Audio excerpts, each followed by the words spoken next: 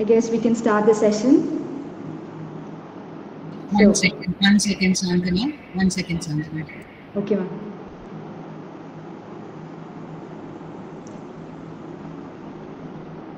Yeah, Sandhana, I think we can start off. Okay, ma'am.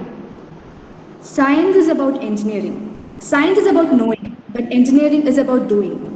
Henry Petrosky. A very good evening to all the students, parents, and all the respected dignitaries present here. It gives me immense pleasure to welcome you all to Ignite 3.0, Inspiring Girls of the Nation into Engineering, presented by Scheme for Her Empowerment, Government College of Engineering, Kannur. The SHE program proposes to enable our girl students to realize their potential and the support they require to be great leaders in the technical field. GCEK is headed by Dr. Vandana Sridharan as the coordinator, along with the team which comprises of a vibrant community of girls of GCEK. So I welcome you all to Ignite 3.0, an initiative by GCEK for engineering aspirants. We are going to have a captivating session with a bunch of experienced speakers to assist aspirants with a clear vision throughout their engineering career. First, I would like to invite Dr. Vandana Sridharan, Coordinator, GCEK, to deliver the welcome speech. Over to you, ma'am. Thank you, Swandhana. GCEK എന്ന് പറഞ്ഞു കഴിഞ്ഞാൽ scheme for her empowerment എന്ന് തുടങ്ങി engineering girls തുടങ്ങിയ ചെറിയൊരു വെഞ്ചറായിരുന്നു. പക്ഷെ അത് വളർന്ന് ഇപ്പോൾ സ്റ്റേറ്റിലുള്ള എല്ലാ കോളേജസിലേക്ക് എത്തി നിൽക്കുകയാണ്.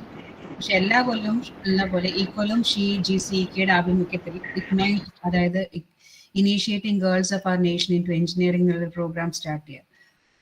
എന്തുകൊണ്ടാണ് ഇങ്ങനൊരു പ്രോഗ്രാം കണ്ണൂർ എഞ്ചിനീയറിംഗ് കോളേജിൽ നടത്തുന്നതെന്ന് ചോദിച്ചു കഴിഞ്ഞാൽ ഉത്തരം ഒന്നേ ഉള്ളൂ. കണ്ണൂർ എഞ്ചിനീയറിംഗ് കോളേജിൽ ഇനി വരാനിരിക്കുന്ന കുട്ടികൾക്ക് ഒരു മാർഗരേഖ നൽകുക എന്നുള്ളതൊരു കാര്യം മാത്രം. അത് ആൺകുട്ടി ആയിക്കോട്ടെ പെൺകുട്ടി ആയിക്കോട്ടെ ആൾക്കാണെങ്കിലും. നമുക്ക് എല്ലാവർക്കും അറിയാം, പാരൻസ് ആണെങ്കിലും നമ്മൾ പഠിക്കുന്ന കുട്ടികളാണെങ്കിലും എല്ലാവർക്കും നമുക്ക് അറിയണ ഒരു കാര്യമാണ്, ഒരു കരിയർ ചൂസ് ചെയ്യുന്ന ഒരു ക്രോസ് റോഡ്സിലാണ് നിങ്ങൾ എല്ലാവരും നിൽക്കുന്നുണ്ടാവുക. അപ്പൊ ആ ഒരു സമയത്ത് ഞങ്ങൾക്കൊരു വഴികാട്ടിയാവാൻ പറ്റുകയാണെങ്കിൽ, നിങ്ങൾക്ക് നല്ലൊരു മാർഗരേഖ കാണിച്ചു തരാൻ പറ്റുകയാണെങ്കിൽ അത് ഞങ്ങളെ സംബന്ധിച്ചിടത്തോളം ഏറ്റവും വലിയൊരു നല്ല കാര്യമായിരിക്കും. അപ്പൊ ഇന്നിവിടെ കൂടുതൽ ദീർഘിപ്പിക്കുന്നില്ല. ഇന്നിവിടെ വളരെ പ്രഗത്ഭരായ വ്യക്തികളാണ് എത്തിയിരിക്കുന്നത് നിങ്ങൾക്ക് ഗൈഡ് ലൈൻസ് തരാനായിട്ട്. എഞ്ചിനീയറിംഗ് മേഖലകളിലെ വിവിധ ബ്രാഞ്ചുകളെ പറ്റിയും ഇവിടെയുള്ള അഡ്മിഷൻ പ്രൊസീജിയറുകളെ പറ്റിയും, പ്ലേസ്മെന്റ് എന്ന് പറഞ്ഞാൽ എന്താണ്, അതെങ്ങനെയൊക്കെയാണ് നടക്കുന്നത്, ഇത് കൂടാതെ ഇൻഡസ്ട്രിയിൽ വർക്ക് ചെയ്യുന്ന ഒരു നല്ലൊരു റെപ്രസെന്റേഷൻ ഓഫ് ഫീമെയിൽ എഞ്ചിനീയേഴ്സും ഇവിടെയുണ്ട്. അപ്പം ഈ ഒരു പ്ലാറ്റ്ഫോം എല്ലാവർക്കും വളരെ ഉപകാരപ്രദമാകുന്ന രീതിയിൽ ഉരുത്തിരിഞ്ഞു വരുമെന്ന് പ്രതീക്ഷിക്കുന്നു. പിന്നെ കൂടാതെ ഇന്ന് ഈ പ്രോഗ്രാമിൽ ഞങ്ങൾ പ്രിൻസിപ്പൾ എത്തിയിട്ടുണ്ട്. മാഡം ഞങ്ങൾക്ക് എല്ലാ സപ്പോർട്ടും എന്നും തന്നിട്ടുണ്ട്. അപ്പം മാഡത്തിനെ ഞാൻ ആദ്യം ഈ പ്രോഗ്രാമിലേക്ക് സ്വാഗതം ചെയ്യാണ്. കൂടാതെ ഞങ്ങൾ ഈ പ്രോഗ്രാമിൽ എല്ലാ കൊല്ലവും, അതായത് GCEKയുടെ ഈ ആഭിമുഖ്യത്തിൽ നടക്കുന്ന ഇഗ്നൈറ്റ് പ്രോഗ്രാമിൽ 3ാമത്തെ സീരീസ് ആണ് ഇത് നടക്കുന്നത്, എല്ലാ ആനുവൽ സീരീസിൽ. അപ്പൊ എല്ലാ കൊല്ലവും ഞങ്ങളെ കൂടെ ഉണ്ടായിട്ടുള്ള സ്പീക്കേഴ്സ് ആയിട്ടുള്ള Navas sir, Bineesh sir, Sajesh sir, ഇവരെയും ഞാൻ സ്വാഗതം ചെയ്യുന്നു. കൂടാതെ എന്നും ഷീയുടെ കൂടെ നിന്നൊരു പാർട്ടാണ് വി കണക്ട് എന്ന് പറഞ്ഞു കഴിഞ്ഞാൽ കണ്ണൂർ എഞ്ചിനീയറിംഗ് കോളേജിൽ നിന്ന് പഠിച്ച് പുറത്തു പോയ പെൺകുട്ടികളുടെ ഒരു കൂട്ടായ്മയാണ്. അവരാണ് കൂടുതൽ നിങ്ങൾക്ക് ഏറ്റവും പെട്ടെന്ന് നിങ്ങൾക്ക് അപ്രോച്ച് ചെയ്യാൻ പറ്റുന്നതും പെട്ടെന്ന് സംശയങ്ങൾ നിവാരണം ചെയ്യാനായിട്ട് നിങ്ങൾക്ക് അവൈലബിൾ ആയിട്ടുള്ള വേറൊരു റിസോഴ്സ്. അവിടെ വി കണക്റ്റിൽ നിന്നും ഇന്ന് പ്രത്യേകിച്ച് പല മേഖലകളെ റെപ്രസെന്റ് ചെയ്തുകൊണ്ട്, അതായത് എഞ്ചിനീയറിംഗ് എന്ന് പറയുകയാണെങ്കിൽ സത്യത്തിൽ എഞ്ചിനീയേഴ്സിനെ പറ്റി പറയുകയാണെങ്കിൽ സയൻസിന്റെ കൂട്ടുപിടിച്ചുകൊണ്ട് സമൂഹത്തിൽ മാറ്റങ്ങൾ വരുത്തുന്ന ഒരു വർഗം എന്ന് വേണമെങ്കിൽ എഞ്ചിനീയേഴ്സിനെ വിളിക്കാം. അപ്പൊ അങ്ങനെയുള്ളൊരു വർഗത്തിന്റെ പല പരിച്ഛേദങ്ങളെ റെപ്രസെന്റ് ചെയ്തുകൊണ്ടാണ് ഇന്ന് വി കണക്ട് എന്നുള്ള മെമ്പേഴ്സും ഇവിടെ എത്തിയിരിക്കുന്നത്. ഞാൻ എന്തായാലും കൂടുതൽ പറയാനുള്ള, നിങ്ങൾ അവരൊക്കെ ആയിട്ട് ഇന്ററാക്ട് ചെയ്യുക. കൂടുതൽ നിങ്ങളുടെ സംശയങ്ങളും നിങ്ങളുടെ എല്ലാ ചോദ്യങ്ങളും അവര് നിങ്ങൾക്ക് ഉത്തരം തരുന്നതായിരിക്കും. എല്ലാവരെയും ഒന്നുകൂടെ രക്ഷിതാക്കളെയും കുട്ടികളെയും ഷീയിലെ മെമ്പേഴ്സിനെയും വി കണക്ട് മെമ്പേഴ്സിനെയും എല്ലാവരെയും ഈ പ്രോഗ്രാമിലേക്ക് സ്വാഗതം ചെയ്തുകൊണ്ട് ഞാൻ നിർത്തുന്നു. Thank you ma'am.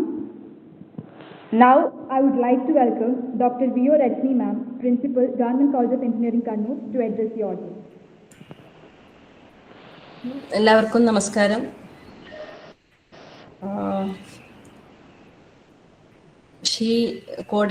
GCK coordinator Vandana Sridharan, GCK student group team and GCK alumni group, Nawaz sir, Binish sir, ഇവിടെ ഇന്ന് പരിപാടി പാർട്ടിസിപ്പൻ്റ് ആയിട്ട് വന്നിട്ടുള്ള കുട്ടികൾ, അവരുടെ പാരൻസ്, മറ്റുള്ള ഫ്രണ്ട്സ്, എല്ലാവർക്കും വളരെ നല്ലൊരു നമസ്കാരം. ഇന്നിപ്പം ഇവിടെ ഉദ്ദേശിക്കുന്നത് GCEK എന്ന് പറഞ്ഞു കഴിഞ്ഞാൽ ടീച്ചർ ഇപ്പോൾ പറഞ്ഞു വന്ദനയാണ് അതിൻ്റെ ഒരു ബാക്ക് ബോൺ.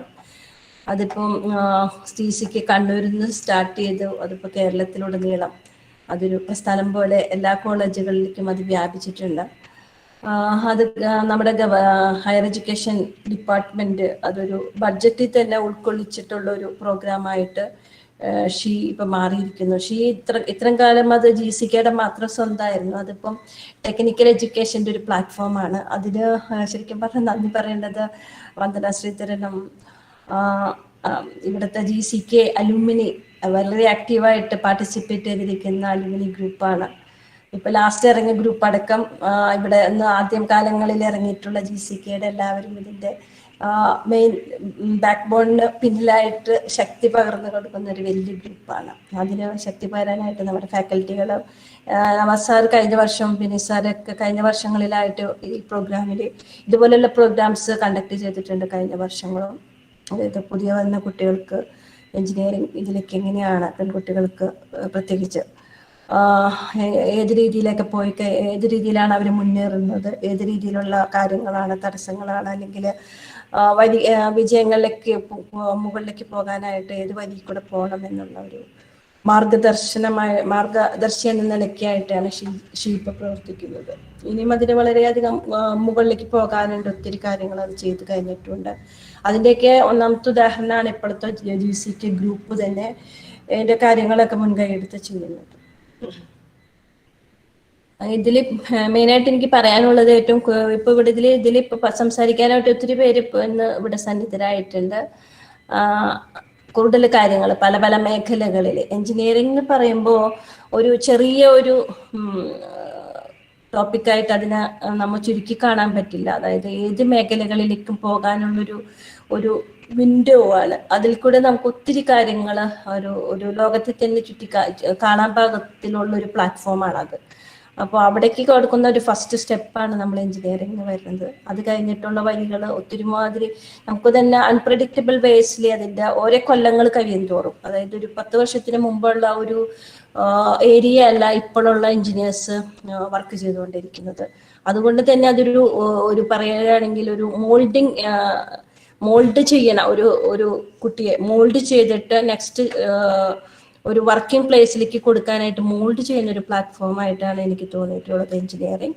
അവിടെ കുറെ ബേസിക് ആയിട്ടുള്ള കുറച്ച് എഞ്ചിനീയറിംഗ് ബേസിക് തിങ് പഠിച്ചിട്ട് പിന്നെ ആ സ്റ്റുഡൻറ് പോകുന്നത് ഒരു വലിയ ഒരു ഏരിയയിലേക്കാണ്. അതായത് ഒരു സ്പെസിഫിക് ആയിട്ട് നമുക്ക് അത് പ്രെഡിക്റ്റ് ചെയ്യാൻ പറ്റാത്ത രീതിയിലുള്ള ഏരിയകൾ ഈ ലോകത്തിൽ തന്നെ സ്വന്തം കൈകളിലേക്ക് ആക്കാൻ പറ്റുന്ന രീതിയിൽ ഒരു സ്റ്റുഡൻറ്റിൻ്റെ വളർച്ച ആ രീതിയിലേക്ക് ആയിട്ടാണ്. അതിലൊരു സ്മോൾ പാർട്ടാണ് ഇപ്പൊ ചെയ്യുന്നത്. അതായത് എത്രത്തോളം അവർക്ക് വളരാൻ പറ്റും, ഏത് രീതിയിലാണ് ലോകത്തെ അവർ കാണാൻ പറ്റുന്നത്, അവരുടെ കാഴ്ചപ്പാടുകളുടെ ഒരു മാറ്റം ഏത് രീതിയിലാണ് ഒരു 10 വർഷം അല്ലെങ്കിൽ 20 വർഷം മുമ്പ് ഒരു സ്റ്റുഡൻറ് എഞ്ചിനീയറിംഗിനെ കാണുന്നതും ഇപ്പോഴത്തെ കുട്ടികൾ കാണുന്നതും ഡിഫറെൻ്റ് ആണ്. അപ്പൊ ഏത് രീതിയിൽ കാണണം എന്നുള്ളത് അത് നമ്മൾ തന്നെ തീരുമാനിക്കേണ്ട കാര്യമാണ്. പാരൻസും നമ്മളെ സമൂഹവും ഒന്നിച്ച് തീരുമാനിക്കേണ്ട ഒരു കാര്യമാണ്. ഒരു ഗേൾ സ്റ്റുഡൻറ് ലോകത്തിനെ ഒരു എഞ്ചിനീയറിംഗ് ഒരു ഡിഗ്രിയിൽ കൂടെ എങ്ങനെ ലോകത്തെ കാണും,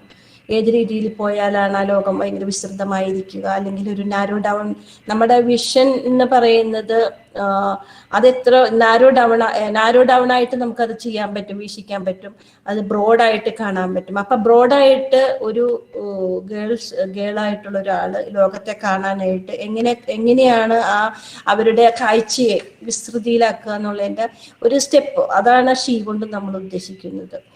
ആ സ്റ്റെപ്പിൽ കൂടി അവർ പോകുമ്പോൾ അവരുടെ വീക്ഷണങ്ങളിൽ ഉണ്ടാവുന്ന മാറ്റങ്ങൾ ഏത് രീതിയിൽ വീക്ഷിക്കുമ്പോഴാണ് നമ്മളൊരു വേൾഡിന് വേണ്ടിയിട്ടാണ് നമ്മൾ മോൾഡ് ചെയ്യപ്പെടേണ്ടത്. ഇപ്പം എഞ്ചിനീയറിംഗ് എന്ന് പറഞ്ഞാൽ it's A first step for that.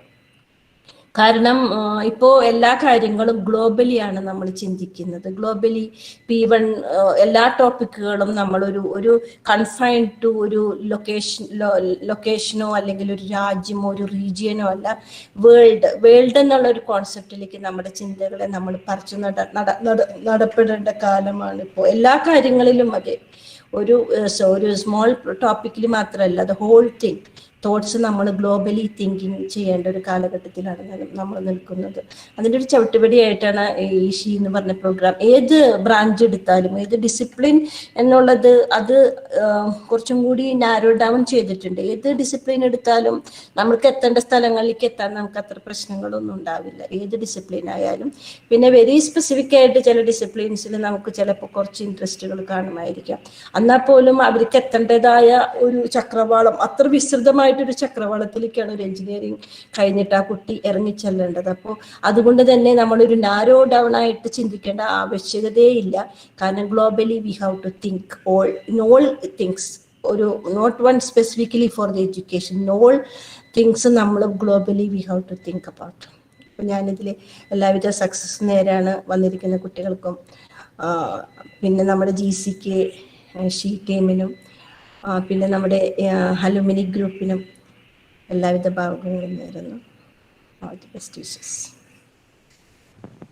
Thank you, ma'am. Next, I would like to welcome Dr. K.A. Nawaz, Principal, MES College of Engineering, Kuttipuram, and also retired Professor, Department of Electronics and Communication Engineering, GCEK, for the keynote session. Over to you, sir.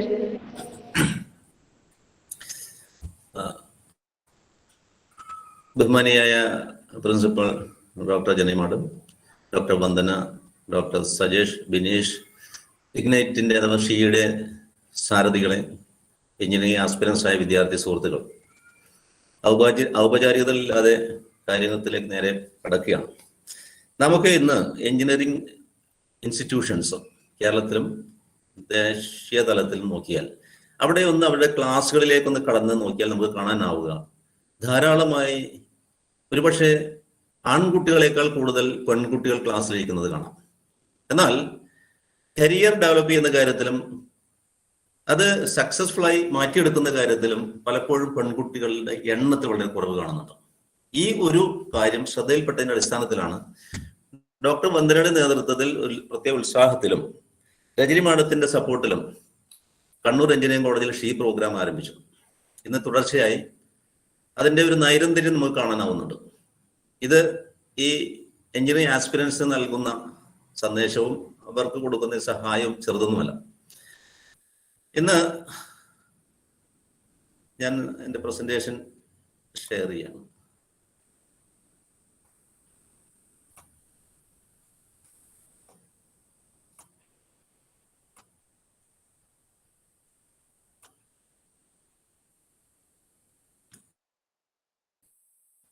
Engineering ഇന്ന് മറ്റ് ധാരാളം ഓപ്ഷനുകൾ ഉള്ളതുപോലെ തന്നെ എഞ്ചിനീയറിംഗും വലിയ പ്രതീക്ഷ നൽകുന്ന ഒരു നല്ല കരിയർ ഓപ്ഷനാണ് എന്നാണ് ആദ്യം നാം മനസ്സിലാക്കേണ്ടത്. അത് വളരെ വിശാലമായ ഒരു സ്പെക്ട്രത്തിലാണുള്ളത്. സയന്റിസ്റ്റുമാരും എഞ്ചിനീയർമാരും എന്തിനാ IAS ഓഫീസർമാരും തുടങ്ങി അങ്ങോട്ട് അധ്യാപകരായിട്ടും ഒക്കെ വ്യത്യസ്തങ്ങളായ ധാരാളം മേഖലകളിൽ സാധ്യതയുള്ള ഒന്നാണ് എഞ്ചിനീയറിംഗ് എന്നുള്ളത് കൊണ്ടാണ് ഇന്ന് ധാരാളമായി വിദ്യാർത്ഥികൾ അതിലേക്ക് വരുന്നത്. അതുകൊണ്ട് തന്നെയാണ് ധാരാളമായി എഞ്ചിനീയറിംഗ് സീറ്റുകളും അതുപോലെ തന്നെ ഇൻസ്റ്റിറ്റ്യൂഷൻസും ഈ നാട്ടിലുള്ളത്. അതുകൊണ്ട് തന്നെ വിദ്യാർത്ഥികൾക്ക് അക്കാര്യത്തിൽ കുറെ സംശയങ്ങളുമുണ്ട്. കാരണം ഒരുപാട് ബ്രാഞ്ചുകളുണ്ട്, അതുകൊണ്ട് ഒരുപാട് സീറ്റുകളുണ്ട്, ഒരുപാട് ഓപ്പർച്യൂണിറ്റീസും ഉണ്ട്. എന്നാൽ അതുകൊണ്ട് തന്നെ ധാരാളം സംശയങ്ങൾ വിദ്യാർത്ഥികൾക്കുണ്ട്. ഈ ബ്രാഞ്ചുകൾ തന്നെ പലപ്പോഴും വളരെ ട്രഡീഷണൽ ആയിട്ടുള്ള നമ്മുടെ ബ്രാഞ്ചുകൾ, എഞ്ചിനീയറിംഗ് ബ്രാഞ്ചുകൾ, civil, electrical, mechanical, electronics, chemical, computer science എന്നിത്യാദിയുള്ള ട്രഡീഷണൽ അഥവാ പരമ്പരാഗത ബ്രാഞ്ചുകളും എന്നാൽ വളരെ സ്പെഷ്യലൈസ്ഡ് ബ്രാഞ്ചുകളും ഇന്നുണ്ട്. ആർട്ടിഫിഷ്യൽ ഇന്റലിജൻസും മെഷീൻ ലേണിംഗും പോലെ അങ്ങോട്ട് ധാരാളം സ്പെഷ്യലൈസ്ഡ് ബ്രാഞ്ചുകളും പ്രത്യേകിച്ചും ടീമിന്റെ നേതൃത്വത്തിൽ അതിന്റെ ആ സംവിധാനത്തിലൂടെ ഇന്ന് 32 ബ്രാഞ്ചുകളിലേക്കാണ് കുട്ടികൾ തിരഞ്ഞെടുക്കപ്പെടുന്നത്. ഓരോ വർഷവും ഈ എണ്ണം കൂടിക്കൂടി വരികയാണ് ചെയ്യുന്നത്. ഒരു 3 പതിറ്റാണ്ട് മുമ്പ് 6 ബ്രാഞ്ചുകളിൽ നിന്ന് ഇന്ന് 32 ബ്രാഞ്ചുകളിലേക്ക് തന്നെ ഇവിടെ കീമിലൂടെ തന്നെ സെലക്ട് ചെയ്യപ്പെടുമ്പോൾ മറ്റ് സ്ഥാപനങ്ങൾ NIT അല്ലെങ്കിൽ IIT അല്ലെങ്കിൽ ക്യുസാറ്റ് പോലുള്ള ബ്രാഞ്ചുകൾ കൂടി ഉൾപ്പെടുത്തി കഴിഞ്ഞാൽ അനേകം ബ്രാഞ്ചുകളാണ് വിദ്യാർത്ഥികളുള്ളത്. അതുകൊണ്ട് തന്നെ ഏതെടുക്കണം, ഏത് നല്ല ഇൻസ്റ്റിറ്റ്യൂഷനിൽ ചേരണം എന്നിത്യാദിയായിട്ടുള്ള ധാരാളം കാര്യങ്ങൾ വിദ്യാർത്ഥികൾ സാധാരണ സംശയങ്ങൾ ഉണ്ടാകുന്നുണ്ട്. എന്നുള്ളത് കൊണ്ട് തന്നെ ഷീ നടത്തുന്ന ഈ പരിപാടി വളരെ ശുഭോദർക്കമാണ് എന്ന് പ്രത്യേകമായി അത് അവരെ അഭിനന്ദിക്കുകയാണ്. എന്നാൽ ധാരാളം ബ്രാഞ്ചുകൾ ഉണ്ടെങ്കിൽ കൂടി നമുക്ക് താല്പര്യമുള്ള ബ്രാഞ്ച് തെരഞ്ഞെടുത്ത് പഠിക്കുന്നതിന് പ്രത്യേകമായ താല്പര്യം കാണിക്കണം, അല്ലെങ്കിൽ ശ്രദ്ധ കാണിക്കണം. അതുകൊണ്ട് തന്നെ ഈ മേഖലയെക്കുറിച്ച് ഏതാണ്ട് ഒരു ധാരണയൊക്കെ വിദ്യാർത്ഥികൾക്ക് ഉണ്ടാകണം. ഏതെങ്കിലും ഒരു ബ്രാഞ്ചിൽ നമ്മുടെ കൂട്ടുകാരി അല്ലെങ്കിൽ കൂട്ടുകാരൻ ജോയിൻ ചെയ്യുന്ന ബ്രാഞ്ചുകളിലേക്ക് ചെന്ന് കയറുകയല്ല, അതിനു പകരം തങ്ങൾക്ക് ശോഭിക്കാനാവുന്ന ബ്രാഞ്ച് ഏതാണ് എന്ന് കണ്ടെത്തേണ്ടതിന്റെ ഒരു പ്രാധാന്യം കൂടി നാം ഉൾക്കൊള്ളേണ്ടതുണ്ട്. അതുകൊണ്ട് തന്നെ ഇന്ന് നാം ആ ബ്രാഞ്ചുകളെ കുറിച്ച് മുഴുവനായ ഒരു പഠനം നടത്തേണ്ടതുണ്ട്. അതിന് ഇന്ന് വളരെ എളുപ്പവുമാണ്. നമ്മുടെ ഈ കൊച്ചു ജാലകത്തിലൂടെ നോക്കിയാൽ ഇന്ന് നമുക്ക് ഈ ബ്രാഞ്ചുകളെ കുറിച്ച് മുഴുവനായി നമുക്ക് മനസ്സിലാക്കാനാവും. ഈ ബ്രാഞ്ചുകളുടെ സാധ്യതകൾ അത് പഠിക്കുമ്പോൾ നാം പഠിക്കേണ്ടതായി വരുന്ന സിലബസുകളും സബ്ജക്റ്റുകളും ഇതൊക്കെ നമുക്ക് ഇന്ന് നമ്മുടെ വിരൽത്തുമ്പോഴേക്ക് നമുക്ക് കിട്ടും.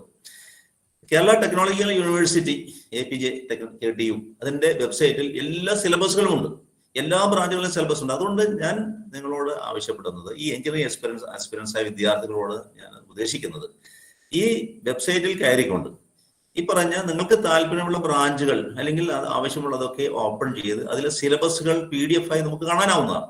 അതിലൂടെ ഒരു ഓട്ടപ്രദർശനം നടത്തിയാൽ നമുക്ക് അതിൽ ശോഭിക്കാനാകുമോ, അത് നമുക്ക് അവിടെ കംഫർട്ടബിൾ ആകുമോ എന്ന് മനസ്സിലാക്കാനാവും. അതുകൊണ്ട് തീർച്ചയായും ഇത്തരം ഈ പറഞ്ഞ വെബ്സൈറ്റിൽ KTU വെബ്സൈറ്റിൽ കയറിക്കൊണ്ട് സിലബസുകൾ പുറത്തെടുത്ത് നോക്കി മനസ്സിലാക്കിക്കൊണ്ട് ഒരു ഓട്ടപ്രദർശനം നടത്തി തന്നെ വേണം അതിൽ തീരുമാനമെടുക്കാൻ.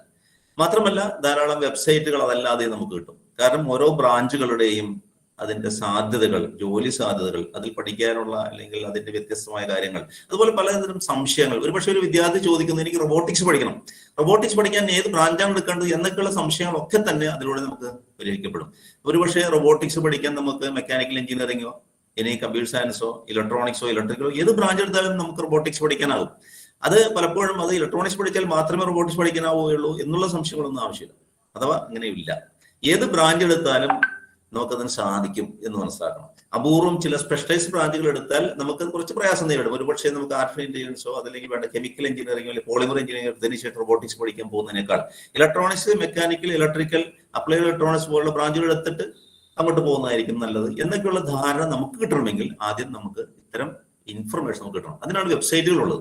അല്ലെങ്കിൽ അതുമായി ബന്ധപ്പെട്ട ആളുകളോട് ചോദിക്കുകയോ മനസ്സിലാക്കുകയോ അവരുടെ ചർച്ചകളൊക്കെ ചെയ്യുകയും ചെയ്യണം. അതിനാണ് എക്സ്പെർട്ടുകൾ എന്ന് പറയുന്നത്. ആ കോളേജിൽ പഠിച്ചവർ, അവിടുത്തെ അധ്യാപകർ, അല്ലെങ്കിൽ ആ ഫീൽഡിൽ എവിടെയെങ്കിലും സക്സസ്ഫുൾ ആയവർ, ഇതൊക്കെയാണ് എക്സ്പെർട്ടുകൾ എന്ന് ഉദ്ദേശിക്കുന്നത്. അവരുമായി ഒക്കെ ചർച്ച ചെയ്തുകൊണ്ട്, കാരണം അടുത്ത 4 വർഷം കൊണ്ട് ഇന്റർനാഷണലി അക്സെപ്റ്റബിൾ ആയിട്ടുള്ള ഒരു ഡിഗ്രിയിലൂടെ നമുക്ക് വലിയൊരു സാധ്യതയിലേക്ക് കടന്നു കയറാനുള്ള അവസരത്തിലാണ് നമുക്കുള്ളത്. അതുകൊണ്ട് തന്നെ ഈ തെരഞ്ഞെടുപ്പ് വളരെ പ്രാധാന്യമുള്ളതാണ്. അല്ലെങ്കിൽ കോഴ്സ് തുടങ്ങി 1-ാം വർഷമൊക്കെ നാം വളരെ കംഫർട്ടബിൾ ആയി മുമ്പോട്ട് പോകും. കാരണം കോമൺ ആയിട്ടുള്ള സബ്ജക്റ്റുകളായിരിക്കും, കോഴ്സുകളായിരിക്കും പഠിക്കേണ്ടി വരിക. പക്ഷെ അടുത്ത വർഷം ആകുമ്പോഴേക്കും നമുക്ക് അതിൽ പ്രയാസം തോന്നുന്ന ഒരു അവസ്ഥ വരാതിരിക്കണമെങ്കിൽ മുൻകൂട്ടി തന്നെ നമുക്ക് പഠിക്കാനുള്ള മുഴുവൻ സബ്ജക്റ്റുകളും മുൻകൂട്ടി തന്നെ ഒന്ന് ഓടിച്ചൊന്ന് നോക്കാൻ നമുക്ക് സാധിച്ചാൽ പിന്നെ നമ്മുടെ ജീവിതം വളരെ എളുപ്പമായിരിക്കും. അതുകൊണ്ട് തന്നെ ഇന്ന് ഇത്തരം കാര്യങ്ങൾ അറിയുന്നതിന് വേണ്ടി, അഥവാ ഈ ബ്രാഞ്ചുകളെ കുറിച്ചും ഒക്കെ അറിയുന്നതിന് വേണ്ടി ഈ പ്രത്യേകിച്ചും ഈ പീരീഡിൽ, ഈ സീസണിൽ ധാരാളം എക്സ്പെർട്ടുകൾ ധാരാളം പ്രസന്റേഷനുകളായിട്ടും അല്ലെങ്കിൽ ലേഖനങ്ങളുമായിട്ടും ഒക്കെ പത്രങ്ങളിലും ഒക്കെ ഉണ്ടാകാറുണ്ട്. അതോടൊപ്പം സ്പെഷ്യൽ എഡീഷനുകൾ ഉണ്ടാവാറുണ്ട്. നല്ല വെബ്സൈറ്റിൽ, അത് ഓതന്റിക് ആയിട്ട് വെബ്സൈറ്റുകളൊക്കെ പരിശോധിച്ച് വേണം അതിലേക്ക് ചെല്ലുവാനും.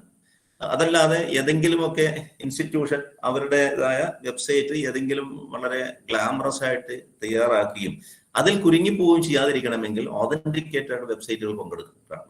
ഉദാഹരണത്തിന് കേന്ദ്ര ഗവൺമെന്റിന്റെ IHRDക്ക് കീഴിലുള്ള knowyourcollege.org എന്ന് പറയുന്ന ഒരു വെബ്സൈറ്റ്, നോ യുവർ കോളേജ്. ആ വെബ്സൈറ്റിൽ കയറി കഴിഞ്ഞാൽ ഈ പറഞ്ഞ മുഴുവൻ കോളേജുകളുടെ, അത് എഞ്ചിനീയറിംഗ് കോളേജ് മാത്രമല്ല, ധാരാളം എല്ലാ പ്രൊഫഷണൽ കോളേജുകളുടെയും മറ്റനേകം കോളേജുകളുടെയും എല്ലാ വിവരങ്ങളും അതിലുണ്ട്. അപ്പോൾ നമുക്കത് ഒന്ന് ക്രോസ് വെരിഫൈ ചെയ്യാൻ നമുക്ക് സാധിക്കും. ഈ ബ്രാഞ്ച്, ഈ കോഴ്സ് അഥവാ ഈ വെബ്സൈറ്റുകളിൽ അവർ ക്ലെയിം ചെയ്യുന്ന, ഇൻസ്റ്റിറ്റ്യൂഷൻസ് ക്ലെയിം ചെയ്യുന്നതൊക്കെ ശരിയാണോ എന്ന് വെരിഫൈ ചെയ്യാൻ വേണ്ടി അത്തരം വെബ്സൈറ്റുകൾ, നോ യുവർ കോളേജ് എന്ന് പറയുന്ന വെബ്സൈറ്റിൽ കയറി നോക്കാനൊക്കെ നമുക്ക് സാധിക്കും. അത്രമാത്രം സൗകര്യങ്ങൾ ഇന്ന് നമുക്കുള്ളപ്പോൾ അത് ഉപയോഗപ്പെടുത്താതിരിക്കുന്ന അബദ്ധമാണ്. അത് മാത്രമല്ല, കീം പോലുള്ള ഒരു സെലക്ഷൻ പ്രോസസ്സിലേക്ക് പോകുന്ന ആളുകൾ നിരന്തരമായി ആ വെബ്സൈറ്റുകൾ നോക്കിക്കൊണ്ടിരിക്കുകയും വേണം. എടുക്കുന്ന തീരുമാനം അബദ്ധത്തിലാകാതിരിക്കാൻ വേണ്ടി ഇത്തരം ഓറിയന്റേഷനുകൾ, പ്രത്യേകിച്ചും ബിനീഷ് നടത്താൻ പോകുന്ന ക്ലാസ്, അദ്ദേഹം ഓറിയന്റേഷൻ എങ്ങനെയാണ് ഓപ്ഷൻ റേസ് ചെയ്യുന്നത് എന്നൊക്കെ പറയും. അത് വളരെ ശ്രദ്ധാപൂർവം കേൾക്കുകയും ചെയ്യേണ്ടതുണ്ട്. ഇനി പലപ്പോഴും ഇതുകൊണ്ട് തന്നെ ധാരാളം സംശയങ്ങളൊക്കെ ആളുകൾ ചോദിക്കാറുള്ള ചില ചോദ്യങ്ങളിലാണ് ഈ കോഴ്സ് അല്ലെങ്കിൽ ഈ ബ്രാഞ്ച്, ഈ ഡിസിപ്ലിൻ അത് ഏറ്റവും എളുപ്പമുള്ളത് ഏതാണ്, എളുപ്പത്തിൽ പഠിക്കാൻ ഇന്ന് എളുപ്പത്തിന് വഴി നോക്കുന്നവരാണല്ലോ പൊതുവെ നാമൊക്കെ. അതുകൊണ്ട് അങ്ങനെയുള്ള ചോദ്യങ്ങൾക്കൊന്നും വലിയ പ്രസക്തിയൊന്നുമില്ല. അതുകൊണ്ട് നേരത്തെ പറഞ്ഞ പോലെ ആപ്റ്റിറ്റ്യൂഡ്, നമ്മുടെ അഭിരുചിയും താല്പര്യവും അനുസരിച്ച് ഒരു ബ്രാഞ്ച് എടുത്ത് പഠിച്ചാൽ അതായിരിക്കും നമ്മെ സ്വന്തം എളുപ്പം. ഒരുപക്ഷെ കമ്പ്യൂട്ടർ സയൻസ് എഞ്ചിനീയറിംഗിൽ ആസ്പിറന്റ് ആയിട്ടുള്ള ഒരു വിദ്യാർത്ഥി മെക്കാനിക്കൽ എഞ്ചിനീയറിംഗ് ചെന്ന് ജോയിൻ ചെയ്താൽ പ്രയാസമാകും. അതുകൊണ്ടാണ് നേരത്തെ പറഞ്ഞത് ഇതൊരു മുൻധാരണ നമുക്ക് ഉണ്ടാകണം എന്നുള്ളത്. അത് മാത്രമല്ല, ചില പാരന്റ്സിന്റെ ഒരു കൺസേൺ ആണ് ഏത് ബ്രാഞ്ചിൽ പഠിക്കുന്നതാണ് കൂടുതൽ സാമ്പത്തിക ചെലവില്ലാതെ പഠിക്കാനാവുക എന്നുള്ളത്. അവിടെ മനസ്സിലാക്കേണ്ടത് അങ്ങനെ പ്രത്യേകിച്ച് ഒന്നുമില്ല. എല്ലാ ബ്രാഞ്ചുകളും ഒരേപോലെ തന്നെ എക്സ്പെൻസ് ഉള്ളത് തന്നെ, അതിന് പ്രത്യേകിച്ച് കൂടുതലോ കുറവൊന്നുമില്ല. എല്ലാത്തിനും ഒരേ എക്സ്പെൻസ് തന്നെ ഉള്ളൂ എന്ന് മനസ്സിലാക്കണം. അതുപോലെ ചില മാതാപിതാക്കളെ, പ്രത്യേകിച്ച് അമ്മമാർ ചോദിക്കുന്നത് പെൺകുട്ടികൾക്ക് പറ്റിയ ബ്രാഞ്ച് ഏതാണെന്നുള്ളത്. ഈ ഒരു കോണ്ടെക്സ്റ്റിൽ അതിന് വലിയ പ്രാധാന്യം കൂടിയുണ്ട്. സത്യത്തിൽ ഒരു ബ്രാഞ്ച് പോലും അത് പുരുഷന് വേണ്ടിയോ സ്ത്രീകൾക്ക് വേണ്ടിയോ മാത്രമായി നിർമ്മിക്കപ്പെട്ടതല്ല. അത് ആർക്കും ജെൻഡർ ഫ്രീ ആയിട്ട്, ജെൻഡർ ഇൻഡിപെൻഡന്റ് ആയിട്ട് ഏത് ബ്രാഞ്ചിലും ഏത് കുട്ടിക്കും ഒരു പ്രയാസമില്ലാതെ പഠിക്കാനും പങ്കെടുക്കാനുമാകും. അവരുടെ ആസ്പിരേഷൻ, താല്പര്യം, അഭിരുചി മാത്രമേ അവിടെ പ്രാധാന്യമായിട്ടുള്ളൂ. അതുകൊണ്ട് തന്നെ ഏതെങ്കിലും ഒരു പ്രത്യേക ബ്രാഞ്ച് അത് ആൺകുട്ടികൾക്ക് മാത്രമായിട്ടുള്ളതോ പെൺകുട്ടികൾക്ക് മാത്രമായിട്ടുള്ളതോ അല്ല. അതുകൊണ്ട് തന്നെ ഇന്ന് എല്ലാ ബ്രാഞ്ചുകളിലും പെൺകുട്ടികൾ പങ്കെടുക്കുന്നുണ്ട്. അതുകൊണ്ട് ഏത് ബ്രാഞ്ചിലും പ്രത്യേകിച്ചും താല്പര്യമനുസരിച്ച് നാം എടുക്കുന്ന ബ്രാഞ്ചിൽ തീർച്ചയായും ശോഭിക്കാൻ നമുക്കാകും. അതിലുള്ള ഒരു ആത്മവിശ്വാസം നമുക്ക് ഉണ്ടാകണം എന്നേ പറയാനുള്ളൂ. പിന്നെ പലപ്പോഴും എഞ്ചിനീയറിംഗ് സീറ്റുകൾ ധാരാളം ഉണ്ട്, മെഡിക്കൽ സീറ്റുകൾ കുറവാണ് എന്നിരിക്കെ മെഡിക്കൽ പ്രൊഫഷനിലേക്ക് താല്പര്യമുള്ള അല്ലെങ്കിൽ അങ്ങനെ ഒരു സീറ്റ് കിട്ടാതാവുകയും അതുകൊണ്ട് തന്നെ എഞ്ചിനീയറിംഗ് അടുത്ത ഓപ്ഷനായി വരികയും ചെയ്യുന്ന പല കുട്ടികളുണ്ട്. അതുകൊണ്ട് തന്നെയാണല്ലോ നമ്മൾ അങ്ങനെ +2 പഠിക്കുമ്പോൾ തന്നെ ബയോളജി കൂടി ചേർത്ത് മാത്സും ചേർത്ത് പഠിക്കുന്നത്. അങ്ങനെയുള്ളവരെ സംബന്ധിച്ചിടത്തോളം നിരാശരാവേണ്ടത് ആവശ്യമില്ല. കാരണം ധാരാളം ബയോളജി ഫ്ലേവറുള്ള നല്ല ബ്രാഞ്ചുകൾ, രസകരമായ ഫുഡ് ടെക്നോളജിയും ഡയറി ടെക്നോളജിയും അതുപോലെ മെഡിക്കൽ ഇലക്ട്രോണിക്സും പോലുള്ള ധാരാളം ബ്രാഞ്ചുകൾ ഇതിലുമുണ്ട്. അതുകൊണ്ട് തന്നെ ബയോളജിയിൽ താല്പര്യമുള്ളവർക്ക് തുടർന്ന് പഠിക്കാനാവുന്ന ബ്രാഞ്ചുകൾ ഉണ്ട് എന്ന് മനസ്സിലാക്കണം. എന്നാൽ മാത്സ് വളരെ പ്രാധാന്യമുള്ളതാണ്. മാത്സിൽ താല്പര്യമില്ലാത്തവരൊന്നും എഞ്ചിനീയറിംഗ് വരാതിരിക്കുന്നതാണ് നല്ലത് എന്ന് കൂടി ഞാൻ ഉണർത്തുകയാണ്. നമുക്കിവിടെ സാധാരണ ട്രഡീഷണൽ ബ്രാഞ്ചുകൾ എന്ന് പറയുന്നത് മെക്കാനിക്കൽ എഞ്ചിനീയറിംഗ് ബ്രാഞ്ച് ഉദാഹരണത്തിന്. മെക്കാനിക്കൽ ബ്രാഞ്ച് എന്ന് പറയുമ്പോൾ നമ്മൾ കേവലം അതിനെക്കുറിച്ച് മനസ്സിലാക്കുമ്പോൾ ഒരു മുൻധാരണയായി അത് ഓട്ടോമൊബൈൽ അല്ലെങ്കിൽ മെഷീൻസ്, ഹ്യൂജ് മെഷീൻസ് മാത്രമാണ് എന്ന് ധാരണ തെറ്റാണ്. അങ്ങനെ വരാതിരിക്കണം. കാരണം മെക്കാനിക്കൽ എഞ്ചിനീയറിംഗ് എന്ന ബ്രാഞ്ചുമായി അസോസിയേറ്റ് ചെയ്യുന്ന ധാരാളം മറ്റനേകം ബ്രാഞ്ചുകളുണ്ട്. അപ്പൊ മെക്കാനിക്കൽ എന്ന് പറയുന്നത് ഒരു മദർ ബ്രാഞ്ചാണ്. അതിനകത്ത് പഠിപ്പിക്കപ്പെടുന്ന വിഷയങ്ങൾ നേരത്തെ പറഞ്ഞ പോലെ നമുക്ക് നോക്കാവുന്നതാണ്. ഹീറ്റ് ട്രാൻസ്ഫറും ടൂൾസും മാനേജ്മെന്റും തുടങ്ങി ധാരാളം വ്യത്യസ്തങ്ങളായ സബ്ജക്റ്റുകളൊക്കെ പഠിക്കാനുണ്ട്. ഈ കൂട്ടത്തിൽ നാം മനസ്സിലാക്കേണ്ടത്, ഇപ്പോ മെക്കാനിക്കൽ എഞ്ചിനീയർ പഠിക്കുന്ന ഒരു കുട്ടിക്ക് ഇപ്പോൾ KTU അതോടൊപ്പം തന്നെ ഒരു മൈനർ ഡിഗ്രി കോഴ്സും കൂടെ എടുത്ത് പഠിക്കാൻ നമുക്ക് സാധിക്കും. ഉദാഹരണത്തിന് ഇതോടൊപ്പം തന്നെ മെക്കാനിക്കൽ എഞ്ചിനീയറിംഗ് പഠിക്കുന്ന ഒരു വിദ്യാർത്ഥി സംബന്ധിച്ചിടത്തോളം അവിടെ തന്നെ അവിടെ ഇലക്ട്രോണിക്സോ അല്ലെങ്കിൽ അപ്ലൈ ഇലക്ട്രോണിക്സോ അല്ലെങ്കിൽ മറ്റേതെങ്കിലും ഒരു ബ്രാഞ്ച് കൂടി താല്പര്യമുണ്ടെങ്കിൽ, ഈ ഉദാഹരണത്തിന് ഇലക്ട്രോണിക്സോ ഇലക്ട്രോണിക്സോ എടുക്കണമെന്നുണ്ടെങ്കിൽ അതുകൂടി ചേർത്ത്, അത് എന്ന് വെച്ചാൽ 3ാം സെമസ്റ്റർ മുതൽ 8 സെമസ്റ്ററാണുള്ളത്. അതുകൊണ്ട് 3ാം സെമസ്റ്റർ മുതൽ ഒരു സബ്ജക്ട് കൂടി കൂടുതൽ പഠിച്ചുകൊണ്ട് മൈനർ ഡിഗ്രി കൂടി സമ്പാദിക്കാനാകും എന്നുള്ളൊരു സൗകര്യം കൂടി ഉണ്ട് എന്ന് കൂടുതൽ ഉണർത്തുകയാണ്. അപ്പൊ മെക്കാനിക്കൽ എഞ്ചിനീയറിംഗുമായി ബന്ധപ്പെട്ട മറ്റേതെങ്കിലും ബ്രാഞ്ചുകളുണ്ടെന്ന് ഓടിച്ച് പിന്നീട് എടുത്ത് പറയാം. അതുപോലെ തന്നെ സിവിൽ എഞ്ചിനീയറിംഗ്, കൺസ്ട്രക്ഷനുമായി ബന്ധപ്പെട്ട ധാരാളം വ്യത്യസ്തങ്ങളായ കൺസ്ട്രക്ഷൻ, അതിന്റെ സ്ട്രക്ചർ ഡിസൈനും അതുപോലെ കാര്യങ്ങളൊക്കെയാണല്ലോ സിവിൽ എഞ്ചിനീയേഴ്സ് ചെയ്യുന്നത്. അതാണ് ഒന്ന്. അതുപോലെ തന്നെ ഇലക്ട്രോണിക്സ് എന്നൊരു ബ്രാഞ്ചിനോടനുബന്ധമായി അപ്ലൈ ഇലക്ട്രോണിക്സ് ഇൻസ്ട്രുമെന്റേഷൻ അതുപോലുള്ള അല്ലെങ്കിൽ AI എന്നും അപ്ലൈ ഇലക്ട്രോണിക്സ് എന്നും EI എന്നും ഒക്കെ പേരുള്ള അപ്ലൈ ഇലക്ട്രോണിക്സ് ബ്രാഞ്ചുകളൊക്കെ ഉണ്ട്. ഇതോടൊപ്പം ഇനി മെക്കാനിക്കലും ഇലക്ട്രോണിക്സുമായി ചേർന്നുള്ള ഒന്നാണല്ലോ മെക്കട്രോണിക്സ്. ആ രീതിയിലുള്ള ബ്രാഞ്ചുകളും ഇതിനോടൊപ്പം നമുക്ക് കാണാം. പിന്നെയുള്ള കമ്പ്യൂട്ടർ സയൻസിന് പ്രത്യേകിച്ചും ഇക്കാലത്ത് കുറച്ചധികം കൂടുതൽ ജോബ് ഓപ്പർച്യൂണിറ്റി ഉള്ളത് കൊണ്ട് തന്നെ കമ്പ്യൂട്ടർ സയൻസിന്റെ അസോസിയേറ്റ് ആയിട്ടുള്ള കുറെ ഓഫ് ഷൂട്ടുകൾ ഈ വർഷം വന്നിട്ടുണ്ട്. 7 ബ്രാഞ്ചുകൾ തന്നെ കഴിഞ്ഞ വർഷം മുതൽ വന്നിട്ടുണ്ട്. അതിനെക്കുറിച്ച് ഒന്ന് സൂചിപ്പിക്കുന്നത് പ്രത്യേകിച്ച് പുതിയ 7 ബ്രാഞ്ചുകൾ പെട്ടെന്ന് വന്നുകൊണ്ട് അതിന് മാത്രം പ്രാധാന്യം കൊടുത്തുകൊണ്ട് ഞാൻ ഈ ചെറിയ സംസാരത്തിൽ ഉദ്ദേശിക്കുകയാണ്.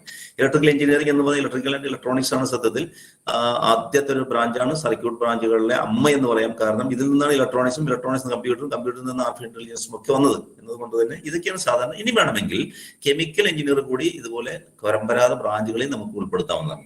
കാരണം ഈ പരമ്പരാഗത ബ്രാഞ്ചുകളാണോ വേണ്ടത്, സ്പെഷ്യലൈസ്ഡ് ബ്രാഞ്ചുകളാണോ വേണ്ടത് എന്നുള്ളത് നമ്മുടെ അഭിരുചി പോലെ ഇരിക്കും. മാത്രമല്ല ഈ ബ്രാഞ്ചുകൾക്ക് ഒരുപാട് സാധ്യതകളുണ്ട്. കാരണം എല്ലാ ഇടങ്ങളിലും ഈ പറഞ്ഞ ബ്രാഞ്ചുകൾ പഠിച്ചു വരുന്നവർക്ക് ആവശ്യമുണ്ട് മനസ്സിലാക്കണം. എന്നാൽ സ്പെഷ്യലൈസ്ഡ് ബ്രാഞ്ചുകളാകുമ്പോൾ ആ ബ്രാഞ്ചിൽ പഠിച്ചവർക്ക് ആ പർട്ടിക്കുലർ ബ്രാഞ്ച് ആ ഒരു ഓപ്പർച്യൂണിറ്റി അതിന് വളരെ ഫോക്കസ്ഡ് ആയിരിക്കും. അതിൻ്റെതായ ഗുണങ്ങളും വേറെയുണ്ട്. കാരണം അങ്ങനെയുള്ള ആളുകൾ പ്രത്യേകിച്ചുമായിട്ട് ആവശ്യം വരുമ്പോൾ അങ്ങനെ സ്പെഷ്യലൈസ്ഡ് കോഴ്സുകൾ പഠിച്ചവർക്കും ഗുണകരമാവും. അപ്പൊ ഇത് രണ്ടും നമ്മളുടെ ഈ രീതിയിലല്ല, പ്രത്യേകിച്ചും താല്പര്യമനുസരിച്ചും ആണ് തിരഞ്ഞെടുക്കേണ്ടതെന്നാണ് ഉദ്ദേശിക്കേണ്ടത്. കാരണം ഈ ബ്രാഞ്ചുകളിലാണ് എപ്പോഴും ധാരാളം കുട്ടികൾ ഉണ്ടാവുക, സ്പെഷ്യലൈസ്ഡ് ബ്രാഞ്ചുകൾ ആവുന്നതിനേക്കാൾ കൂടുതൽ. കമ്പ്യൂട്ടർ സയൻസിനെ കുറിച്ച് മാത്രം ഒന്ന് വിശദീകരിക്കുകയാണ്. കാരണം അതിന്റെ മറ്റ് ബ്രാഞ്ചുകളിൽ ഒന്നാണ് ഇൻഫർമേഷൻ ടെക്നോളജി. കമ്പ്യൂട്ടർ സയൻസിൽ എന്ന് പറയുമ്പോൾ അതിന്റെ ഫോക്കസ് നമുക്ക് വളരെ വിശദീകരിച്ച് സംസാരിക്കാനുള്ള സമയമില്ലാത്തതുകൊണ്ടാണ്. കമ്പ്യൂട്ടർ സയൻസ് എന്ന് പറയുമ്പോൾ ഹൈ ഫാസ്റ്റ് കമ്പ്യൂട്ടേഴ്സ് എന്ന് വെച്ചാൽ മിനി മെയിൻ ഫ്രെയിം പോലുള്ള വലിയ കമ്പ്യൂട്ടർ എന്ന് വെച്ചാൽ വളരെ ഫാസ്റ്റ് ആയിട്ട് കമ്പ്യൂട്ടേഷൻ നടക്കണം, ഡാറ്റ പ്രോസസ്സിംഗ് നടക്കണം. അതാണല്ലോ കമ്പ്യൂട്ടർ സയൻസിന്റെ ഉദ്ദേശം. എന്നാൽ ഇൻഫർമേഷൻ ടെക്നോളജി ആകുമ്പോൾ ആ ഡാറ്റ കൂടുതൽ സേഫായി സെക്യൂറായി അത് എങ്ങനെ കൈകാര്യം ചെയ്യാം എന്നുള്ളതാണ് ഇൻഫർമേഷൻ ടെക്നോളജി IT എഞ്ചിനീയേഴ്സ് ചെയ്യുന്നത്. നാം മനസ്സിലാക്കേണ്ടത് എന്താണ് ITയും CNC തമ്മിൽ വ്യത്യാസം എന്നുള്ളതൊക്കെ നാം തന്നെ കമ്പ്യൂട്ടറുകളിൽ നമ്മൾ സെർച്ച് ചെയ്ത് കണ്ടുപിടിച്ച് മനസ്സിലാക്കാണ് വേണ്ടത്. ഇത് തമ്മിലുള്ള വ്യത്യാസം എന്താണ്? മിക്കവാറും രണ്ടിന്റെയും സിലബസുകളും സബ്ജക്റ്റുകളും ഒന്നൊക്കെ തന്നെയാണെങ്കിലും ഇൻഫർമേഷൻ ടെക്നോളജി കുറച്ചുകൂടി ഇലക്ട്രോണിക് സബ്ജക്റ്റിൽ സിഗ്നൽ പ്രോസസിംഗ് പോലുള്ള സബ്ജക്റ്റുകൾ ഉണ്ടാകും. CSCയിലാണെങ്കിൽ ഇലക്ട്രോണിക്സ് സബ്ജക്റ്റിനോടൊപ്പം തന്നെ രണ്ടിലുമുള്ള ഇതിനോടൊപ്പം തന്നെ പ്രത്യേകിച്ചും കമ്പ്യൂട്ടേഷൻ പ്രാധാന്യം കൊടുത്തുകൊണ്ട് അൽഗോരിതത്തിനും ഡാറ്റാ സ്ട്രക്ചറിനും ഒക്കെ പ്രാധാന്യം കൊടുത്തു പോകുന്ന ഒന്നാണ് CSC എന്ന് മനസ്സിലാക്കണം. അതുപോലെ സൈബർ സെക്യൂരിറ്റി എന്നൊരു ബ്രാഞ്ച് എടുത്തു വന്നിട്ടുണ്ടല്ലോ, അത് മറ്റൊരു ഏരിയയാണ്. കാരണം ഇന്ന് ധാരാളമായി കമ്പ്യൂട്ടറുകളൊപ്പം തന്നെ കമ്പ്യൂട്ടർ സംവിധാനം എല്ലാം കമ്പ്യൂട്ടറുകളിലൂടെ ആകുമ്പോൾ തന്നെ ആയതുകൊണ്ട് തന്നെ അതിന്റെ സെക്യൂരിറ്റി സംവിധാനം വളരെ പ്രാധാന്യമുണ്ട്. അതുകൊണ്ട് ഇന്ന് സൈബർ സെക്യൂരിറ്റി ഫീൽഡിലേക്ക് ആളുകൾ ഒരുപാട് വന്ന് കയറുന്നുണ്ട്. അതുകൊണ്ട് തന്നെയാണ് അതിന് പ്രത്യേകമായി ബ്രാഞ്ചായി വന്നത്. കമ്പ്യൂട്ടർ സയൻസ് ബ്രാക്കറ്റിൽ സൈബർ സെക്യൂരിറ്റി എന്നൊക്കെയായിരിക്കും ആ ബ്രാഞ്ചുകളുടെ പേര്. അടിസ്ഥാനമായി കമ്പ്യൂട്ടർ സയൻസിൽ തന്നെ ഈ സൈബർ സെക്യൂരിറ്റി ഒക്കെ പഠിപ്പിക്കപ്പെടുന്നുണ്ട്. എങ്കിൽ കൂടി സ്പെഷ്യലൈസ് ചെയ്തുകൊണ്ട് ഒരു കോഴ്സ് ആവുന്നതെന്ന് മാത്രമേ ഉള്ളൂ. മെഷീൻ ലേണിംഗ് എന്നൊക്കെ പറഞ്ഞതിൽ കാണാം. മെഷീൻ ലേണിംഗ് എന്നൊക്കെ പറയുന്നത് നമുക്കറിയാം, ഇന്ന് ധാരാളമായി ഡാറ്റ വന്ന് കയറുകയാണ്, നമ്മൾ ഉപയോഗപ്പെടുത്തുന്നു അഥവാ അപ്ലോഡ് ചെയ്യപ്പെടുന്നു. ട്രില്യൺസ് ഓഫ് ഡാറ്റയാണ്. ആ ഒരു പാരാവാരത്തിൽ മുങ്ങിത്തപ്പി പ്രാധാന്യമുള്ള കാര്യങ്ങൾ കണ്ടെത്തുവാനാണ് ഈ ഡാറ്റാ സയന്റിസ്റ്റുമാർ ശ്രമിക്കുന്നത്. അതുകൊണ്ട് ഡാറ്റാ സയന്റിസ്റ്റുമാർ ഇന്ന് ധാരാളമായി ആവശ്യമുണ്ട്. അതിന് ആ സംവിധാനം ഏറ്റവും എഫക്റ്റീവായി ഉപയോഗപ്പെടുത്താൻ വേണ്ടിയാണല്ലോ ആർട്ടിഫിഷ്യൽ ഇന്റലിജൻസ് ഉപയോഗിക്കുന്നത്. ആർട്ടിഫിഷ്യൽ ഇന്റലിജൻസിനെ കുറിച്ച് തത്വം ഞാനിപ്പോൾ വിശദീകരിക്കുന്നില്ല, സമയമില്ലാത്തതുകൊണ്ട്. അതിന്റെ ഒരു ടൂൾ മാത്രമാണ് മെഷീൻ ലേണിംഗ് എന്ന് പറയുന്നത്. എന്നാൽ ഈ കമ്പ്യൂട്ടർ സയൻസിന്റെ ആ കോഴ്സിൽ തന്നെ ഈ ഡാറ്റാ സയൻസും മെഷീൻ ലേണിംഗും സൈബർ സെക്യൂരിറ്റിയും എല്ലാം തന്നെ പഠിപ്പിക്കപ്പെടുന്നുണ്ടെന്ന് മനസ്സിലാക്കാം. അതുകൊണ്ട് ആർട്ടിഫിഷ്യൽ ഇന്റലിജൻസ് എന്താണ് എന്നിപ്പോൾ ഏതാണ്ട് എല്ലാവർക്കും അറിയാം. ഇതൊരു പുതിയ സബ്ജക്റ്റ് ഒന്നുമല്ല. AI എന്നത് പതിറ്റാണ്ടുകൾക്ക് മുമ്പേ തന്നെ വന്നിട്ടുള്ള ഒന്നാണ്. പക്ഷെ ഇന്ന് അതിന് വളരെ പ്രാധാന്യം ലഭിച്ചിരിക്കുന്നു എന്ന് മാത്രം. അതുകൊണ്ട് ഞാൻ ഇതിന്റെ കോഴ്സ് കണ്ടന്റിനെ കുറിച്ചാണ്, കമ്പ്യൂട്ടർ സയൻസിന്റെ കോഴ്സ് കണ്ടന്റിനെ കുറിച്ച് ഞാൻ പറഞ്ഞു. ഹാർഡ്വെയറും സോഫ്റ്റ്വെയറും ഒരുപോലെ ഉണ്ടാകും, പ്രത്യേകിച്ച് സോഫ്റ്റ്വെയറിന് വലിയ പ്രാധാന്യം കൊടുക്കുന്നു എന്ന് മാത്രം. അതുപോലെ സിലബസും കമ്പ്യൂട്ടർ ആർക്കിടെക്ചറും ഗ്രാഫിക്സും ഡാറ്റ മൈനിങ് പോലുള്ള കാര്യങ്ങൾ അത് ഏതാനും 3 മാത്രമേ ഞാൻ മാർക്ക് ചെയ്തിട്ടുള്ളൂ. ധാരാളമായി ആ ബ്രാഞ്ചിൽ ധാരാളമായി സബ്ജക്റ്റുകളുണ്ട്. ഒപ്പം ഇൻഫർമേഷൻ സെക്യൂരിറ്റി ഏരിയയിലും അതുപോലെ കമ്പ്യൂട്ടേഷൻ സിസ്റ്റത്തിലും ഒക്കെ ഹയർ സ്റ്റഡീസിന് പോകാനാവും. ഈ ഹയർ സ്റ്റഡീസ് എന്ന് പറയുന്നത് കമ്പ്യൂട്ടർ സയൻസ് അല്ലെങ്കിൽ സൈബർ സെക്യൂരിറ്റി, ആർട്ടിഫിഷ്യൽ ഇന്റലിജൻസ് പോലുള്ള AI ഞാൻ പറഞ്ഞല്ലോ, അതിലൊക്കെ ഹയർ സ്റ്റഡീസിന് അഥവാ MTech എടുക്കാൻ നമുക്ക് സാധിക്കും. അതുപോലെ ജോബോ ഈ പറഞ്ഞ ഏരിയകളിലൊക്കെ ഈ പറഞ്ഞ സെക്യൂരിറ്റി ധാരാളമായി കമ്പനികൾ ഇത് അഥവാ കമ്പ്യൂട്ടർ സയൻസ് എഞ്ചിനീയേഴ്സിന് ആവശ്യമില്ലാത്ത ഒരു ഒന്നുമില്ല എന്നർത്ഥം. ഇൻഫർമേഷൻ ടെക്നോളജിയെ കുറിച്ച് ഞാൻ ഏതാണ് സൂചിപ്പിച്ചു. ഡാറ്റയുടെ സെക്യൂരിറ്റിയെ കുറിച്ചാണ് ഇതിന് പ്രാധാന്യമുള്ളത്. ഞാൻ ഈ പ്രസന്റേഷൻ നിങ്ങൾ വായിക്കണമെന്ന് നിർബന്ധിക്കുന്നില്ല, കാരണം സമയം നമുക്ക് ഉണ്ടാവില്ല. അതുപോലെ തന്നെ ഈ data science, artificial intelligence, machine learning, cyber security മാറ്റി നിർത്തിയാൽ ബാക്കിയെല്ലാം തന്നെ ഒരു കിടക്കയിൽ വരുന്ന ഒന്ന് മാത്രമാണ്. അഥവാ ഡാറ്റാ സയൻസിന്റെ ഭാഗമായി വരുന്ന ആർട്ടിഫിഷ്യൽ ഇന്റലിജൻസിന്റെ ഭാഗമായി വരുന്ന മെഷീൻ ലേണിംഗും ഒക്കെയാണ് ഇതിലുള്ളത്. അത് തമ്മിലുള്ള ബന്ധങ്ങൾ എന്തൊക്കെയാണ് എന്ന് വെബ്സൈറ്റ് നോക്കി നിങ്ങൾ മനസ്സിലാക്കി പഠിക്കുകയാണ് ഏറ്റവും നല്ലത്. അതുകൊണ്ട് അതിന്റെ കണ്ടന്റും അതിന്റെ ജോബ് ഓപ്പർച്യൂണിറ്റീസും ഒക്കെ ധാരാളമായി പറഞ്ഞല്ലോ. ഇതിന് ബാങ്ക്, അതുപോലെ ഇൻഷുറൻസ് മേഖല, ബിസിനസ്, എഞ്ചിനീയറിംഗ്, ഇവിടെ ഒക്കെ തന്നെ കമ്പ്യൂട്ടർ സയന്റിസ്റ്റുമാരെ, ഡാറ്റാ സയന്റിസ്റ്റുമാർ, AI പഠിച്ചവരെ, മെഷീൻ ലേണിംഗ് പഠിച്ചവരൊക്കെ ആവശ്യമുണ്ട്. ഗവൺമെന്റ് കോളേജുകളിൽ നിന്നും ഇത്തരം കോഴ്സുകൾ കാണില്ല. കാരണം അവിടെ കമ്പ്യൂട്ടർ സയൻസ് ഉണ്ടാകും. കാരണം കമ്പ്യൂട്ടർ സയൻസിന്റെ ധാരാളം മതി. മറ്റുള്ളത് നമുക്ക് അതോടൊപ്പം തന്നെ പഠിക്കാവുന്ന ഒന്നാണ്. പഠിക്കാവുന്ന മറ്റേ മൈനർ ഡിഗ്രി ആയിട്ടൊക്കെ എടുക്കാവുന്നതാണ്. സൈബർ സെക്യൂരിറ്റി മറ്റൊരു ഫീൽഡാണ്. ഇലക്ട്രോണിക്സ് ആണെങ്കിൽ അതിന്റെ ഓപ്ഷോട്ടുകളിൽ പെട്ടതാണ് കമ്മ്യൂണിക്കേഷൻ. ഇലക്ട്രോണിക്സ് എന്ന് പറയുന്ന സബ്ജക്റ്റിനോടൊപ്പം തന്നെ അതിന്റെ കമ്മ്യൂണിക്കേഷൻ, വ്യത്യസ്തമായ ധാരാളം കമ്മ്യൂണിക്കേഷൻ രീതികളൊക്കെ ഉണ്ടല്ലോ. മൈക്രോവേവും, റേഡിയോ എഞ്ചിനും, ടെലിവിഷൻ എഞ്ചിനും പോലുള്ള അദ്ദേഹം അതിന് പ്രാധാന്യം കൊടുക്കുകയാണ് ഇലക്ട്രോണിക്സ് നടക്കുന്നത്. റോബോട്ടിക്സ് നമുക്ക് പ്രത്യേകിച്ച് വിശദീകരണം ആവശ്യമില്ല. ഇലക്ട്രോണിക്സിന്റെ ഒരു ഓപ്ഷോട്ടാണെന്ന് മാത്രം മനസ്സിലാക്കിയാൽ മതി. ഇലക്ട്രോണിക്സിന് മാത്രമല്ല മെക്കാനിക്കൽ എഞ്ചിനീയറിംഗ്, കമ്പ്യൂട്ടർ സയൻസും ഒക്കെ ഉൾക്കൊള്ളുന്നതാണ് റോബോട്ടിക്സ്. അതുപോലെ ഇലക്ട്രോണിക്സ് ഇൻസ്ട്രുമെന്റേഷൻ, ഇലക്ട്രോണിക്സും ആൻഡ് കമ്മ്യൂണിക്കേഷനും ഇലക്ട്രോണിക്സ് ഇൻസ്ട്രുമെന്റ്സിനുള്ള വ്യത്യാസം എന്താണെന്ന് മനസ്സിലാക്കണം. ഉണ്ടാവുക. അത് കഴിഞ്ഞാൽ പിന്നെ ഇൻസ്ട്രുമെന്റേഷൻ വലിയ പ്രാധാന്യം നൽകുന്നു. അതിന്റെ സാധ്യതകൾ എന്താണെന്ന് നിങ്ങൾ പരിശോധിക്കുകയാണ് വേണ്ടത്. ബയോമെഡിക്കൽ ഇൻസ്ട്രുമെന്റേഷനും ഇലക്ട്രോണിക്സിന്റെ ഒരു ഓഫ്ഷൂട്ടായി കണക്കാക്കാവുന്നതാണ്. കാരണം മെഡിക്കൽ ഫീൽഡിൽ ഇന്ന് ആവശ്യമായ എല്ലാം തന്നെ ഈ ബയോമെഡിക്കൽ എഞ്ചിനീയറിംഗിന്റെ സാധ്യതകളാണ് ഉപയോഗപ്പെടുത്തുന്നത് എന്ന് മനസ്സിലാക്കണം. മെക്കാനിക്കൽ എഞ്ചിനീയറിംഗിൽ വരുന്ന ഓട്ടോമൊബൈലും ഇൻഡസ്ട്രിയൽ എഞ്ചിനീയറിംഗും മെക്കട്രോണിക്സും മെറ്റലർജി അതുപോലെ പ്രൊഡക്ഷനും ഒക്കെ തന്നെ മെക്കാനിക്കൽ എന്ന അമ്മ ബ്രാഞ്ചിന്റെ ഓഫ്ഷൂട്ടുകളാണ്, അതിന്റെ ഓഫ്സ്പ്രിംഗ് ആണ് എന്ന് മനസ്സിലാക്കുക. അത് വ്യത്യാസങ്ങൾ എന്താണ് എന്ന് പണ്ട് മെക്കാനിക്കൽ എഞ്ചിനീയറിംഗ് ഉണ്ടായിരുന്നത് ഇന്ന് മറ്റേതെങ്കിലും ബ്രാഞ്ചിൽ കൂടി വന്നിരിക്കുന്നു. പക്ഷേ മെക്കാനിക്കൽ എഞ്ചിനീയറിംഗ് ഫീൽഡിൽ വരുന്നതായതുകൊണ്ട് അതിനോട് താല്പര്യമുള്ളവരാണ് തിരഞ്ഞെടുക്കേണ്ടതെന്ന് ഓർപ്പിക്കാൻ. എന്നാൽ ബയോ റിലേറ്റഡ് ആയിട്ട് അഥവാ ബയോളജിയോട് താല്പര്യമുള്ളവർക്ക് ബയോമെഡിക്കൽ ഇൻസ്ട്രുമെന്റേഷൻ, അതുപോലെ ബയോടെക്നോളജി, അതുപോലെ ഫുഡ് ടെക്നോളജി, ഡയറി ടെക്നോളജി, ഇങ്ങനെയുള്ള കോഴ്സുകളും ഉണ്ട്. അഗ്രികൾച്ചർ എഞ്ചിനീയറിംഗ് പ്രത്യേകിച്ചും എല്ലാം എഞ്ചിനീയറിംഗ് എന്ന് പറയുമ്പോൾ തന്നെ അഗ്രികൾച്ചർ എഞ്ചിനീയറിംഗ് എന്ന് പറയുമ്പോൾ ഇവിടെയൊക്കെ മനസ്സിലാക്കേണ്ടത് ഇവിടെയൊക്കെ രൂപകൽപ്പ എഞ്ചിനീയറിംഗ് ഡിസൈനുകൾ അഥവാ ഇൻസ്ട്രുമെന്റ്സ് മെഷീനുകളൊക്കെ അതിനുവേണ്ടി രൂപകൽപ്പന ചെയ്യുന്നതാണ് എഞ്ചിനീയേഴ്സ് ചെയ്യുന്നത്. ഉദാഹരണത്തിന് ഫുഡ് ടെക്നോളജിസ്റ്റ് ചെയ്യുന്നതും ഫുഡ് സയന്റിസ്റ്റ് ചെയ്യുന്ന വ്യത്യാസമുണ്ട്. ഫുഡ് സയൻസ് ആൻഡ് ന്യൂട്രീഷൻ പഠിക്കുന്ന അഥവാ അഗ്രികൾച്ചർ കോളേജിലുള്ള ഫുഡ് സയൻസ് ആൻഡ് ന്യൂട്രീഷൻ പഠിക്കുന്നവരും ഫുഡ് ടെക്നോളജി പഠിക്കുന്ന തമ്മിലുള്ള വ്യത്യാസം എന്താണ്? ഫുഡ് സയന്റിസ്റ്റുമാർ അതിന്റെ പ്രൊഡക്ഷൻ, അതിന്റെ മൈക്രോബയോളജിക്കൽ സ്റ്റഡീസ് അതുപോലുള്ള കാര്യങ്ങൾ പഠിക്കുമ്പോൾ ഫുഡ് ടെക്നോളജിസ്റ്റുകൾ കുറച്ചൊക്കെ അത് പഠിക്കാതിരിക്കാൻ പറ്റില്ല. പക്ഷെ നല്ല പാക്കിങ്, അതിന്റെ ഫ്ലേവറും അതിന്റെ രുചിയും പോവാതെ നിലനിർത്തുന്ന രീതി, ഇതൊക്കെയാണല്ലോ ഫുഡ് സയന്റിസ്റ്റ് നോക്കുന്നത്. അപ്പോൾ ഇതൊരു വിശദമായ ഒരു സബ്ജക്റ്റാണ്. ഇത് വളരെ വിശദമായി സംസാരിക്കാനുള്ള സമയം നമുക്കില്ലാത്തതുകൊണ്ട് ഞാൻ അവസാനിപ്പിക്കുകയാണ്. കാരണം ഒരു സ്റ്റിമുലേഷൻ മാത്രമാണ് ഇതുവഴി ഞാൻ നിങ്ങൾക്ക് തരുന്നത്. ഇതിലൂടെ വളരെ വിശദമായി ഓരോ ബ്രാഞ്ചിന്റെയും കണ്ടന്റ് എന്താണ്, അതിന്റെ സിലബസിൽ എന്തൊക്കെയാണുള്ളത്, അതിന്റെ ജോബ് ഓപ്പർച്യൂണിറ്റീസ് എന്താണ്, അതിന്റെ ഹയർ സ്റ്റഡീസ് എന്താണ്, ഈ 4 കാര്യങ്ങൾ ഓരോന്നിനെ കുറിച്ചും വിശദമായി പഠിക്കുക കൂടി ചെയ്തു കഴിഞ്ഞാൽ, മനസ്സിലാക്കി ചെയ്താൽ, പ്രത്യേകിച്ചും ഈ ഓപ്ഷൻ രജിസ്ട്രേഷൻ ഒക്കെ ആരംഭിക്കുന്നതിന് മുമ്പായിട്ട് ഇപ്പോൾ നമ്മൾ ചെയ്യേണ്ട കാര്യങ്ങളാണത്. ഇത് വ്യക്തമായി മനസ്സിലാക്കി കഴിഞ്ഞിട്ട് വേണം നമ്മൾ ഓപ്ഷൻ രജിസ്ട്രേഷന് വേണ്ടി നമ്മുടെ ഇൻസ്റ്റിറ്റ്യൂഷനുകൾ നമ്മുടെ സൗകര്യത്തിൽ ഏത് അടുത്തുള്ള ഏറ്റവും നല്ല അധ്യാപകരുള്ള, നല്ല ക്വാളിറ്റിയുള്ള, നല്ല സംവിധാനങ്ങളൊക്കെ ഉള്ള കോളേജുകൾ, ആ കോളേജിൽ എന്തൊക്കെ ഉണ്ടാകും എന്നുള്ളത് കൂടി നമ്മൾ മനസ്സിലാക്കണം. കേവലം എഞ്ചിനീയറിംഗ് കോളേജ് എന്ന് പറഞ്ഞാൽ ഇന്ന് കുറെ കോഴ്സുകൾ പഠിപ്പിക്കപ്പെടുന്ന സ്ഥാപനം മാത്രമല്ല, അതോടൊപ്പം തന്നെ അവർ സ്കിൽ ഡെവലപ്പ് ചെയ്യുന്നതിന് വേണ്ടിയുള്ള സംവിധാനങ്ങൾ കൂടി ഇന്ന് കോളേജുകളിലൊക്കെ ഉണ്ട്. ഒട്ടനവധി സംവിധാനങ്ങൾ, അസാപ്പിന്റെയും അല്ലാത്തതുമായ ധാരാളം പ്രോഗ്രാമുകൾ, അതുപോലെ മറ്റനേകം കോഴ്സുകൾ ഇതോടൊപ്പം നിർബന്ധമായും അല്ലാതെയും പഠിക്കാവുന്ന ഓപ്ഷണലായി പഠിക്കാവുന്ന സബ്ജക്റ്റുകളുമൊക്കെ ആയിട്ടും, അതുപോലെ ഓണേഴ്സ് ഡിഗ്രി, മൈനർ ഡിഗ്രി, ഇതുപോലെ കുറെ അധികം കാര്യങ്ങൾ ശരിക്കും ഒരു ഉൾക്കാഴ്ച മനസ്സിലാക്കി കൊണ്ടുവേണം പാരന്റ്സും വിദ്യാർത്ഥികളും തനിക്ക് പറ്റിയ സിലബസ് അല്ല തനിക്ക് പറ്റിയ സബ്ജക്ട് ഏതാണ്, ഡിസ്പ്ലേ ഏതാണ്, പ്രോഗ്രാം ഏതാണ് എന്ന് മനസ്സിലാക്കിക്കൊണ്ട് അതിലേക്ക് ചെന്ന് ചേരാൻ. അതാണ് എനിക്ക് പറയാനുള്ളത്. ഈ ഒരു പ്രോഗ്രാം നടത്തുന്നതിന് വീണ്ടും ഒരിക്കൽ കൂടി ഷീയുടെ സാരഥികൾക്ക് അഭിനന്ദനം അർപ്പിക്കുകയാണ്. കാരണം ഇതൊരു വലിയ പരിപാടിയെ മാറിക്കൊണ്ടിരിക്കുകയാണ്. പ്രത്യേകിച്ചും അതിന് ഡോക്ടർ വന്ദനയോടും നമ്മുടെ രജനി മാഡത്തിനോടും അതിന് പിന്നിൽ പ്രവർത്തിക്കുന്ന നമ്മുടെ ഗേൾസ് വോളണ്ടിയേഴ്സിനോടൊക്കെ പ്രത്യേകം നന്ദിയും അവരുടെ അഭിനന്ദനങ്ങളും അർപ്പിക്കുകയാണ്.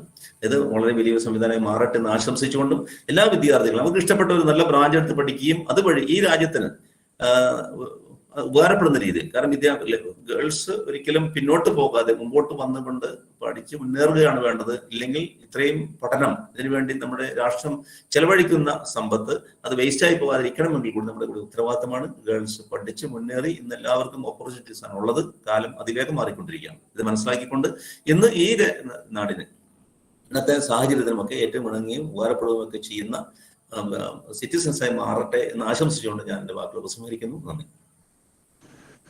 Sir, should we take up the questions at the end of the session or can you take it now? Yeah, I prefer to take it now. Maybe 5 minutes we can spend for that because there are a large number of people there waiting for talking. Okay, sir. There is a question in the chat box. I'm Kritika, MD of Kendra Vidyalaya, Keratwan Nagar, class 9. Sir, we have a subject artificial intelligence. Does it have a scope for engineering?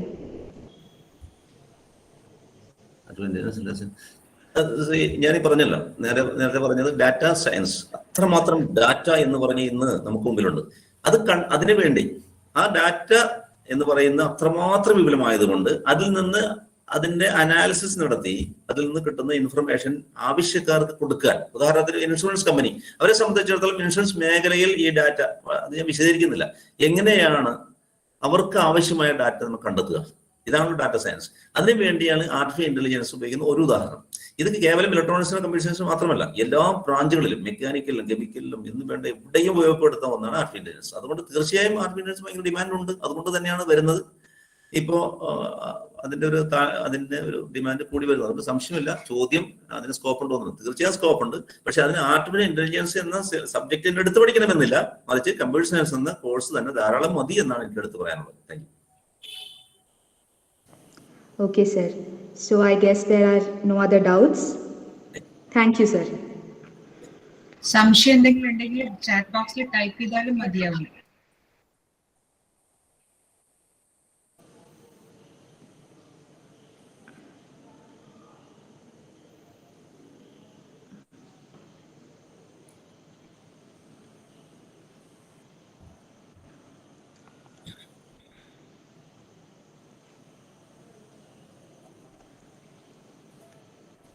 I think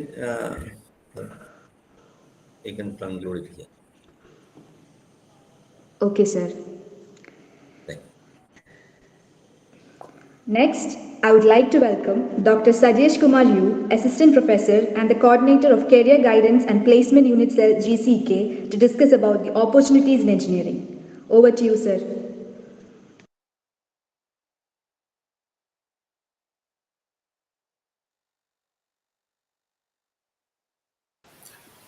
Hello, കേൾക്കാമോ?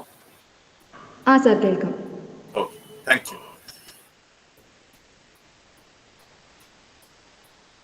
Hi, good evening. So, respected Rajini ma'am, Dr. Nawaz sir, Vinesh, Vandana ma'am, അതുപോലെ തന്നെ ഷിയുടെ members, alumni members. Sorry, എൻ്റെ background ഫ്ലിപ്പായി പോയി. അപ്പം ഞാൻ അതിന് വേണ്ടിയിട്ട് മെനക്കെടുന്നില്ല, അത് മാറ്റാൻ വേണ്ടിയിട്ട്. ആൻഡ് കുട്ടികൾ, മറ്റുള്ള ഇതിൽ ജോയിൻ ചെയ്തിരിക്കുന്ന കുട്ടികൾ, ഞാനിത് നമ്മുടെ പ്ലേസ്മെന്റ് ഒരു സ്റ്റാറ്റിസ്റ്റിക്സ് പറഞ്ഞുകൊണ്ട് തന്നെ സ്റ്റാർട്ട് ചെയ്യാം. അപ്പം കുറച്ചും കൂടെ ക്ലിയർ ആവും എന്തൊക്കെയാണ് എഞ്ചിനീയറിംഗിലുള്ള ഓപ്പർച്യൂണിറ്റീസ് എന്നുള്ളത്.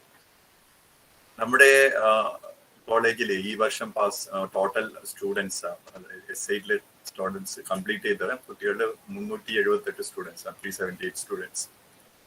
അതിൽ 250 സ്റ്റുഡൻസ് ആണ് കംപ്ലീറ്റ് എല്ലാ സബ്ജക്ട്സും പാസ്സായി കോഴ്സ് കംപ്ലീറ്റ് ചെയ്ത് പുറത്തിറങ്ങിയത്, 250 പേര്. ഈ 250 സ്റ്റുഡൻസിൽ 192 സ്റ്റുഡൻസിനും പ്ലേസ്മെന്റ് കിട്ടിയിട്ടുണ്ട്. അതിനേക്കാളും നമ്പർ കൂടിക്കൊണ്ടിരിക്കുന്നുണ്ട്. ഇപ്പോഴും പ്ലേസ്മെന്റ്, പല കമ്പനീസിന്റെ പ്ലേസ്മെന്റ്സ് നടന്നുകൊണ്ടിരിക്കുന്നു. അപ്പൊ അത്രയും നല്ലൊരു നമ്പർ ഓഫ് സ്റ്റുഡൻസ്, അതായത് എലിജിബിൾ ആയിട്ടുള്ള കോഴ്സ് കംപ്ലീറ്റ് ചെയ്തിട്ടുള്ള സ്റ്റുഡൻസിന്റെ ഒരു മെജോറിറ്റി സ്റ്റുഡൻസിനും പ്ലേസ്മെന്റ് കിട്ടിയിട്ടുണ്ട്. അതില് നമ്മള് ഈ ബ്രാഞ്ചസിനെ സിവിൽ മെക്കാനിക്കലിന് ഒരു സെപ്പറേറ്റ് ആയിട്ടും കൺസിഡർ ചെയ്യും. ബാക്കിയുള്ള നമ്മുടെ ഇലക്ട്രിക്കൽ റിലേറ്റഡ് ആയിട്ടുള്ള, ഇലക്ട്രോണിക്സ് ആൻഡ് കമ്മ്യൂണിക്കേഷൻ എഞ്ചിനീയറിംഗ് ആണെങ്കിലോ, ഇലക്ട്രിക്കൽ ആൻഡ് ഇലക്ട്രോണിക്സ് എഞ്ചിനീയർ ആണെങ്കിലോ, അതുപോലെ തന്നെ കമ്പ്യൂട്ടർ സയൻസ് എഞ്ചിനീയറിംഗ്, ഇതിനെല്ലാം കൂടെ ഒരു പെർട്ടിക്കുലർ ഗ്രൂപ്പായിട്ടാണ് കമ്പനീസ് എല്ലാം കാണുന്നത്. അതിന് നമ്മുടെ സർക്യൂട്ട് ബ്രാഞ്ചസ് എന്ന് വിളിക്കും. അപ്പൊ ഈ സർക്യൂട്ട് ബ്രാഞ്ചസ് എന്ന് പറഞ്ഞാൽ ഈ 3 ഇലക്ട്രിക്കൽ, ഇലക്ട്രോണിക്സ്, കമ്പ്യൂട്ടർ സയൻസ്, ഈ 3 കൂടെ കമ്പൈൻഡ് ആയിട്ട് നോക്കിക്കഴിഞ്ഞാൽ ഇതില് പാസ്ഡ് ഔട്ട് ആയിട്ടുള്ള സ്റ്റുഡൻസ്, എലിജിബിൾ ആയിട്ടുള്ള എല്ലാ സ്റ്റുഡൻസിനും പ്ലേസ്മെന്റ് കിട്ടിയിട്ടുണ്ട്. അപ്പൊ ബാക്കി കുറഞ്ഞു പോയിട്ടില്ല, 250-ൽ 192-ൽ കുറഞ്ഞു പോയിട്ടുള്ള കുട്ടികൾ എന്ന് പറഞ്ഞാൽ കൂടുതലും സിവിൽ എഞ്ചിനീയേഴ്സും മെക്കാനിക്കൽ എഞ്ചിനീയേഴ്സാണ്. അവർക്ക് ജോലി കിട്ടാത്തതിന്റെ ഒരു കാരണം എന്ന് വെച്ച് കഴിഞ്ഞാൽ അവർക്ക് സോഫ്റ്റ്വെയർ ഇൻഡസ്ട്രിയോട് അത്രയും താല്പര്യമില്ല. നമ്മുടെ ഒരുപാട് ഓപ്പർച്യൂണിറ്റീസ് വരുന്നത് സോഫ്റ്റ്വെയർ ഇൻഡസ്ട്രിയിലാണ്. അതുകൊണ്ട് സോഫ്റ്റ്വെയർ ഇൻഡസ്ട്രിയോട് അത്രയും അറ്റാച്ച്മെന്റ് വല്ലതും കാണിക്കാത്തത് കൊണ്ടാണ് ആ കുട്ടികളുടെ നമ്പർ കുറഞ്ഞു പോയിരിക്കുന്നത്. സിവിൽ, മെക്കാനിക്കൽ അവർ കൂടുതലും ഫോർ ജോബ്സ് എന്നുള്ള രീതിയിൽ, അല്ല ഹയർ സ്റ്റഡീസ് എന്നുള്ള രീതിയിലൊക്കെയാണ് കൂടുതൽ കോൺസെൻട്രേറ്റ് ചെയ്യുന്നത്. അപ്പോൾ അല്ലെങ്കിൽ അവർക്ക് ഉള്ള ഒരു ഓപ്ഷൻ എന്ന് പറഞ്ഞാൽ കോർ കമ്പനീസിൽ കിട്ടുക എന്നുള്ളത്. പക്ഷേ കോർ കമ്പനീസിനെ സംബന്ധിച്ചിടത്തോളം അവരുടെ റിക്വയർമെന്റ്സ് അത്രയും അധികം ഉണ്ടാവില്ല. സോഫ്റ്റ്വെയറിന്റെ അത്രയും അധികം കോർ കമ്പനീസിൽ റിക്വയർമെന്റ്സ് ഉണ്ടാവില്ല. അതേപോലെ തന്നെ അവരുടെ എലിജിബിലിറ്റി ക്രൈറ്റീരിയ എന്ന് പറയുന്നത് കുറച്ചും കൂടെ സ്ട്രിക്റ്റ് ആയിരിക്കും. അവർക്ക് ഒരു സബ്ജക്ട് പോലും ഒരിക്കലും ഫെയിൽ ആവരുത്, അങ്ങനെയുള്ള കുറെ കണ്ടീഷൻസ് ഉണ്ട്. അത് മീറ്റ് ചെയ്യുന്ന കുട്ടികൾക്ക് മാത്രമേ ആ കമ്പനീസിൽ കയറാൻ പറ്റുള്ളൂ. അതോടൊപ്പം തന്നെ കുട്ടികൾ അത്രയും സ്കിൽഡ് ആയിരിക്കണം. അതിന്റെ ഇന്റർവ്യൂവും റിട്ടേൺ ടെസ്റ്റ് ഒക്കെ അത്രയും ടൈറ്റ് ആയിരിക്കും.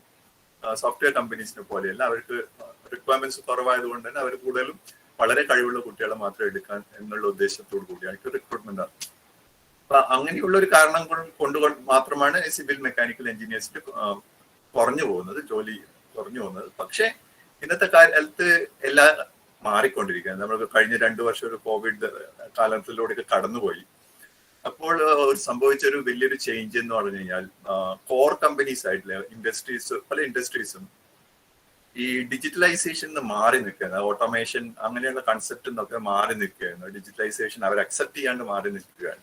പക്ഷെ ആ 2 വർഷം കോവിഡ് കാലത്ത് വേറൊരു ഓപ്ഷനും ഇല്ല എന്ന് പറഞ്ഞപ്പോൾ കോർ കമ്പനീസിനെല്ലാം ഈ ഡിജിറ്റലൈസേഷൻ എന്നുള്ള ഒരു കൺസെപ്റ്റിലേക്ക് വരേണ്ട ഒരു കണ്ടീഷനിലേക്ക് വന്നു. അപ്പോഴാണ് കമ്പനീസ്, ഇങ്ങനത്തെ കമ്പനീസിലൊക്കെ ഈ സോഫ്റ്റ്വെയർ എഞ്ചിനീയേഴ്സിന്റെ റിക്വയർമെന്റ് ഒരുപാട് കൂടി വന്നിട്ടുണ്ട്. അതുകൊണ്ടാണ് നമ്മൾ ഈ ഒരു അടുത്ത കാലത്ത് കഴിഞ്ഞ 2 വർഷമായിട്ട് ഒരു വലിയൊരു ബൂം സോഫ്റ്റ്വെയർ ഇൻഡസ്ട്രിയിൽ കാണുന്നത്. ഒരുപാട് റിക്വയർമെന്റ്സ് വരുന്നുണ്ട്. കമ്പനീസിന്റെ റിക്വയർമെന്റ്സ് നമ്മുടെ കുട്ടികൾക്ക് ഫുൾഫിൽ ചെയ്യാൻ പറ്റുന്നില്ല. ഇപ്പോൾ നമ്മൾ പലപ്പോഴും കമ്പനീസ് റിക്വയർമെന്റ്സ് ചോദിക്കുമ്പോൾ നമുക്ക് കുട്ടികളെ കൊടുക്കാനില്ല, ബിക്കോസ് ഓൾറെഡി എല്ലാവരും പ്ലേസ്ഡ് ആണ്. അതുകൊണ്ട് തന്നെ ഒരു കുട്ടിക്ക് തന്നെ മൾട്ടിപ്പിൾ ഓഫേഴ്സ് കിട്ടുകയാണ്. 5ഉം 10ഉം ഓഫേഴ്സ് ഒക്കെ ഒരേ കുട്ടിക്ക് തന്നെ കിട്ടിക്കൊണ്ടിരിക്കുന്ന ഒരു സാഹചര്യത്തിലൂടെ നമ്മൾ കടന്നു പോയിട്ടുണ്ട്. അപ്പൊ അത് നല്ലൊരു പാക്കേജ് തന്നെ. കുട്ടികൾക്ക് ഒരു 5 lakhs to 10 lakhs വരെയുള്ള ഒരു വലിയൊരു പാക്കേജ് തന്നെ ഒരു ജസ്റ്റ് കോളേജിൽ നിന്ന് പുറത്ത് വരുമ്പോൾ തന്നെ കിട്ടുകയാണല്ലോ ഒരു ഓപ്ഷനാണ് ഉള്ളത്. അപ്പോൾ ഇങ്ങനെയൊക്കെ ഒരു സിറ്റുവേഷൻ വരുമ്പോൾ ഞാൻ ആലോചിച്ച് നോക്കിയത്, എന്തുകൊണ്ടാണ് കുട്ടികൾ മെഡിക്കൽ ഫീൽഡിന് കൂടുതൽ ഓപ്റ്റ് ചെയ്യുന്നത്? എഞ്ചിനീയറിംഗിനോട് വളരെ കുറച്ച് താല്പര്യം കാണിക്കുന്നുണ്ട്. പ്രത്യേകിച്ചും ആദ്യത്തെ ഓപ്ഷൻ എപ്പോഴും മെഡിക്കൽ ഫീൽഡിലേക്ക് പോവാണ്. രണ്ടാമത്തെ ഓപ്ഷൻ ചിലപ്പോൾ ഞാൻ വിചാരിക്കുന്നത് ആർട്സ് ആൻഡ് സയൻസ് കോളേജിലായിരിക്കും കുട്ടികൾ കൂടുതൽ താല്പര്യം കാണിക്കുന്നത്. മൂന്നാമത്തെ ഓപ്ഷൻ ചിലപ്പോൾ പോളിടെക്നിക്സിലായിരിക്കും താല്പര്യം കാണിക്കുന്നത്. അത് കഴിഞ്ഞിട്ട് എഞ്ചിനീയറിംഗിലേക്ക് കുട്ടികൾ വരുന്നുള്ളൂ എന്നുള്ള ഒരു സംശയമുണ്ട്. അപ്പൊ ഞാൻ അതിനെപ്പറ്റി കൂടുതലായിട്ട് റിസർച്ച് ചെയ്ത് പോകുമ്പോൾ, റിസർച്ച് മീൻസ് ഞാൻ ഗൂഗിളിൽ സെർച്ച് ചെയ്ത് നോക്കുമ്പോൾ കണ്ടിട്ടുള്ള 1-2 കാര്യങ്ങൾ ഇവിടെ സൂചിപ്പിക്കാം. അതായത് ഒന്നാമത്തത് എന്ന് പറഞ്ഞാൽ ഡോക്ടർ അല്ലെങ്കിൽ മെഡിക്കൽ ഫീൽഡിനോട് കൂടുതൽ ആൾക്കാർ താല്പര്യം കാണിക്കുന്ന ഒരു റീസൺ കണ്ടിട്ടുള്ളത് അതൊരു നോബൽ പ്രൊഫഷൻ ആണെന്നുള്ളതാണ്. രണ്ടാമത്തെ ഒരു റീസൺ ഞാൻ കണ്ടിട്ടുള്ളത് അത് ഇന്ത്യയിൽ ഒരു 1500 പേർക്ക് ഒരു ഡോക്ടർ എന്നുള്ള രീതിയിലാണ് ഒരു കൗണ്ട് ഉള്ളത്. മറ്റുള്ള കൺട്രീസിൽ ചൈന എടുത്താൽ പോലും അതിൽ 500 പേർക്ക് ഒരു ഡോക്ടർ എന്നുള്ള രീതിയിലുണ്ട്. അപ്പൊ ഇന്ത്യയിൽ ആ doctor to number of people എന്നുള്ള ആ റേഷ്യോ അത് വളരെ കുറവാണ്. അപ്പൊ അത് കൂട്ടാൻ വേണ്ടിയിട്ടുള്ള കൂട്ടണമെങ്കിൽ കൂടുതൽ നമ്പർ ഓഫ് ഡോക്ടേഴ്സ് വേണം. അത് ഒരു റിക്വയർമെന്റ് ആണ്. മൂന്നാമത്തെ കാര്യം ഞാൻ നോക്കിയിട്ടുള്ളത് അവർക്ക് എത്ര സാലറി കിട്ടുന്നുണ്ട് എന്നുള്ളതാണ്. അപ്പോൾ ഞാൻ കുറെയൊക്കെ നോക്കിയപ്പോൾ പല റേഞ്ചസിൽ ആൾക്കാർ കാണിക്കുന്നുണ്ട്. അപ്പൊ ഒരു നോർമലി ഒരു പെർട്ടിക്കുലർ കേസ് പറഞ്ഞിട്ടുള്ളത് എന്ന് പറഞ്ഞാൽ ഒരു ഡോക്ടർ ഒരു MBBS കംപ്ലീറ്റ് ചെയ്യാൻ വേണ്ടിയിട്ട് ഓൾമോസ്റ്റ് 5.5 years എടുക്കും എന്നുള്ളതാണ്. പക്ഷേ ഞാൻ ആലോചിക്കുന്നത് പറഞ്ഞു കഴിഞ്ഞാൽ ഒരു കുട്ടിക്ക് പലപ്പോഴും ഫസ്റ്റ് ചാൻസിൽ ഒരിക്കലും മെഡിക്കൽ സീറ്റ് കിട്ടാൻ ചാൻസ് വളരെ കുറവാണ്. വളരെ കുറച്ച് പേർക്ക് കിട്ടുള്ളൂ. സെക്കൻഡ് ഓർ തേർഡ് ചാൻസിലേക്കും കിട്ടും. അപ്പൊ അതും കൂടെ ആഡ് ചെയ്താണെങ്കിൽ ചിലപ്പോൾ ഡോക്ടറായിട്ട് പുറത്ത് വരണമെങ്കിൽ ഓൾമോസ്റ്റ് 7 years എടുക്കും. അത് കഴിഞ്ഞിട്ട് ഇന്നത്തെ കാലത്ത് നമുക്ക് എല്ലാവർക്കും അറിയാം MBBS മാത്രമുള്ള ഡോക്ടർമാരുടെ ആരും പോകാറില്ല. MD കൂടെ ഉണ്ടോ എന്നും കൂടെ ചെക്ക് ചെയ്യും. അപ്പൊ MD കൂടെ എടുക്കുകയാണെങ്കിൽ ഒരു 3 years, നെക്സ്റ്റ് 3 years വേണ്ടി വരും. അത് കഴിഞ്ഞ ഒരു 5 years എക്സ്പീരിയൻസ് കൂടെ ഉണ്ടെങ്കിൽ അവർക്ക് ഒരു നല്ലൊരു സാലറി പാക്കേജ് കിട്ടാനുള്ള ഓപ്ഷൻ ഉണ്ട്. അപ്പൊ ഏകദേശം ഓൾമോസ്റ്റ് 14-15 years എടുക്കും അവർക്കൊരു 60,000 per month എന്നുള്ള ഒരു സാലറിയിലേക്ക് കിട്ടാം. That means 7.2 lakhs per annum. അത്രയും ഒരു എമൗണ്ട് കിട്ടാൻ വേണ്ടിയിട്ട് ഓൾമോസ്റ്റ് 13-14 years മിനിമം എടുക്കും എന്നുള്ളതാണ്. അതിനേക്കാളും കൂടുതൽ എക്സ്പീരിയൻസ് ഉള്ളവർക്ക് ചിലപ്പം 2 lakhs or 3 lakhs per annum കിട്ടാനുള്ള ചാൻസ്. പക്ഷെ എഞ്ചിനീയറിംഗ് ഫീൽഡിലേക്ക് വരുമ്പോൾ ഒരു കുട്ടി 4 വർഷമാണ് എഞ്ചിനീയറിംഗ് ഫീൽഡിൽ എഞ്ചിനീയറിംഗ് പഠിക്കുന്നത്. അത് കഴിഞ്ഞ് പുറത്തേക്ക് ഇറങ്ങുമ്പോൾ തന്നെ ആ കുട്ടിക്ക് 5 lakhs or 10 lakhs വരെയുള്ള ഒരു ഓഫർ സഡൻലി കിട്ടുകയാണ്. 4 വർഷം കൊണ്ട് തന്നെ അത്രയും വലിയൊരു ഹൈ പാക്കേജ് അവർക്ക് കിട്ടുകയാണ്. അത് മാത്രമല്ല ഞാൻ പല കമ്പനീസിന്റെയും ഗ്രോത്ത് പ്രൊഫൈൽ നോക്കിയിട്ടുണ്ട്. ഗ്രോത്ത് പ്രൊഫൈൽ നോക്കുമ്പോൾ പെട്ടെന്നാണ് ഈ ഇൻക്രീസ് വരുന്നത് അവരുടെ സാലറി പാക്കേജ് എന്ന് വെച്ചാൽ. ഒരു 3 or 4 lakhs തുടങ്ങുന്ന കുട്ടിയാണെങ്കിൽ വിത്തിൻ 3-4 years അവരുടെ പാക്കേജ് 10 to 15 lakhs പെട്ടെന്ന് വരും. 3 times or 4 times increase ചെയ്യും. ചില ആൾക്കാരുടെ കുറച്ചും കൂടെ ഹൈ പ്രൊഫൈലുള്ള കമ്പനീസിൽ വർക്ക് ചെയ്യുന്ന ആൾക്കാരുടെ ഞാൻ കണ്ടിട്ടുണ്ട് വെച്ച് കഴിഞ്ഞാൽ almost 5 years experience, 6 years experience ഉള്ള ആൾക്കാരുടെ salary grows up to 30 lakhs or 35 lakhs, അത്രയും ഹൈ ലെവലിലേക്ക് പോകുന്നുണ്ട്. അപ്പൊ അതിനേക്കാളും കൂടുതലൊക്കെ കിട്ടാനുള്ള ചാൻസ് ഉണ്ട്. ഡിപ്പെൻസ് ഓൺ കമ്പനി ഏതാണെന്നുള്ളത്. അപ്പൊ അത് ക്രാക്ക് ചെയ്യാൻ പറ്റുന്ന കുട്ടികൾക്ക് ഒബിയസ്ലി ഹൈ പാക്കേജസ് കിട്ടാനുള്ള ഓപ്ഷൻ ഉണ്ട്. അപ്പോൾ വളരെ കുറഞ്ഞ പീരീഡ് കൊണ്ട് നിങ്ങൾക്ക് ഹൈ പാക്കേജിൽ എത്താനുള്ള ഓപ്ഷൻ എഞ്ചിനീയറിംഗ് ഫീൽഡിലുണ്ട്. ഇന്നത്തെ കാലത്ത് പ്രത്യേകിച്ചും ഞാൻ പല കമ്പനീസിലും ആൾക്കാരുമായിട്ട് ഇന്ററാക്ട് ചെയ്യുമ്പോൾ ചോദിച്ചിട്ടുള്ള ഒരു ക്വസ്റ്റൻ ആണ്. ഇപ്പോൾ സ്ലോ ഡൗൺ എന്നൊക്കെ പറഞ്ഞുകൊണ്ടിരിക്കുകയാണ്, IT ഇൻഡസ്ട്രി കുറച്ച് താഴോട്ട് പോകും എന്നൊക്കെ പറയുന്നുണ്ട്. പക്ഷെ അവർ പറയുന്ന അവരുടെ റിക്വയർമെന്റ്സ് കൂടി വരികയാണ്. പുതിയ പുതിയ ബ്രാഞ്ചസ് തുടങ്ങിക്കൊണ്ടിരിക്കുകയാണ് പല കമ്പനീസ്. അപ്പൊ അതിൽ അവര് പറഞ്ഞിട്ടുള്ള ഒരു പോയിന്റ് എന്ന് പറഞ്ഞു കഴിഞ്ഞാൽ എഞ്ചിനീയേഴ്സിന് it's job is like a ഷോപ്പിങ്ങിന് പോകുന്ന പോലെയാണ്.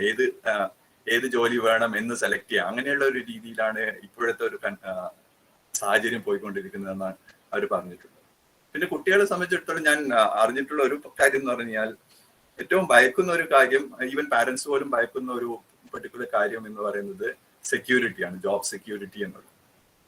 അപ്പൊ ഞാൻ അതൊരു കോഗ്നിസൻ പോലത്തെ ഒരു വലിയൊരു കമ്പനിയിലുള്ള 24 വർഷം എക്സ്പീരിയൻസ് ഉള്ള ഒരു ഇപ്പം അവരുടെ ഫുൾ സ്റ്റാക്ക് ഡെവലപ്പേഴ്സിന്റെ ഗ്ലോബൽ ഹെഡ് ആയിട്ടിരിക്കുന്ന ഒരാളടുത്ത് ചോദിച്ചു. അദ്ദേഹം പറഞ്ഞു US അങ്ങനെയുള്ള ഒരു സാഹചര്യം ഉണ്ട്, ജോലി നഷ്ടപ്പെടുന്ന സാഹചര്യങ്ങളൊക്കെ ഉണ്ട്. പക്ഷെ അതെല്ലാം ഒരു വളരെ ചെറിയൊരു പീരിയഡിലേക്കാണ്. സഡൻലി അത് അവർക്ക് വേറെ കമ്പനീസിലൊക്കെ ഓപ്പർച്യൂണിറ്റീസ് വരും.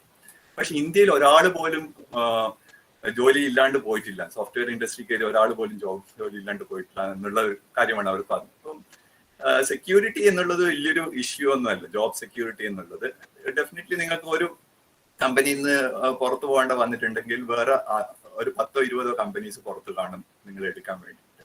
അങ്ങനെയുള്ള ഒരു ഓപ്പർച്യൂണിറ്റിയാണ് ഇന്നുള്ളത്. ഇപ്പോൾ ഇതും ഡിജിറ്റലൈസേഷൻ, അതുപോലെ തന്നെ സോഫ്റ്റ്വെയർ എങ്ങനെ മുന്നോട്ട് പോകുന്നു, ഇങ്ങനത്തെ കാര്യങ്ങളെല്ലാം കൂടിയിട്ട് ഒരുപാട് ഓപ്പർച്യൂണിറ്റീസ് ക്രിയേറ്റ് ചെയ്തുകൊണ്ടിരിക്കുകയാണ്. അതുപോലെ തന്നെ ഞാൻ കാണുന്ന ഒരു പെർട്ടിക്കുലർ കാര്യം എന്ന് വെച്ച് കഴിഞ്ഞാൽ ഇപ്പൊ സിവിലിലോ മെക്കാനിക്കലിലോ സ്കിൽസ് ഉള്ള കുട്ടികളാണെങ്കിൽ പോലും അവരെ സംബന്ധിച്ചിടത്തോളം സോഫ്റ്റ്വെയർ നോളജും അതേപോലെ തന്നെ അവരുടെ കോർ സ്കിൽസ്, ടെക്നിക്കൽ നോളജും രണ്ടും കൂടെ ഉണ്ടെങ്കിൽ പല കമ്പനികൾക്ക് അത് മുതൽക്കൂട്ടാവും എന്നാണ് ഞാൻ കരുതുന്നത്. പല കമ്പനീസും കോർ കമ്പനീസ് വരെ സോഫ്റ്റ്വെയറിലേക്ക് മാറിക്കൊണ്ടിരിക്കുന്നു. അവർക്ക് ടെക്നിക്കലി സ്കിൽഡ് ആയിട്ടുള്ള കുട്ടികളെയും വേണം, അതേപോലെ തന്നെ സോഫ്റ്റ്വെയർ സ്കിൽസ് ഉള്ള കുട്ടികളെയും കൂടെ വേണം. അതുകൊണ്ട് തന്നെ എഞ്ചിനീയറിംഗിൽ വരുമ്പം തന്നെ നിങ്ങൾ ഫസ്റ്റ് ഇയറിൽ തന്നെ ഈ സോഫ്റ്റ്വെയർ, അതായത് കമ്പ്യൂട്ടർ പ്രോഗ്രാമിംഗ് എല്ലാം നിങ്ങൾ പഠിക്കും. അതിപ്പോ ഏത് എഞ്ചിനീയറിംഗ് എടുക്കുന്നു എന്നുള്ളത് വലിയ ഇമ്പോർട്ടൻസ് ഇല്ലാത്ത ഒരു കാലമാണ്. എഞ്ചിനീയറിംഗിലൂടെ കമ്പനീസ് പ്രതീക്ഷിക്കുന്നത് നിങ്ങൾക്ക് മാത്തമാറ്റിക്സ് സ്കിൽസ് ഉണ്ടോന്നോ, നിങ്ങൾക്ക് ആപ്റ്റിറ്റ്യൂഡ് ഉണ്ടെന്നോ, നിങ്ങൾക്ക് ലോജിക്കൽ സ്കിൽസ് അച്ചീവ് ചെയ്യുന്നുണ്ടോ എന്നുള്ള കാര്യങ്ങൾ മാത്രമാണ് എഞ്ചിനീയറിംഗിലൂടെ നോക്കുന്നത്. പ്രത്യേകിച്ചും mathematical skills, problem solving skills, അത് ഏത് എഞ്ചിനീയറിംഗിൽ ജോയിൻ ചെയ്ത് കഴിഞ്ഞാലും നിങ്ങൾക്ക് കിട്ടും. പിന്നെയുള്ളത് പ്രോഗ്രാമിംഗ് പഠിക്കണം, കോഡിംഗ് പഠിക്കണം എന്നുള്ള കാര്യമാണ്. അത് നമ്മൾ ഓട്ടോമാറ്റിക്കലി എല്ലാ എഞ്ചിനീയറിംഗ് ബ്രാഞ്ചസിലും പഠിക്കുന്നുണ്ട്. അപ്പൊ അതിൽ കുട്ടികൾ കൂടെ താല്പര്യം സോഫ്റ്റ്വെയറിൽ കാണിക്കുകയാണെങ്കിൽ ഡെഫിനറ്റ്ലി ഒരുപാട് ഓപ്പർച്യൂണിറ്റീസ് ഉണ്ട്. അത് ഗ്രാബ് ചെയ്യാൻ വേണ്ടി നിങ്ങൾക്ക് ശ്രമിക്കാം. ഇത്രയും പറഞ്ഞുകൊണ്ട് ഞാൻ നിർത്തുന്നു. നന്ദി. ഷീയുടെ എല്ലാ പ്രവർത്തകർക്കും ഈ ഒരു ഇങ്ങനെ ഒരു സാഹചര്യം ക്രിയേറ്റ് ചെയ്തത്, അതായത് ഇങ്ങനെ ഒരു ഇന്ററാക്ഷൻ ക്രിയേറ്റ് ചെയ്തതിൽ വളരെയധികം നന്ദി അറിയിക്കുന്നു. Thank you.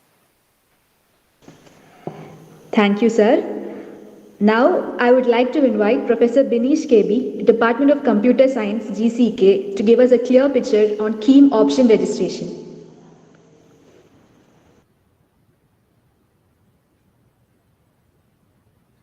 ഞാൻ പറയുന്നത് കേൾക്കാൻ പറ്റുന്നുണ്ടോ? സർ, കേൾക്കാൻ പറ്റുന്നുണ്ട്. Respected principal madam, Navas sir, Vandana miss, Sajay sir, and all the dignitaries and all the participants. ഇപ്പോൾ നമുക്ക് നമ്മുടെ കോഴ്സുകളെ പറ്റിയുള്ള ഒരു ഔട്ട്ലൈൻ സാധനങ്ങളും കൃത്യമായിട്ട് ഇപ്പോൾ നവാസ് സാർ നമുക്ക് പറഞ്ഞു തന്നിട്ടുണ്ട്. ഇപ്പോൾ നിലവിലുള്ള കണ്ടീഷൻ പ്രകാരം എന്ന് പറഞ്ഞാൽ നമുക്ക് എല്ലാ ആളുകൾക്കും ഇപ്പം കീമിന്റെ എഞ്ചിനീയറിംഗ് എക്സാം എഴുതിയ ആളുകൾക്ക്, എഞ്ചിനീയറിംഗ് ഫാർമസിന്റെ എക്സാം എഴുതിയ ആളുകൾക്ക് ഇപ്പോൾ എഞ്ചിനീയറിംഗിന്റെ മാർക്കുകൾ ഇപ്പൊ പബ്ലിഷ് ചെയ്തിട്ടുണ്ടോ? ആ എക്സാം മാർക്ക് ഇപ്പൊ പബ്ലിഷ് ചെയ്തിട്ടുണ്ട്. ഇപ്പൊ നിങ്ങളോട് പറഞ്ഞിരിക്കുന്നു നമ്മളെ ക്വാളിഫയിങ് എക്സാമിനേഷന്റെ, അതായത് +2 അല്ലെങ്കിൽ CBSE ICSE ഏതാണോ ക്ലാസ് 12ന്റെ മാർക്ക് എൻറ്റർ ചെയ്യാൻ വേണ്ടിയിട്ടുള്ള പ്രൊവിഷനാണ്. 11-ാം തീയതി വരെയാണ് നമുക്ക് ആ മാർക്കുകൾ എൻറ്റർ ചെയ്യാനുള്ളത്. ഓക്കെ. അപ്പോൾ മാർക്കുകൾ എൻ്റർ ചെയ്ത് കഴിഞ്ഞാൽ തൊട്ടടുത്ത പ്രോസസ്സ് എന്ന് പറഞ്ഞാൽ ആ മാർക്കുകളുടെ സ്റ്റാൻഡർഡൈസേഷനാണ്. സ്റ്റാൻഡർഡൈസേഷൻ കഴിഞ്ഞു കഴിഞ്ഞാൽ ഇപ്പോൾ എഞ്ചിനീയറിംഗിനാണ് എന്നുണ്ടെങ്കിൽ നമ്മൾ എൻ്റർ ചെയ്യുന്ന മാത്തമാറ്റിക്സ്, ഫിസിക്സ്, കെമിസ്ട്രി അല്ലെങ്കിൽ കമ്പ്യൂട്ടർ സയൻസ് ഏതാണോ കറസ്പോണ്ടിങ് മാർക്ക് വെച്ചിട്ട് അത് സ്റ്റാൻഡർഡൈസ് ചെയ്ത് അത് 300ലേക്ക് കൺവേർട്ട് ചെയ്യും. ദെൻ നമ്മുടെ എഞ്ചിനീയറിംഗ് എൻട്രൻസിന്റെ 300 മാർക്കും ഇത് പിന്നെ നമ്മൾ ഈ കൺവേർട്ട് ചെയ്യുന്ന 300 മാർക്കും കൂടി കൂടിയിട്ട് 600 മാർക്കിലാക്കിയിട്ടാണ് നമ്മൾ റാങ്ക്സ് പബ്ലിഷ് ചെയ്യുന്നത്. വൺസ് നമുക്ക് റാങ്ക് പബ്ലിഷ് ചെയ്ത് കഴിഞ്ഞാൽ തൊട്ടടുത്ത സ്റ്റേജ് എന്ന് പറയുന്നത് നമുക്ക് ഇതിനകത്തുള്ള ഓപ്ഷൻ രജിസ്ട്രേഷൻ ആണ്. അപ്പോൾ ഓപ്ഷൻ രജിസ്ട്രേഷൻ പ്രോസസ്സ് ചെയ്യുന്നതിന് മുമ്പേ അല്ലെങ്കിൽ എങ്ങനെയാണ് നമ്മൾ ചെയ്യുന്നത് എന്നുള്ളത് പറയുന്നതിന് മുമ്പേ നമുക്ക് ഈ മാർക്കും അല്ലെങ്കിൽ നമ്മളെ ഈ റാങ്ക്സ് കിട്ടിക്കഴിഞ്ഞാൽ തൊട്ട് കഴിഞ്ഞ വർഷത്തെ അല്ലെങ്കിൽ മുൻപിലത്തെ വർഷത്തെ ലാസ്റ്റ് റാങ്ക് ഡീറ്റെയിൽസ് അല്ലെങ്കിൽ ഓരോ കോളേജുകളിലും ഓരോ ബ്രാഞ്ചിലും ഓരോ കാറ്റഗറിയിലും ഏതൊക്കെ റാങ്കുകളാണ് ഏറ്റവും അവസാനമായിട്ട് അലോട്ട് ചെയ്യപ്പെട്ടിരിക്കുന്നത് എന്നുള്ളതിന്റെ ഡീറ്റെയിൽസ് നമുക്ക് ആ സിഇയുടെ വെബ്സൈറ്റിൽ നിന്ന് കിട്ടുന്നുണ്ട്. സിഇക്ക് 2 വെബ്സൈറ്റ് ഉണ്ട്. ഒന്ന് ce.kerala.gov.in എന്ന് പറഞ്ഞ വെബ്സൈറ്റ് ഉണ്ട്. അതേപോലെ തന്നെ cee-kerala.org എന്ന് പറയുന്ന ഒരു വെബ്സൈറ്റ് ഉണ്ട്. ആ 2 വെബ്സൈറ്റിന്റെ അകത്തും നിങ്ങൾക്ക് അല്ലെങ്കിൽ നമുക്ക് കയറി നോക്കിക്കഴിഞ്ഞാൽ ലാസ്റ്റ് റാങ്ക് ഡീറ്റെയിൽസ് എന്ന് പറഞ്ഞത് കിട്ടും. ഈ ലാസ്റ്റ് റാങ്ക് ഡീറ്റെയിൽസ് വളരെ ഇമ്പോർട്ടൻ്റ് ആണ്. കാരണം നമുക്ക് കിട്ടിയിരിക്കുന്ന റാങ്ക് അനുസരിച്ച് നിലവിൽ എക്സാക്ട് സെയിം എന്ന് ഞാൻ പറയുന്നില്ല, പക്ഷേ നിലവിലുള്ള കണ്ടീഷൻ അനുസരിച്ച് ഏതൊക്കെ കോളേജുകളിലേക്ക് നമുക്ക് അഡ്മിഷൻ കിട്ടാൻ സാധ്യതയുണ്ട് എന്നറിയാനുള്ള ഒരു നല്ല മാർഗം എന്ന് പറയുന്നതാണ് നമ്മളെ ലാസ്റ്റ് റാങ്ക് ഡീറ്റെയിൽസ് എന്ന് പറയുന്നത്. എത്രത്തോളം വേരിയേഷൻ വരാമെന്ന് പറഞ്ഞിട്ടുണ്ടെങ്കിൽ നമ്മൾ ഈ വർഷത്തെ മാർക്കും കഴിഞ്ഞ വർഷത്തെ മാർക്കും തമ്മിലുള്ള ഒരു ഏകദേശം വേരിയേഷൻ കാൽക്കുലേറ്റ് ചെയ്താൽ നമുക്ക് ആ ഒരു ഇതിനെ പറ്റിയുള്ള ഒരു കൃത്യമായ ഒരു ഐഡിയ നമുക്ക് കിട്ടും. ഇനി അടുത്ത കേസ് എന്ന് പറയുന്നത് നമ്മൾ എങ്ങനെയാണ് ഓപ്ഷൻ കൊടുക്കേണ്ടത് എന്നുള്ളതാണ്. ഓപ്ഷൻ കൊടുക്കാൻ വേണ്ടി നമുക്ക് പല കോഴ്സുകളാണ് നമുക്ക് ഇതിനകത്തുള്ളത്. എഞ്ചിനീയറിംഗ് ഉണ്ട്, മെഡിക്കൽ ഉണ്ട്, ഫാർമസി ഉണ്ട്, പിന്നെ ഈ പറഞ്ഞ പോലെ പല കോഴ്സുകളുണ്ട്. അപ്പോൾ നമുക്ക് ചെയ്യേണ്ടത് എന്ന് പറഞ്ഞാൽ എല്ലാത്തിനും കൂടി ഒരു ഓപ്ഷൻ കൊടുക്കാനുള്ള സംവിധാനമേ നമുക്കുള്ളൂ. ഇപ്പം നമുക്ക് എഞ്ചിനീയറിംഗ് പഠിക്കണം അല്ലെങ്കിൽ എഞ്ചിനീയറിംഗിന് ഓപ്ഷൻ കൊടുക്കണം, ഫാർമസിക്ക് ഓപ്ഷൻ കൊടുക്കണം എന്ന് വിചാരിക്കുക. ഈ 2 ഓപ്ഷനുകളാണ് നമുക്ക്, അല്ലെ 2 സെറ്റ് ഓഫ് ഓപ്ഷനുകളാണ് നമുക്ക് കൊടുക്കേണ്ടതെങ്കിൽ ഈ 2 ഓപ്ഷനുകളും ഒരു സിംഗിൾ പിന്നെ സ്ട്രക്ചറിലാണ് നമ്മൾ സെറ്റ് ചെയ്യേണ്ടത്. നമുക്ക് ഓപ്ഷൻ രജിസ്ട്രേഷൻ നിങ്ങൾ കാൻഡിഡേറ്റ് ലോഗിൻ്റെ അല്ലെങ്കിൽ കാൻഡിഡേറ്റ് ലോഗിൻ പോർട്ടലിൽ നമ്മൾ ലോഗിൻ ചെയ്യുന്ന സമയത്ത് ലെഫ്റ്റ് സൈഡിലായിട്ട് ഓപ്ഷൻ രജിസ്ട്രേഷൻ എന്ന് പറഞ്ഞൊരു ലിങ്ക് നിങ്ങൾക്ക് കിട്ടും. എനിക്കത് ഡയറക്റ്റ് നിങ്ങൾക്ക് ഇപ്പോൾ കാണിച്ചു തരാൻ പറ്റാത്തത് എൻ്റെ കയ്യിൽ ഒരു പിന്നെ അല്ലെങ്കിൽ നമ്മളൊരു കാൻഡിഡേറ്റിന്റെ യൂസർ ഐ ഡിയും പാസ്വേഡും ഉണ്ടെങ്കിൽ മാത്രമേ എനിക്കത് കാണിക്കാൻ പറ്റൂ. മാത്രമല്ല ഇപ്പൊ ആ പിന്നെ പേജിന്റെ അകത്ത് കയറി കഴിഞ്ഞാൽ ഓപ്ഷൻ രജിസ്ട്രേഷൻ എന്ന് പറഞ്ഞ ലിങ്ക് ഇപ്പോൾ ആക്റ്റീവ് ആയിരിക്കില്ല. അതുകൊണ്ട് തന്നെ എനിക്ക് ഡയറക്റ്റ് ആയിട്ട് നിങ്ങൾക്ക് എങ്ങനെയാണ് ചെയ്യേണ്ടതെന്ന് പറഞ്ഞ് കാണിച്ചു തരാൻ പറ്റാത്തൊരു പ്രശ്നമുണ്ട്. അപ്പൊ അതിന്റെ പ്രൊസീജിയർ എന്ന് പറയുന്നത് നമ്മൾ ലോഗിൻ ചെയ്ത് കഴിഞ്ഞാൽ ലെഫ്റ്റ് സൈഡിലായിട്ട് ഓപ്ഷൻ രജിസ്ട്രേഷൻ എന്ന് പറയുന്ന ഒരു ഓപ്ഷനാണ്, ലിങ്ക് നിങ്ങൾക്ക് കിട്ടും. അത് ഓപ്പൺ ചെയ്ത് കഴിഞ്ഞാൽ നമുക്ക് 3 സാധനങ്ങളാണ് ആദ്യമായിട്ട് ഉണ്ടാവുക. ഒരു ടോപ്പ് ഡൗൺ മെനു പോലെ അല്ലെങ്കിൽ നമുക്ക് ഡ്രോപ്പ് ഡൗൺ മെനു പോലെ ഉണ്ടാവുക. ഇതിനകത്ത് കോഴ്സ്, ഇൻസ്റ്റിറ്റ്യൂട്ട്, കോട്ട എന്ന് പറഞ്ഞിട്ടുള്ള 3 സാധനങ്ങളുണ്ടാവും. അപ്പോൾ നമ്മൾ ഓപ്ഷൻ രജിസ്ട്രേഷൻ കൊടുക്കുമ്പോൾ ഏറ്റവും ശ്രദ്ധിക്കേണ്ട കാര്യം എന്ന് പറയുന്നത് നമ്മൾക്ക് എന്തിന്റെ അടിസ്ഥാനത്തിലാണ് നമുക്ക് അല്ലെങ്കിൽ നമ്മൾ ഓപ്ഷൻ കൊടുക്കേണ്ടത് എന്നുള്ളത് കൊടുക്കുന്ന ആൾക്ക് വ്യക്തമായ ഐഡിയ ഉണ്ടാവണം. നമുക്ക് സ്വന്തമായിട്ടോ അല്ലെങ്കിൽ നിങ്ങൾ ഇപ്പോൾ ഈ പറഞ്ഞ പോലെ അക്ഷയ സെന്ററുകളിലോ അല്ലെങ്കിൽ ഏതെങ്കിലും ഇന്റർനെറ്റ് കഫകളിലോ പോയിട്ട് ചെയ്യാം. ഇതൊന്നും അല്ലെങ്കിൽ എല്ലാ എഞ്ചിനീയറിംഗ് കോളേജുകൾക്കും, പ്രത്യേകിച്ച് നമുക്ക് ഗവൺമെന്റ് എഞ്ചിനീയറിംഗ് കോളേജുകളിൽ എല്ലാ സ്ഥലങ്ങളിലും ഓപ്ഷൻ ഫെസിലിറ്റേഷൻ സെന്റർ എന്ന് പറഞ്ഞൊരു സാധനം പ്രവർത്തിക്കുന്നുണ്ട്. നിങ്ങൾ ആ കോളേജുകളിൽ പോയി കഴിഞ്ഞാൽ കോളേജുകളിൽ നിങ്ങൾക്ക് ഈ ഡാറ്റ എൻ്റർ ചെയ്യാൻ അല്ലെങ്കിൽ നമ്മുടെ ഓപ്ഷൻസ് എൻ്റർ ചെയ്യാനും ഈ പറഞ്ഞ സാധനങ്ങളെല്ലാം ചെയ്യാനുള്ള പ്രൊവിഷൻ അതത് കോളേജുകളിൽ ചെയ്തു കൊടുക്കുന്നുണ്ട്. ഓപ്ഷൻ ഫെസിലിറ്റേഷൻ സെന്റർ എന്നാണ് പറയുക. എവിടെയൊക്കെയാണ് ഓപ്ഷൻ ഫെസിലിറ്റേഷൻ സെന്റർ ഉള്ളത് എന്നുള്ളതിന്റെ ഡീറ്റെയിൽസ് കൃത്യമായിട്ട് നമ്മുടെ സിഇന്റെ വെബ്സൈറ്റിന്റെ അകത്തുണ്ട്. കണ്ണൂരാണെങ്കിൽ നമുക്ക് കണ്ണൂർ ഗവൺമെന്റ് എഞ്ചിനീയറിംഗ് കോളേജിൽ പിന്നെ നമുക്ക് ഈ ഓപ്ഷൻ ഫെസിലിറ്റേഷൻ സെന്റർ വർക്ക് ചെയ്യുന്നുണ്ട്. എല്ലാ ഗവൺമെന്റ് എഞ്ചിനീയറിംഗ് കോളേജുകളിലും എയ്ഡഡ് കോളേജുകളിലും ഓപ്ഷൻ ഫെസിലിറ്റേഷൻ സെന്ററുകളും ഉണ്ട്. അപ്പോൾ നമുക്ക് ഈ ഓപ്ഷൻ കൊടുക്കുമ്പോൾ ഞാൻ നേരത്തെ പറഞ്ഞ പോലെ എന്തിന്റെ അടിസ്ഥാനത്തിലാണ് അല്ലെ എന്തിൻ്റെയൊക്കെ അടിസ്ഥാനത്തിലാണ് നമുക്ക് ഈ ഓപ്ഷൻ കൊടുക്കേണ്ടത് നോക്കാം. ചില ആളുകൾക്ക് എനിക്ക് ആ പെർട്ടിക്കുലർ കോഴ്സ് മാത്രം, ഫോർ എക്സാമ്പിൾ കമ്പ്യൂട്ടർ സയൻസ് കോഴ്സിന്റെ മാത്രമാണ് എനിക്ക് അഡ്മിഷൻ വേണ്ടത് എന്നുണ്ടെങ്കിൽ അപ്പൊ അവര് കോഴ്സിന്റെ അടിസ്ഥാനത്തിലാണ് ഓപ്ഷൻ കൊടുക്കാൻ ഉദ്ദേശിക്കുക. അല്ലെങ്കിൽ ഫോർ എക്സാമ്പിൾ വേറൊരാൾ പറയുന്നു എനിക്ക് ഇന്ന കോളേജാണ് പറയുന്നത്, എനിക്ക് CET അല്ലെങ്കിൽ തിരുവനന്തപുരം എഞ്ചിനീയറിംഗ് കോളേജ് അല്ലെങ്കിൽ കണ്ണൂർ എഞ്ചിനീയറിംഗ് കോളേജിൽ പഠിച്ചാൽ മതി എന്നാണ് ഞാൻ ആഗ്രഹിക്കുന്നത്. അപ്പൊ കണ്ണൂർ എഞ്ചിനീയറിംഗ് കോളേജിന് പിന്നെ പ്രിഫറൻസ് വരുന്ന രീതിയിൽ നമ്മൾ ഓപ്ഷൻ കൊടുക്കണം. ഓക്കെ, അപ്പൊ ആ രീതിയിൽ നമ്മൾ പിന്നെ പറയുമ്പോൾ നമുക്ക് ഞാൻ നേരത്തെ പറഞ്ഞു ഓപ്ഷൻ രജിസ്ട്രേഷനിൽ 3 സാധനങ്ങളാണുള്ളത്: കോഴ്സ്, ഇൻസ്റ്റിറ്റ്യൂട്ട്, കോട്ട.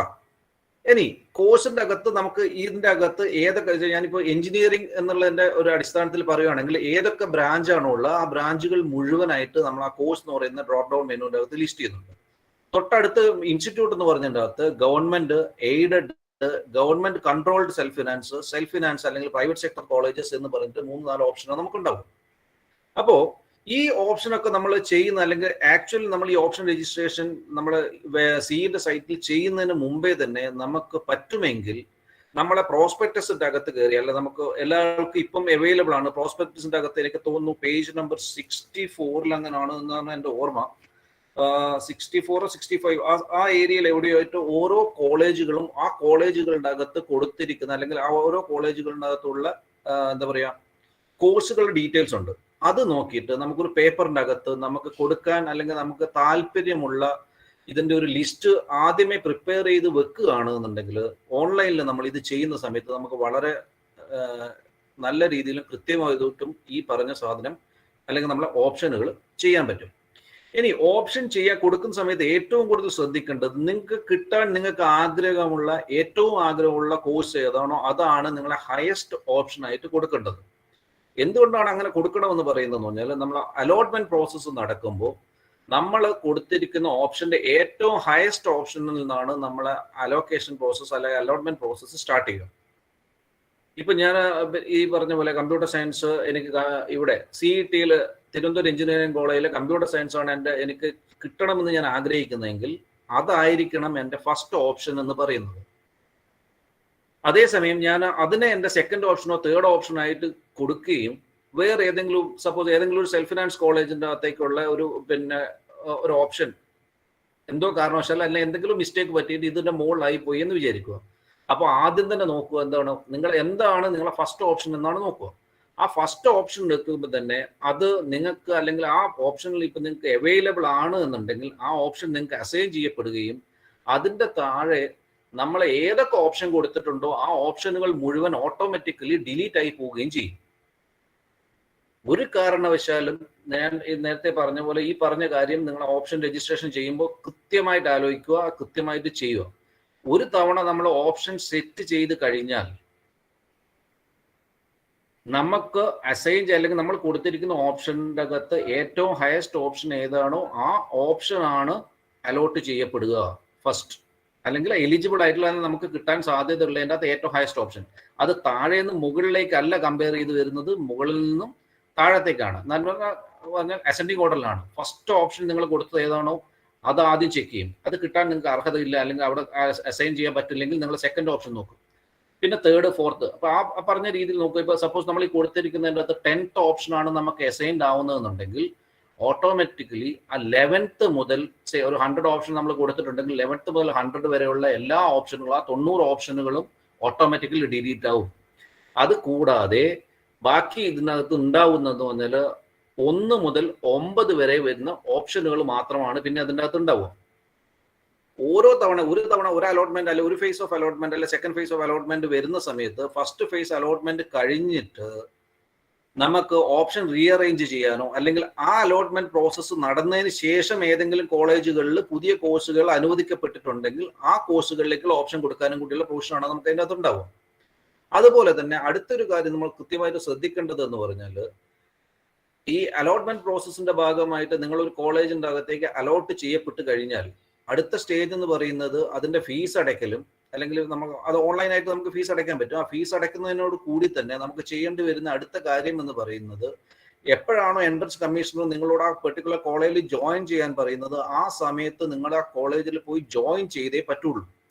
എന്തെങ്കിലും കാരണവശാൽ എൻട്രൻസ് കമ്മീഷണറിൽ അല്ലെങ്കിൽ കമ്മീഷണറേറ്റിന്റെ അകത്തുനിന്ന് നിങ്ങൾ അലോട്ട് ചെയ്യുകയും നിങ്ങൾ ഫീസ് അടയ്ക്കാതിരിക്കുകയോ അല്ലെങ്കിൽ ഫീസ് അടച്ചതിന് ശേഷം ആ പെർട്ടിക്കുലർ കോളേജുകൾ അഡ്മിഷൻ എടുക്കാതിരിക്കുകയോ ചെയ്താൽ ആ തവണത്തെ സെൻട്രൽ അലോട്ട്മെന്റ് പ്രോസസ്സിന്റെ അകത്ത് നിന്നും ആ പെർട്ടിക്കുലർ കാൻഡിഡേറ്റ് ടോട്ടലായിട്ട് എലിമിനേറ്റ് ചെയ്യപ്പെട്ടു പോകും.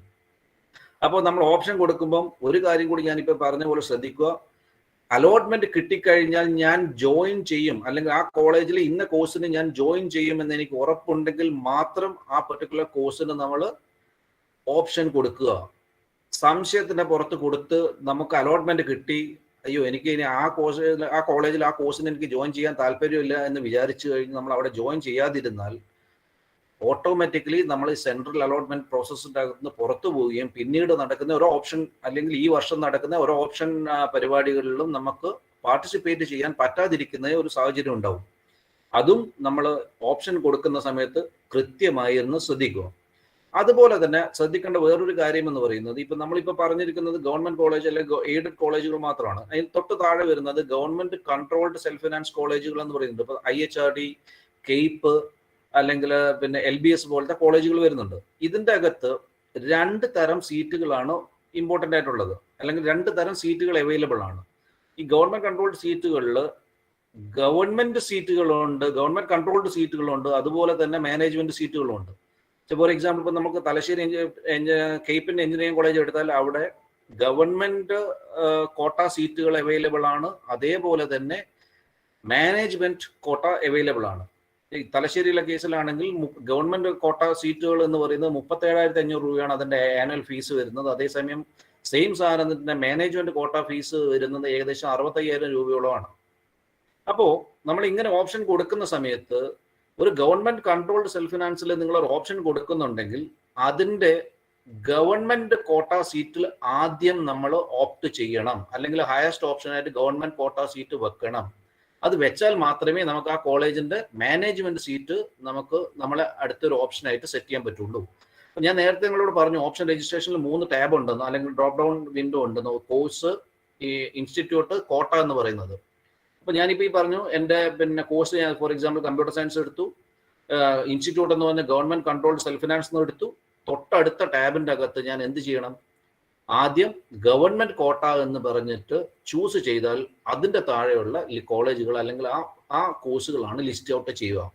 ആ കോളേജിൽ ആ കോഴ്സുകൾ ലിസ്റ്റ് ഔട്ട് ചെയ്ത് അതിൻ്റെ അകത്തുള്ള ഓപ്ഷൻസ് നമ്മൾ എൻറ്റർ ചെയ്ത് കഴിഞ്ഞാൽ മാത്രമാണ് നമുക്ക് ആ കോളേജിൻ്റെ അകത്ത് മാനേജ്മെന്റ് സീറ്റ് ചെയ്യാനുള്ള പ്രൊവിഷൻ കിട്ടുകയുള്ളൂ. ഓക്കെ, ഇനി അടുത്ത കാര്യം എന്ന് പറഞ്ഞാൽ നമ്മൾ ഈ ഓപ്ഷനൊക്കെ നമ്മൾ മാർക്ക് ചെയ്യുന്നതിനനുസരിച്ച് ഇത് റൈറ്റ് സൈഡിലേക്ക് നമ്പർ അസൈൻഡ് ആയിട്ട് 1st, 2nd, 3rd എന്ന് പറഞ്ഞിട്ട് ഇങ്ങനെ വരും. പക്ഷെ ഇങ്ങനെ വരുമ്പോൾ ഒരു കാരണവശാൽ മറന്നു പോകരുത്. നിങ്ങളെ പിന്നെ ഓപ്ഷൻ ചെയ്യുന്നതിന് ഇടയ്ക്ക് തന്നെ മുകളിലായിട്ട് സേവ് എന്ന് പറഞ്ഞൊരു ബട്ടൺ ഉണ്ട്. ആ ബട്ടൺ പറ്റുമെങ്കിൽ ഓരോ ഓപ്ഷനുകളും നമ്മൾ സെറ്റ് ചെയ്യും, അല്ലെങ്കിൽ 1ഓ 2ഓ ഓപ്ഷനുകൾ നമ്മൾ സെലക്ട് ചെയ്യുന്ന സമയത്ത് മുഴുവൻ എന്ത് ചെയ്തുകൊണ്ടിരിക്കുക? സേവ് ചെയ്തുകൊണ്ടിരിക്കുക. നമ്മൾ ഓപ്ഷൻ മാർക്ക് ചെയ്യുകയും ആ സേവ് ബട്ടൺ പ്രസ് ചെയ്യാൻ മറന്നു പോവുകയും ചെയ്യുന്ന ഒരു സാഹചര്യത്തിൽ നിങ്ങൾ ഇപ്പോൾ നമ്മൾ ചെയ്യുമ്പോൾ റൈറ്റ് സൈഡിൽ ഇങ്ങനെ വന്നുകൊണ്ടിരിക്കും. പക്ഷേ ആ സേവ് ബട്ടൺ നമ്മൾ അടിച്ചിട്ടില്ല, അല്ലെങ്കിൽ സേവ് ബട്ടൺ നമ്മൾ ക്ലിക്ക് ചെയ്യുന്നില്ലെങ്കിൽ ഒരു കാരണവശാലും നമ്മൾ ചൂസ് ചെയ്തിരിക്കുന്ന ഓപ്ഷനുകൾ അവിടെ സേവ് ചെയ്യപ്പെടുകയോ അല്ലെങ്കിൽ അത് നിങ്ങളുടെ ഓപ്ഷണൽ ലിസ്റ്റിൻ്റെ അകത്ത് വരികയോ ചെയ്യില്ല. അപ്പോൾ ഓപ്ഷൻ രജിസ്ട്രേഷൻ ചെയ്യുമ്പോൾ ഒരു കാരണവശാൽ പോലും നമുക്ക് സേവ് എന്ന് പറയുന്ന ബട്ടൺ, അല്ലെങ്കിൽ ഒരു ഓപ്ഷൻ കൊടുത്തിട്ട് സേവ് എന്ന് പറഞ്ഞ ബട്ടൺ നമ്മൾ ക്ലിക്ക് ചെയ്യാൻ മറന്നു പോകരുത്. അടുത്ത കാര്യം എന്ന് പറയുന്നത് നമുക്ക് ഓപ്ഷൻ റീഅറേഞ്ച്മെന്റ് എന്ന് പറഞ്ഞൊരു പ്രോസസ്സാണ്. ഓപ്ഷൻ റീഅറേഞ്ച്മെന്റിന് വേണ്ടി നമുക്ക് അതിനകത്ത് 4 ഓപ്ഷനുകളാണ് നമുക്ക് അതിനകത്ത് അവൈലബിൾ ആവുക. ഒന്ന് അപ്പ് എന്ന് പറഞ്ഞ ഓപ്ഷൻ ഉണ്ടാവും, 2nd ഡൗൺ എന്ന് പറഞ്ഞ ഓപ്ഷൻ ഉണ്ടാവും, 3rd മൂവ് എന്ന് പറയുന്ന ഓപ്ഷൻ ഉണ്ടാവും, 4 ഡിലീറ്റ് എന്ന് പറയുന്ന ഓപ്ഷൻ ഉണ്ടാവും. അപ്പൊ ഇതിനകത്ത് അപ്പ് എന്ന് പറയുന്നു, ഡൗൺ എന്ന് പറയുന്നു നിലവിൽ ഓപ്ഷൻസ്. ഫോർ എക്സാമ്പിൾ ഇപ്പൊ 3rd പൊസിഷനിൽ നിൽക്കുന്ന ഒരു ഓപ്ഷൻ നമുക്ക് ഉണ്ടെങ്കിൽ ആ 3rd ഒന്നുകിൽ 2nd അല്ലെങ്കിൽ 4th ആക്കാൻ വേണ്ടി മാത്രമാണ് അപ്പ് അല്ലെങ്കിൽ ഡൗൺ എന്ന് പറയുന്ന ആ കൺട്രോൾ ബട്ടൺസ് നമുക്ക് യൂസ് ചെയ്യാൻ പറ്റുമോ.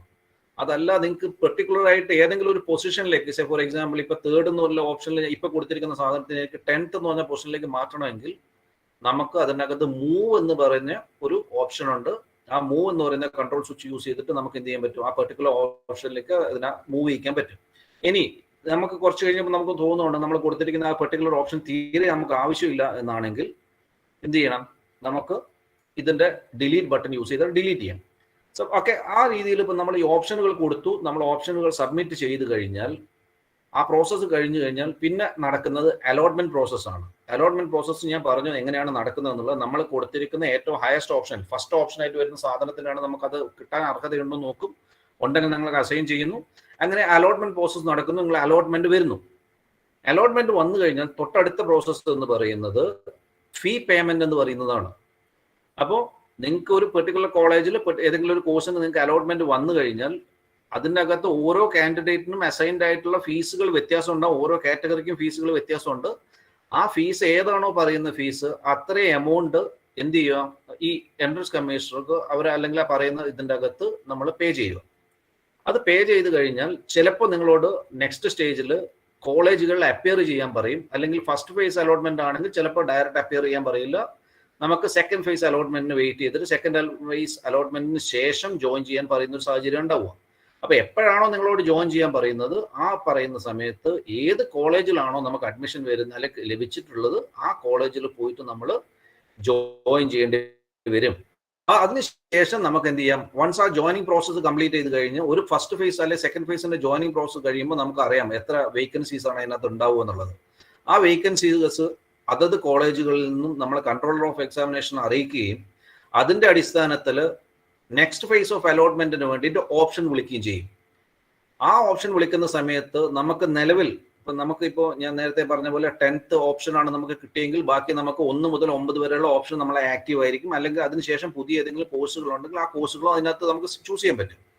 അപ്പോൾ ആ ഓപ്ഷനുകളുടെ അകത്ത് ഏതെങ്കിലും ടൈപ്പ് ഓഫ് റീ അറേഞ്ച്മെന്റ്സോ സാധനങ്ങളോ വേണ്ടി വരുവാണെങ്കിൽ ആ ഓപ്ഷനുകൾ നമുക്ക് എന്ത് ചെയ്യാം, റീ അറേഞ്ച് ചെയ്യാം. അല്ലെ അതല്ല നമുക്ക് അലോട്ട്മെന്റ് കിട്ടിയിട്ട് നമുക്ക് നമ്മളിപ്പോൾ ഒരു കോളേജിൽ ജോയിൻ ചെയ്തു, എനിക്ക് ആ കോളേജ് തന്നെ മതി എന്നുണ്ടെങ്കിൽ ഒരു കാരണവശാൽ ഓരോ ഓപ്ഷൻ രജിസ്ട്രേഷന്റെ ഇടയിൽ ഓപ്ഷൻ കൺഫർമേഷൻ എന്ന് പറഞ്ഞൊരു പ്രോസസ് ഉണ്ട്. ആ ഓപ്ഷൻ കൺഫർമേഷൻ പ്രോസസ്സ് കംപ്ലീറ്റ് ചെയ്തിട്ടില്ലെങ്കിൽ നമ്മളെ അടുത്ത ഓപ്ഷനുകളിലേക്ക് അത് പരിഗണിക്കില്ല. അപ്പം ഇപ്പൊ എനിക്ക് കണ്ണൂർ എഞ്ചിനീയറിംഗ് കോളേജിൽ അഡ്മിഷൻ കിട്ടി, എന്റെ ഹയർ ഓപ്ഷൻ ആയിട്ട് ഇപ്പോൾ തൃശ്ശൂർ എഞ്ചിനീയറിംഗ് കോളേജോ അല്ലെങ്കിൽ തിരുവനന്തപുരം എഞ്ചിനീയറിംഗ് കോളേജോ ഉണ്ടെന്ന് വിചാരിക്കുക. അങ്ങനെയുള്ള ഒരു സാഹചര്യത്തിൽ എനിക്ക് കണ്ണൂർ എഞ്ചിനീയറിംഗ് കോളേജ് തന്നെ മതി എന്നുണ്ടെങ്കിൽ ഒന്നുകിൽ എനിക്ക് എന്ത് ചെയ്യാൻ പറ്റും, എൻ്റെ ഓപ്ഷൻ റീ അറേഞ്ച്മെന്റിന്റെ സമയത്ത് എനിക്ക് ഹയർ ഓപ്ഷനുകൾ ഡിലീറ്റ് ചെയ്യാം. അല്ല എന്നുണ്ടെങ്കിൽ ഓപ്ഷൻ കൺഫർമേഷൻ കൊടുക്കാതിരിക്കാം. ഈ 2 പ്രോസസ്സ് ചെയ്തു കഴിഞ്ഞാലും നിങ്ങൾക്ക് നിലവിൽ ജോയിൻ ചെയ്തിരിക്കുന്ന സ്ഥലത്ത് റീറ്റെയിൻ ചെയ്യാൻ പറ്റും. അപ്പൊ ഇത്രയും സാധനങ്ങളാണ് ബേസിക്കലി നമ്മൾ ഈ ഓപ്ഷൻ രജിസ്ട്രേഷനുമായിട്ട് ബന്ധപ്പെട്ടിട്ട് ശ്രദ്ധിക്കേണ്ട കാര്യങ്ങൾ. ഇനി ഇതിന്റെ അകത്ത് നിങ്ങൾക്ക് ആർക്കെങ്കിലും എന്തെങ്കിലും ഓപ്ഷൻ രജിസ്ട്രേഷനുമായിട്ട് ബന്ധപ്പെട്ട ഡൗട്ട്സുകളോ സാധനങ്ങളോ ഉണ്ടെങ്കിൽ ഞാനതിപ്പോൾ ക്ലിയർ ചെയ്തു തരാം.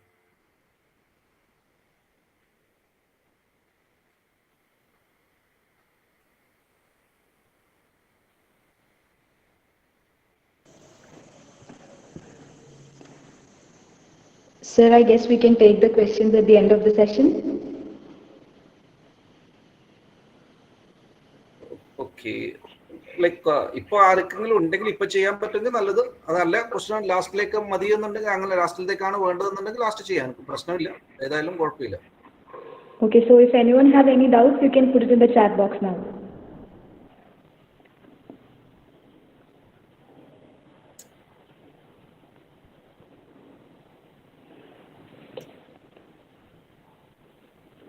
So there is one question. ഇതാണ് ഞാനിപ്പോ പറഞ്ഞത്. We do not have to do option confirm. ഇതാണ് ഞാനിപ്പോ പറഞ്ഞത്. നിങ്ങൾക്ക് ഒരു കോളേജ് കിട്ടുകയും ഇപ്പൊ ആ സാഹചര്യമാണ് ഞാൻ പറഞ്ഞത്. ഇപ്പൊ നിങ്ങളുടെ ഹയർ ഓപ്ഷനിൽ തിരുവനന്തപുരം എഞ്ചിനീയറിംഗ് കോളേജും തൃശ്ശൂർ എഞ്ചിനീയറിംഗ് കോളേജും ഉണ്ട്. നിങ്ങൾക്ക് അലോട്ട്മെന്റ് പ്രോസസ്സിന്റെ അകത്ത് കണ്ണൂർ എഞ്ചിനീയറിംഗ് കോളേജിൽ അലോട്ട്മെന്റ് കിട്ടി. നിങ്ങൾക്ക് ഇപ്പൊ പറയുവാണെങ്കിൽ നിങ്ങൾക്ക് കണ്ണൂർ എഞ്ചിനീയറിംഗ് കോളേജിൽ നിന്ന് വേറൊരു സ്ഥലത്തേക്ക് പോകണ്ട, എനിക്ക് തിരുവനന്തപുരം മറ്റേത് വേണ്ടെങ്കിൽ 2 പ്രോസസ്സാണ് നമുക്കുള്ളത്. ഓപ്ഷൻ റീ അറേഞ്ച്മെന്റിന്റെ അകത്ത് ഒന്നുകിൽ നമുക്ക് ഹയർ ഓപ്ഷൻ ക്യാൻസൽ ചെയ്യാം, അല്ല എന്നുണ്ടെങ്കിൽ ഓപ്ഷൻ കൺഫർമേഷൻ കൊടുക്കാതിരിക്കാം. ഇത് 2 എന്നുണ്ടെങ്കിൽ നിങ്ങൾക്ക് നിലവിൽ നിൽക്കുന്ന കോളേജുകളിൽ റീറ്റെയിൻ ചെയ്യാൻ പറ്റും. എന്ന് പറഞ്ഞാൽ കണ്ണൂർ കോളേജിൽ തന്നെ സ്റ്റേ ബാക്ക് ചെയ്യാൻ പറ്റും.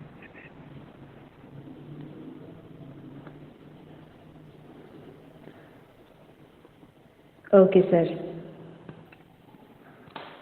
വേറെ queries ഒന്നും ഇല്ലെങ്കിൽ Okay, so if there are any other questions, we can take the questions at the end of the session if there is any.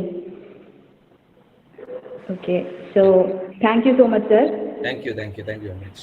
Now I would like to invite Ms. Diana Emmanuel, alumni of GCEK and also Director of Expedit Corporation, Bangalore. Tonight we are fortunate to have a speaker with over 21 years of industry experience. I welcome Diana ma'am to discuss about the software industry and career prospects. Over to you, ma'am. Thank you. Yeah, so all parents and students, namaskaram. And it was very nice to hear our respected professors, and I'm sure you'll all benefit from the same.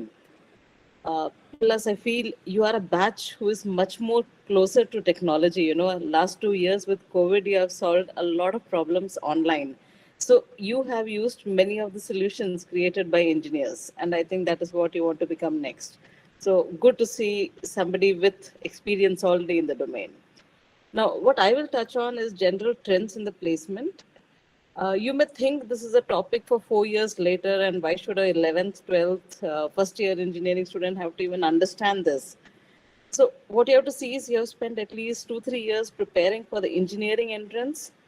Now, next 4 years, you're building your career. So, you're building your skill sets. Hence, the choice you take today is very important. It is your career, and career is a long journey, right? And the world nowadays is very competitive. So, you have to understand when you enter engineering, you should think of engineering as, again, as I said, as a career and not a degree alone.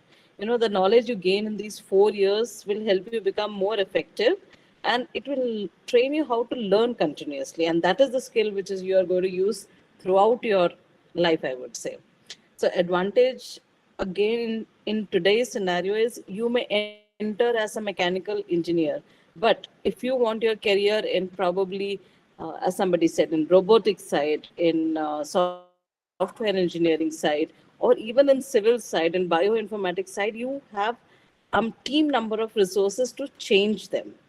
And what you are learning is continuous learning. Basically, how can I keep learning? How can I keep exploring new fields? So when you enter, just ensure you love your subject, and the passion will take you ahead and make you do well in your job. And one big advantage I always see as an engineer is the world is my platter. You know, the solutions you work on is consumed by the world. The solutions we are creating in Indian companies and in Indian startups are competing with the world. So you are not restricted to a small area. You have the whole exposure of the whole world. Now, if I talk about placement trends, of course, software career is a big industry. You know, it has transformed India a lot. So, in software career side, you have software development, you have IT, design, UX, quality, testing assurance, and if you see, be it any domain, any branch which you are taking, be it mech, civil, instrumentation, I stress any branch, it has now software embedded into it.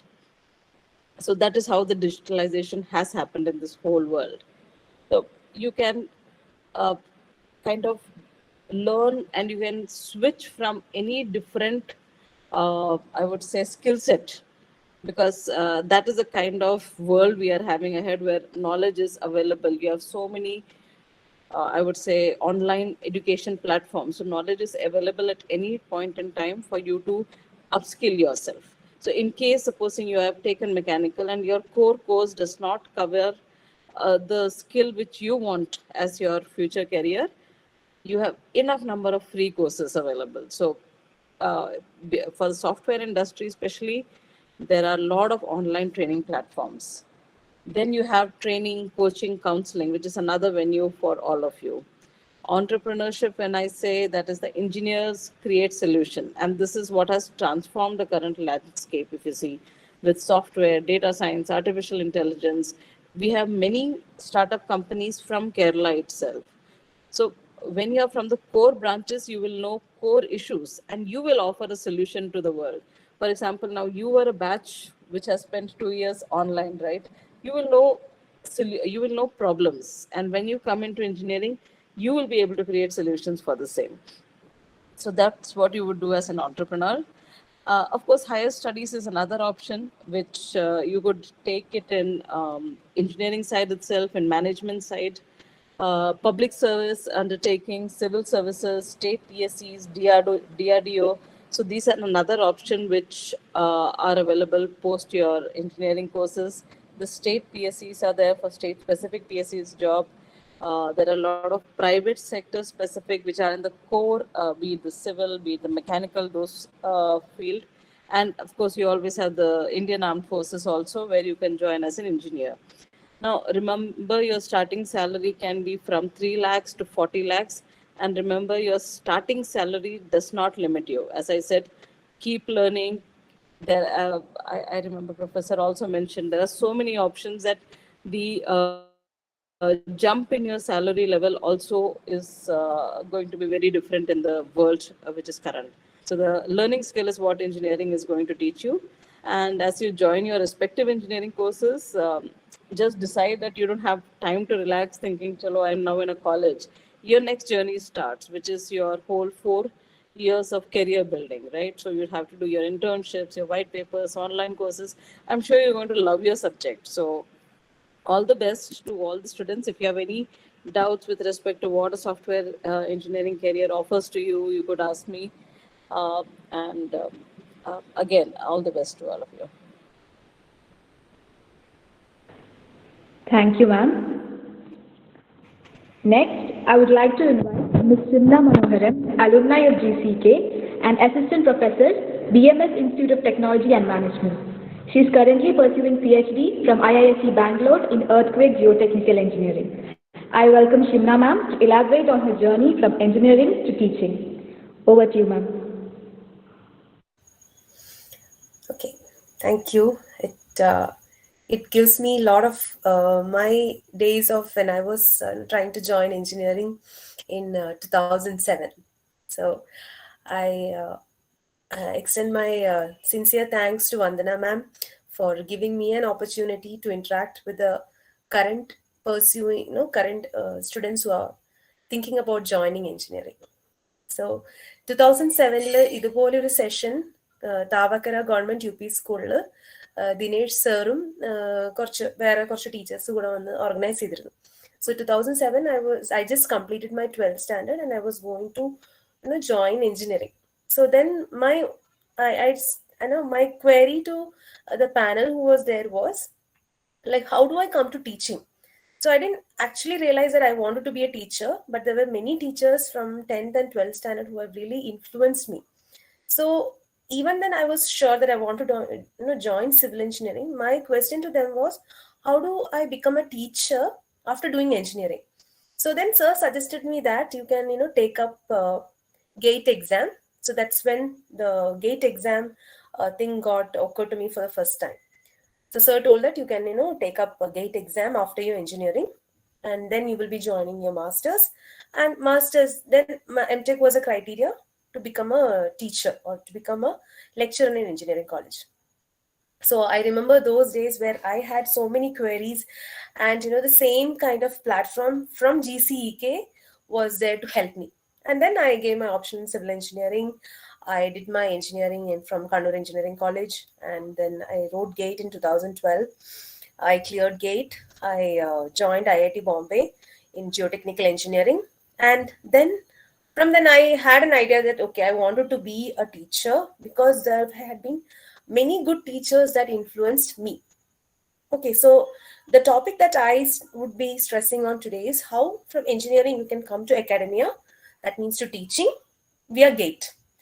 So the opportunities for a teacher for teaching, it's not only limited only for teaching students. You have immense opportunities in research, like R&D in industry, R&D in research institutes.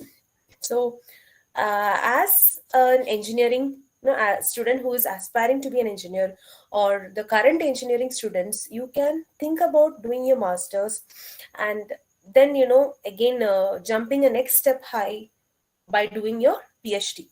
So even with PhD, with good publications, with good research aptitude, then you can end up, or you can have a career in academia, that means in teaching or in research. So എൻ്റെ ഒരു idea അന്ന് ടീച്ചിങ്ങിലേക്ക് വരുമ്പോൾ, even after my masters, many people suggested that you have graduated from IIT Bombay, you can looking for any global consultancy company and settle about a job. But I was clear that I wanted to influence some students in some way, like they will remember me as a person, like how doctors are being called as noble profession. So teachers in engineering field is also being considered as noble profession. So that's how I came into teaching.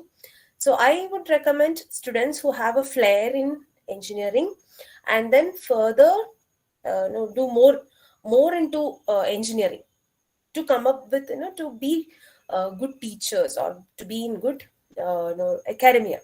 About engineering in the varna, it's not only about a job that you might be sitting in front of the system, or you might be in an industry. There are a lot of opportunities, especially for female candidates. ഒരുപാട് opportunities ആണ് ഇപ്പോൾ അക്കാഡമിയിലാണെങ്കിലും ഇപ്പോൾ റിസർച്ചിനാണെങ്കിലും സ്റ്റുഡൻസിനുള്ളത്, കുട്ടികൾക്കുള്ളത്. And like if you have completed your PhD from a good institute, then you can be assistant professors. You can start your career as an assistant professor in NITs, IITs, IIScs, etc.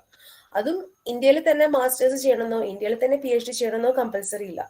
After having a good engineering degree, after having an engineering degree, not a good engineering degree, an engineering degree, പുറത്ത് പോയിട്ട് MS masters complete ചെയ്യാം, അല്ലെങ്കിൽ പുറത്ത് പോയിട്ട് masters plus PhD complete ചെയ്യാം, or directly after your BE or BTech you can take up your PhD, then join in any good institute as assistant professors, like, or as lecturers.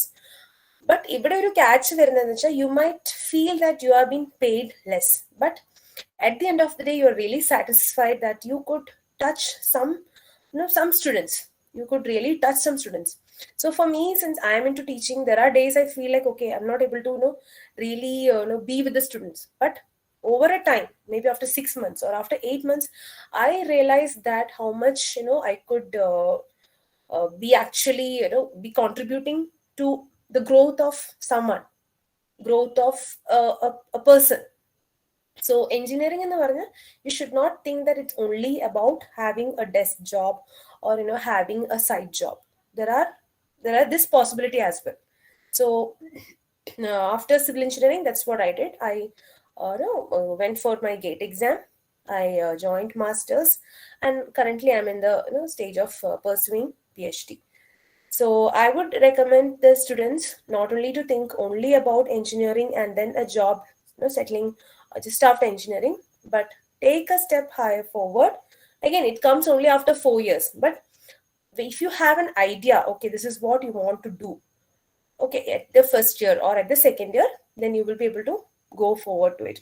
Because GATE exam, if you have to clear GATE exam in this the syllabus, it's quite vast. So at least from second year you should have started to prepare for the exam, then written the exam, and gone in that direction. So any student who are aspiring to be engineers or who are currently in the engineering field also, if you really want guidance regarding GATE exam and what to do for your masters, you can always approach me.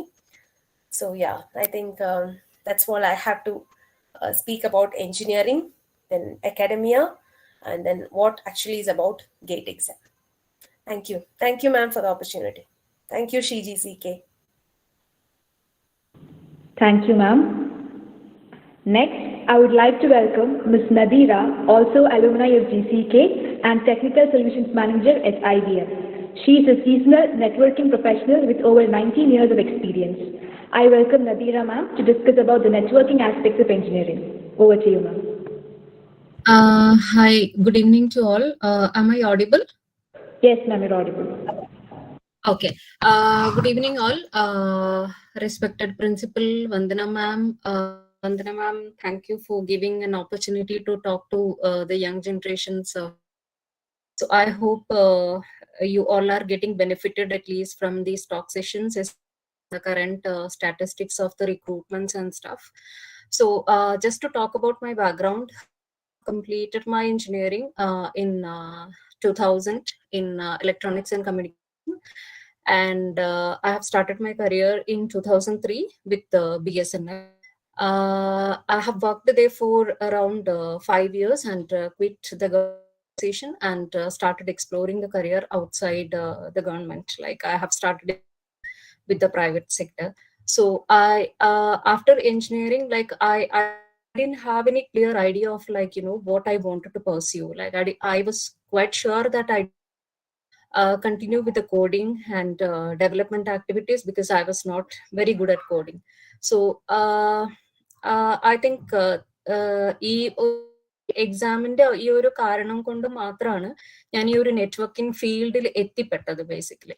So that was the reason maybe like അവിടെ നിന്നാണ് നെറ്റ്വർക്കിങ്ങിന്റെ എല്ലാ basic പഠിച്ചതും എല്ലാം ചെയ്തതും. So I think to build a career in networking ഒരു particular engineering branch വേണം എന്നൊന്നും ഒരു റിക്വയർമെന്റ് ഇല്ല. I think mainly of your interest basically, but there are a lot of enormous opportunities waiting for you in terms of service provider side, ILM, enterprise, design, architecture, a lot of things are there.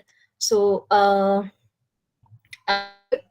normally ഈ ഒരു initially like beginning of the career-ൽ ഒരുപാട് like girls അല്ലെങ്കിൽ ഞാൻ ഒരു gender specific ആയിട്ട് പറയല്ല, not ചെയ്തിട്ടുള്ള ഒരു കാര്യം എന്താന്ന് വെച്ച് കഴിഞ്ഞിട്ടുണ്ടെങ്കിൽ ലൈക്ക് ഒരു സീനിയർ റോളിൽ വരുമ്പം നെറ്റ്വർക്കിങ്ങിൽ ഗേൾസ് വളരെ കുറവായിട്ടാണ് കാണുന്നത്. സോ നല്ല പോലെ എന്താ പറയാ സർട്ടിഫിക്കേഷൻസും അല്ലെങ്കിൽ അപ് സ്കില്ലിംഗ് ചെയ്തിട്ട് വന്നിട്ടുണ്ടെങ്കിൽ എടുക്കാൻ പറ്റുന്ന ഒരു കരിയർ ഓപ്ഷൻസ് ആണ്. ലൈക്ക് ഒരുപാട് ഓപ്പർച്യൂണിറ്റീസ് ഉണ്ട്. And engineering career, there are like you need to upskill yourself every now and then. Lot of certifications and studies basically to build a career in networking. And പിന്നെ എനിക്ക് തോന്നുന്നു like ഒരു as I said earlier ഒരു particular engineering branch വേണമെന്ന് തോന്നണില്ല. Like നമ്മൾ engineering പഠിച്ചു കഴിയുമ്പോൾ like you are very good at problem solving, you are very good at decision making skills, അല്ലെങ്കിൽ സോ ആ ഒരു സ്കിൽസ് അല്ലെങ്കിൽ മാത്തമാറ്റിക്സ് സ്കിൽസ് ഉണ്ടെങ്കിൽ അത്രയും സ്കിൽസ് ഉണ്ടെങ്കിൽ നെറ്റ്വർക്കിംഗ് എന്നുള്ള സംഭവം വളരെ ഈസി ആയിട്ട് സെൽഫ് ആയിട്ടും അല്ലെങ്കിൽ ഏതെങ്കിലും ഇൻസ്റ്റിറ്റ്യൂഷൻസിലും എല്ലാം പോയിട്ട് like they have specified path, you have to take this like 1 2 3 4 steps and all. Lot of certifications are also available.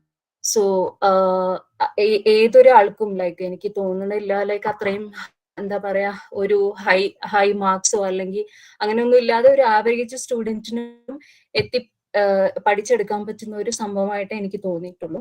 And there are a lot of enormous career options available in networking field. So ഞാൻ ഇപ്പം work ചെയ്യുന്നത് like എന്താ network architect ആയിട്ടാണ് work ചെയ്യുന്നത്. So anyone would like to explore a little more about networking as a career, they can reach out to me. They can reach out to Vandana ma'am. She has my number. So I wish all the best to all the students, and if there are questions, please reach out to me directly. Thank you so much and have a good evening. Thank you, ma'am. Next, I would like to invite Ms. Sajla K, also alumni of GCEK and a project manager working in the healthcare industry with IQVIA. She has over 12 years of experience in IT and non-IT fields. I welcome Sajla ma'am to give us insights about the various opportunities in manufacturing industry. Hello all. Good evening. Am I audible? Yes, ma'am. Okay, thank you.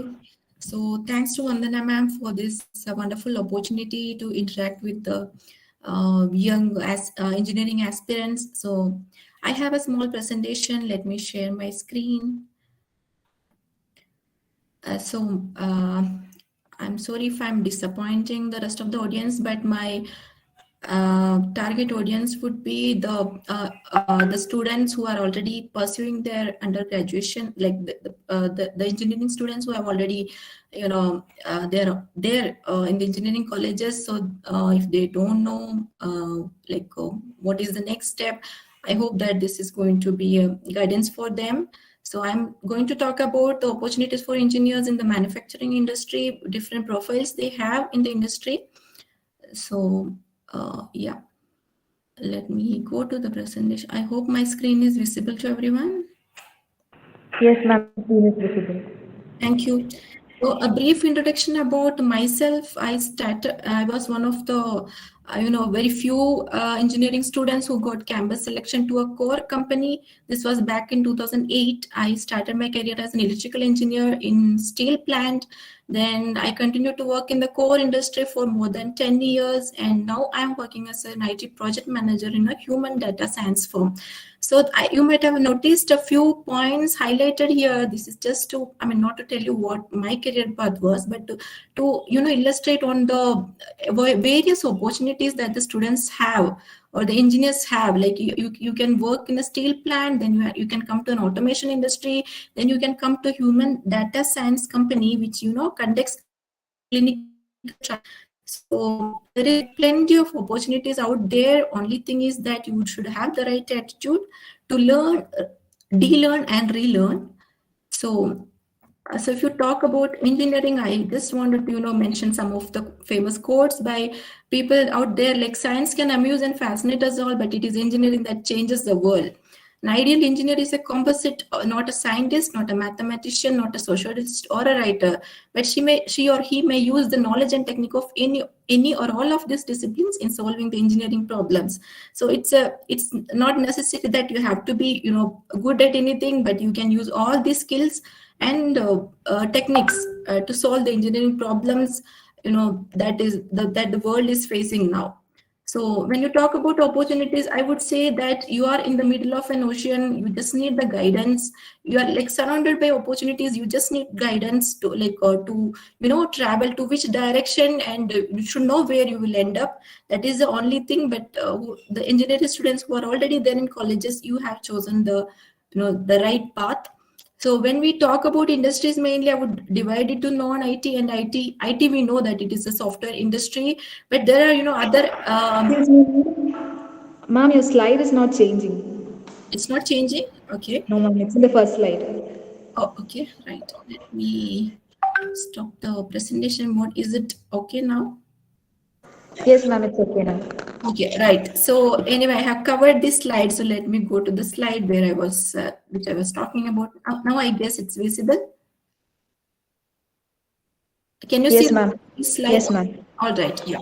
So I was talking about the non-IT and IT industry. So we all know about the software industry. I don't want to get into the details of that. But when we come to non-IT or the other industries, there are chemicals and fertilizers, steel and non-ferrous metals, electronics and IT, hardware, textiles, automobile, telecom, and a lot more where I cannot really name all of them here, where in all these industries engineers are needed. It doesn't matter whether you're an electrical engineer, mechanical engineer, or civil engineer. Engineers are needed really to build the world. So in all these industries there is a huge requirement of engineers. So I'm just going to touch upon the different profiles an engineering candidate can look for. So you know what, you can really map your personality with your profile.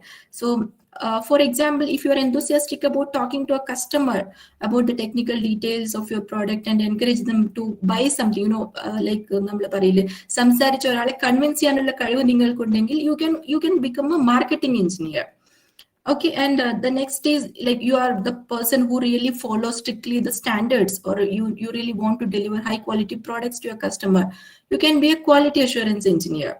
So നിങ്ങൾ negotiation ചെയ്യുന്നതിൽ നല്ലതാണ്, നിങ്ങൾക്ക് നന്നായിട്ട് you can find out the best material at the least price.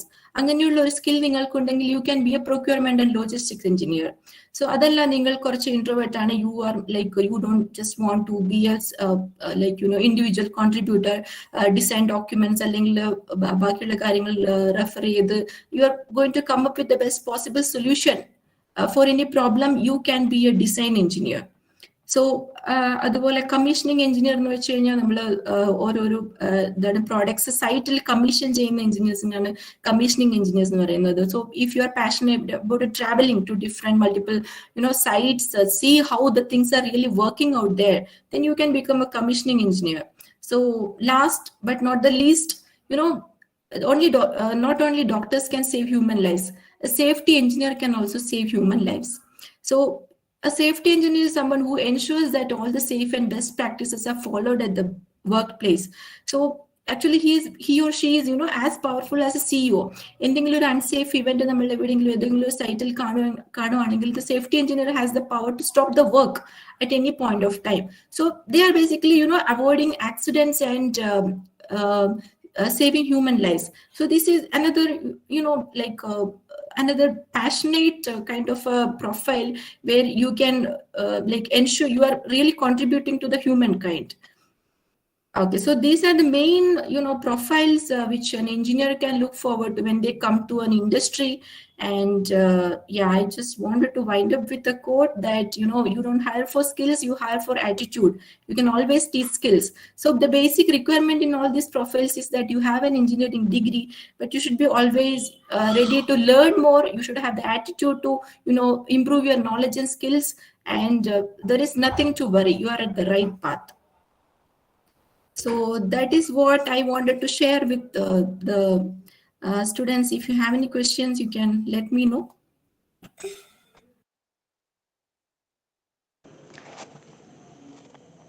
Ma'am, we'll take the questions at the end of the session. Thank you. Thank you so much. Thank you, ma'am.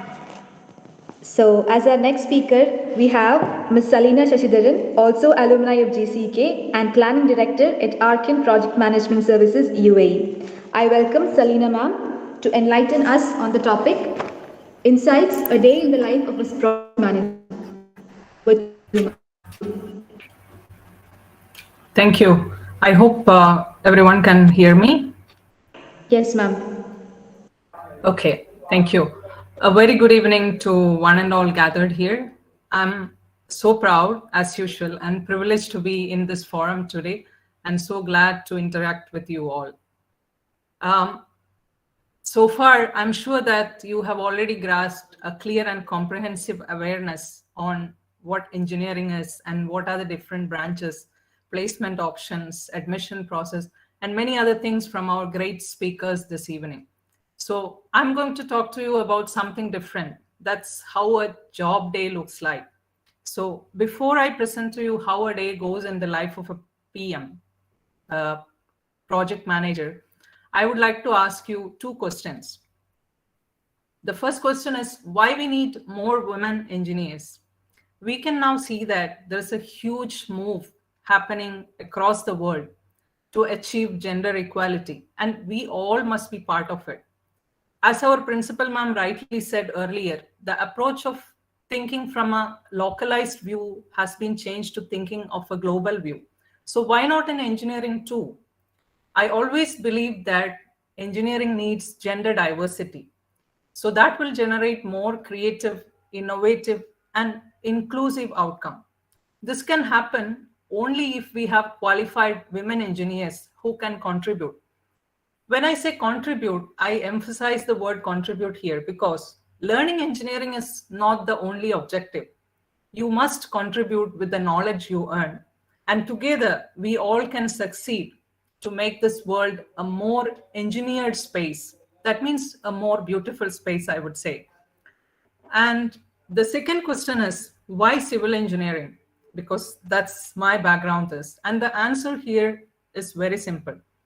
Civil engineers, I believe, make greatest impacts in human life. And I think if not in all jobs, in most of the civil engineering jobs, they get to work with most of the other branches of engineering. As Ms. Diana said, if you are from an civil engineering background, you also get a chance to be part of software field. So if you look at the career options associated with civil engineering again, you have numerous options. Like if you're interested in designing an iconic structure, you can pursue structural design. And if you are a person who's closer to nature and interested in exploring natural resources, you have various options like geotechnical, water resources, environmental, and so on. And if you're interested in infrastructure and transportation, you have options there too. Now, apart from these, if you want to get specialized in specific elements like estimation, quantity surveying, or planning, or quality assurance and quality control, and whatnot, you have a lot of options there as well. You have options in research. Last but not the least, if you would like to impart your knowledge to the next generation, teaching is your gateway. As Ms. Shamna detailed earlier, there are a lot of opportunities for a teacher as well. That means this branch offers you with unlimited career options. And I can assure you that all are paid well. Now, let me tell you how my typical day is when I work as a PM. Having worked with contractors, consultants in the past, and now working with the PMC for the last 8 years, This was a role assigned to me, and this is something I enjoy doing too. I believe this day can be fairly similar to any PM who is in the construction industry. As experts say, there are no 2 days alike in a PM's life, but there are some fundamentals and few essentials in a typical day. So first thing every morning when I reach office is a coffee and a catch up with my coordinator. So my coordinator is a civil engineering graduate and she specialized in safety. So she has a passion to speak to people. She briefs me on the major events on all the projects, whether it is a feasibility study or a design or tender or construction, or it is under DLP period. By the time I finish up, I can set the plan for the day and my to-do list is ready. Then the day takes me to checking my emails and responding to the ones with priorities. While doing this, I speak to my teammates. Again, they are all competent engineers and specialized in different fields. As an example, I would say, daily I speak to my structural team and they keep me calm as they always talk about how they are optimizing their design. And at the same time, another example is my construction teams, they take me through a roller coaster ride. They always come with a bag of so-called problems and return with another bag of solutions. They talk about everything from digging the ground to turning the key for a client at the time of handover of a project. Believe me, the joy they create by achieving every milestone, it is happening in almost every tight timeline. So they make me so happy. Then, usually I keep a weekly schedule for visiting my projects. You know, putting the armor and walking through the sites, seeing the mankind and the machinery that make every wonder. It is still one of the moments I enjoy even after these 18 years of career. Usually these visits end up with some workshops or coordination meetings in the project office with the team. This is where I meet consultants, contractors, subcontractors. You know, there will be professionals from all part of the industry, like architects, mechanical, electrical, FLS engineers, IT engineers, AV engineers, vertical transportation engineers, and security engineers, and whatnot. That's why I told earlier that civil engineers get to know and work with most of other disciplines. Then the rest of my day goes in preparing and reviewing documentation, reports, portfolios prepared by my own teammates or submissions from other parties who are involved in my project. When I say my own teammates, that refers to, again, a very vigilant team of young engineers from various disciplines. They manage our project management platform. When I do these reviews, I specifically look at the risk register and make sure that there are no unmitigable risks. This helps me to prepare for the meetings for the next day. You know, a typical day in every project manager's life involves many meetings, and often the PM is the one chairing these meetings. And preparation, I would say it's the key. I always believed in the fact that proper planning and preparation prevents our poor performance. Now, these preparations also keep the PM equipped with the information that he can use or she can use in sending the updates to various stakeholders. Usually these updates are sent like daily, weekly, or monthly basis based on your project. Now, during the course of the day, a PM speaks to clients, to authorities having jurisdiction in their project, and ensure there are no blocks so that your milestone will be timely achieved. Now, these interactions also keep you updated with the pulse of your project. Now, the day is almost finishing. So before I do the closeout of the day, I look at the to-do list again, and I would like to ensure that I have accomplished what needs to be done today. So along with this, I look at some new strategies, new initiatives, and set plans for discussing these among the team. And before I wind up the working day, I either speak or meet my director for a few minutes to brief on important matters. I see that these catch-ups or daily talks are very helpful rather than waiting for the management or board meetings or emails going around.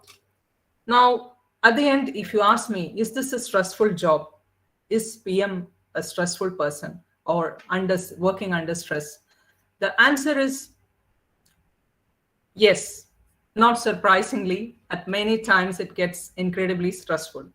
As we PMs are responsible or we are obliged to ensure every project delivers on time, on budget, on defined or contracted scope, but often with several constraints, like sometimes you don't have enough resources, so the resources are limited. There are unrealistic client expectations, there is financial crisis, and a lot more. So in those days, the do list or the to-do list, it could easily reach to the moon and back. But at the end of the day, what keeps me happy is my job. I feel accomplished. I feel motivated to do more. And driving back from work, it's always a priceless journey. Now, being here in the UAE for the past 15 years, wherever I go, I happen to see at least one of my projects. That puts a big smile on my face, and my heart that time really misses a beat. And all the memories of my project throughout its life cycle, it comes to my mind. And that's what I care about. So that's all. The day of a project manager goes by the blink of an eye. And I hope this helped you to get at least some career options available for a civil engineer. So all my younger sisters or little sisters out here, this is your time and this is your moment. If it's either now or never. And if I can do it, I'm certain that you all can do it, and most probably in a much better way. That's all for today. I would like to thank Vandana ma'am once again for giving this opportunity, and GCEK and everyone behind this event for this platform. Thank you once again, and have a lovely night. Thank you, ma'am. Now it's time to know about the various branches of engineering. Our next speaker is Ms. Reina K.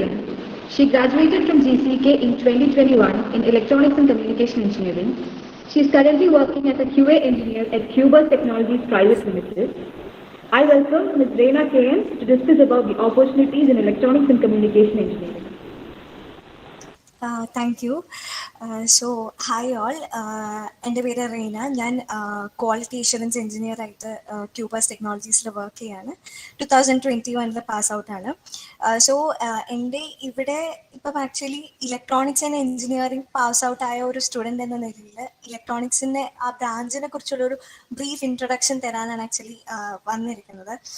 So electronics and communication എന്ന് പറയുമ്പോൾ ആ branch എടുത്തു നോക്കിയാൽ തന്നെ ഇലക്ട്രോണിക്സും ഉണ്ട്, കമ്മ്യൂണിക്കേഷനും ഉണ്ട്. So basically നമ്മൾ ഈ രണ്ട് കാര്യങ്ങളാണ് പഠിക്കുന്നത്. അതിൽ കുറച്ച് സബ്ജക്ട്സ് എന്ന് പറയാൻ വേണ്ടിയിട്ട് നമുക്ക് എംബഡഡ് സിസ്റ്റംസ് ഉണ്ട്, നെറ്റ്വർക്ക് തിയറി ഉണ്ട്, digital signal processing, signals and systems, അങ്ങനെ കുറച്ച് സബ്ജക്ട്സ് ഉണ്ട്.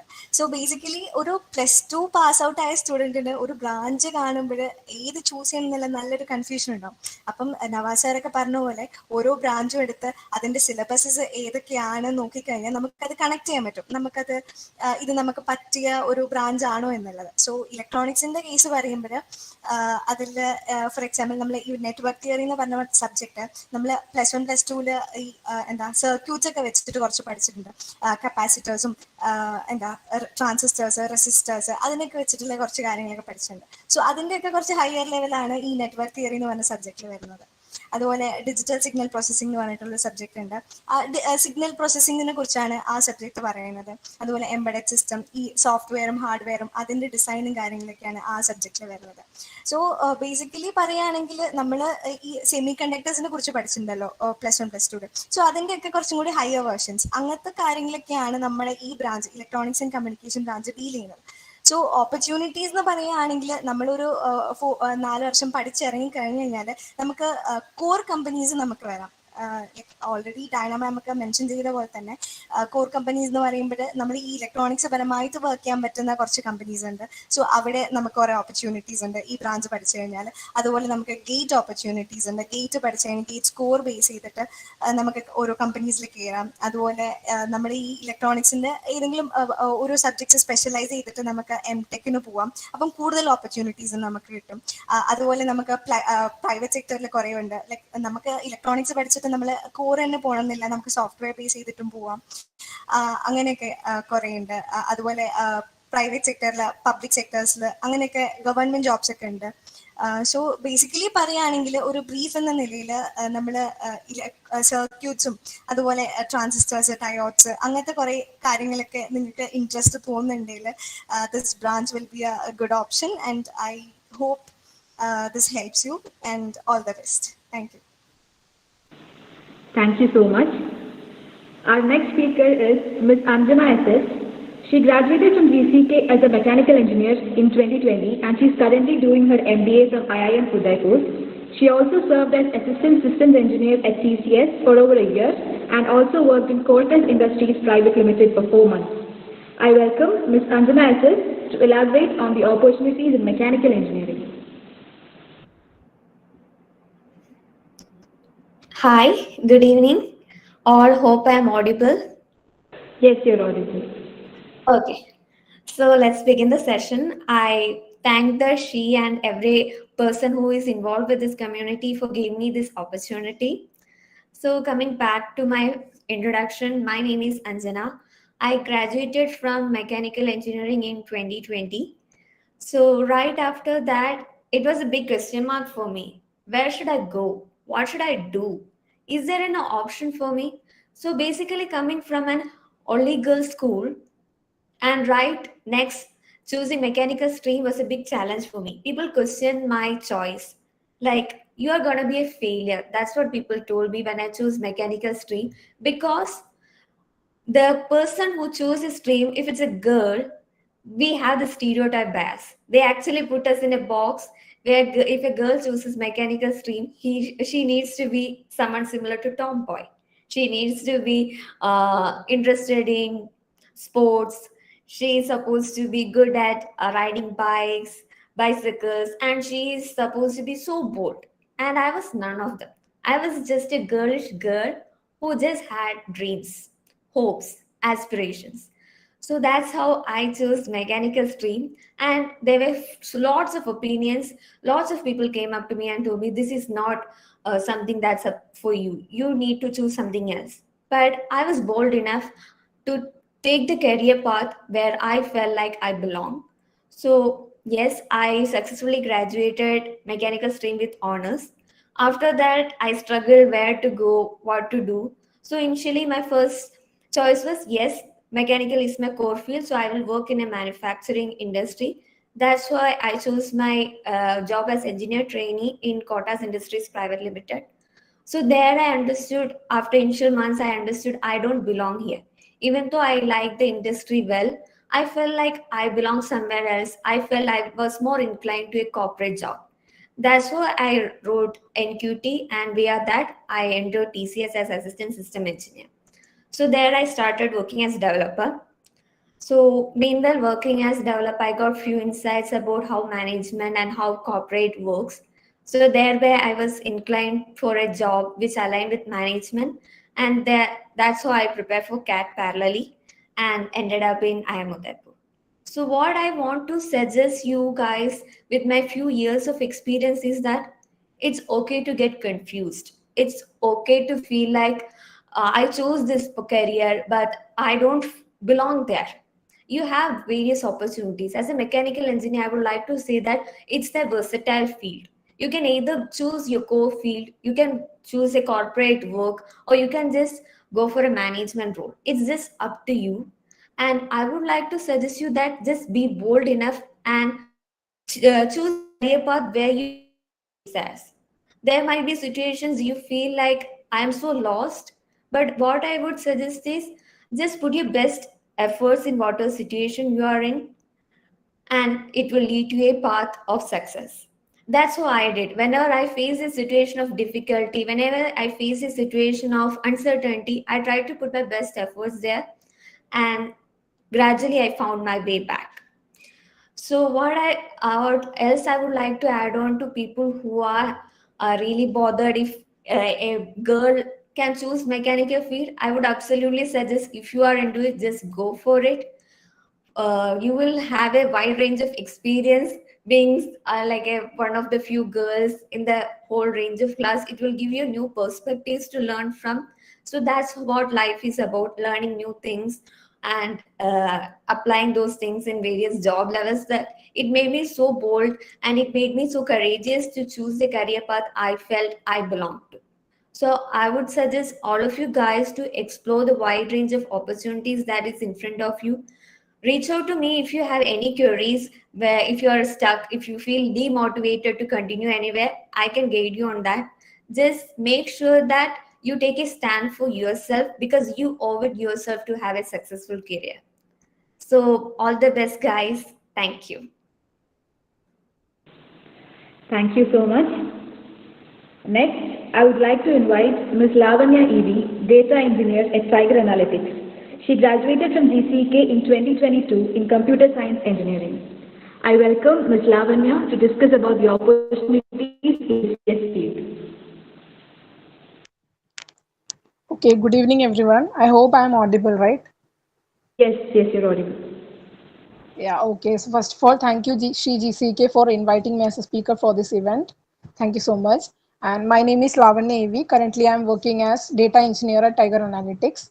So I am a 2K22 pass out from GCE Kannur. Like കഴിഞ്ഞ മാസമാണ് ഞാൻ പാസ് ഔട്ട് ആയത്.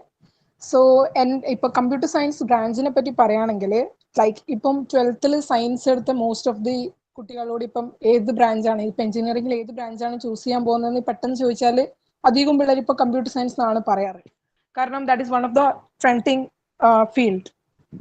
സോ കമ്പ്യൂട്ടർ സയൻസിന്റെ ഓപ്പർച്യൂണിറ്റീസിനെ പറ്റി പറയുകയാണെങ്കിൽ there are like plenty of opportunities. Like now IT company is ruling, IT industry is ruling. So ഇപ്പം 12th actually science എടുക്കുമ്പോൾ bio എടുത്ത പിള്ളേരും ഉണ്ടാവും, പിന്നെ കമ്പ്യൂട്ടർ സയൻസ് എടുത്ത പിള്ളേരും ഉണ്ടാവും. സോ ഈ ബയോ എടുത്ത പിള്ളേർക്ക് ലൈക്ക് ഇപ്പം എൻ്റെയൊക്കെ ബാച്ചിൽ ലൈക്ക് കുറേ പിള്ളേർക്ക് ലൈക്ക് കൺഫ്യൂഷൻ ഉണ്ടായിരുന്നു, എങ്ങനെയാണ് ഈ ബയോ എടുത്താൽ എങ്ങനെയാണ് കോഡിങ് ശരിയാവുമോ, ലൈക്ക് കമ്പ്യൂട്ടർ സയൻസ് എടുത്താൽ ശരിയാവുമോ, കാരണം കോഡിങ്ങിലൊന്നും എക്സ്പീരിയൻസ് ഇല്ല. ബട്ട് 12th ക്ലാസ്സിൽ കമ്പ്യൂട്ടർ സയൻസ് എടുത്ത പിള്ളേർക്ക് കോഡിംഗ് ഒക്കെ അത്യാവശ്യം അറിയായിരിക്കും, കാരണം 11th 12th full coding language അതൊക്കെയാണ് അവർ പഠിക്കുന്നത്. സോ അവർക്ക് കുറച്ചൊരു എക്സ്പീരിയൻസ് ഉണ്ടാവും. ബട്ട് ബയോ സ്റ്റുഡൻസിന് അങ്ങനെ ഒന്നും എക്സ്പീരിയൻസ് ഉണ്ടാവില്ല. സോ അവർക്ക് നല്ലൊരു പേടിയുണ്ടാവും ഇത് ചെയ്യാൻ പറ്റുമോ ഇല്ലയോ. സോ ഐ തിങ്ക് ജസ്റ്റ് സ്റ്റാർട്ടിങ്ങിൽ കുറച്ച് മാസങ്ങൾ മാത്രമേ അവർക്ക് കുറച്ചൊരു ഡിഫിക്കൽട്ടായിട്ട് തോന്നുള്ളൂ. ബട്ട് അത് പിന്നെ ഭയങ്കര സ്മൂത്ത് ആയിരിക്കും. സോ ബയോ എടുത്തിട്ട് കമ്പ്യൂട്ടർ സയൻസ് എടുക്കാൻ പറ്റുമോ, അത് ഒരു പ്രശ്നമല്ല. You can definitely take that.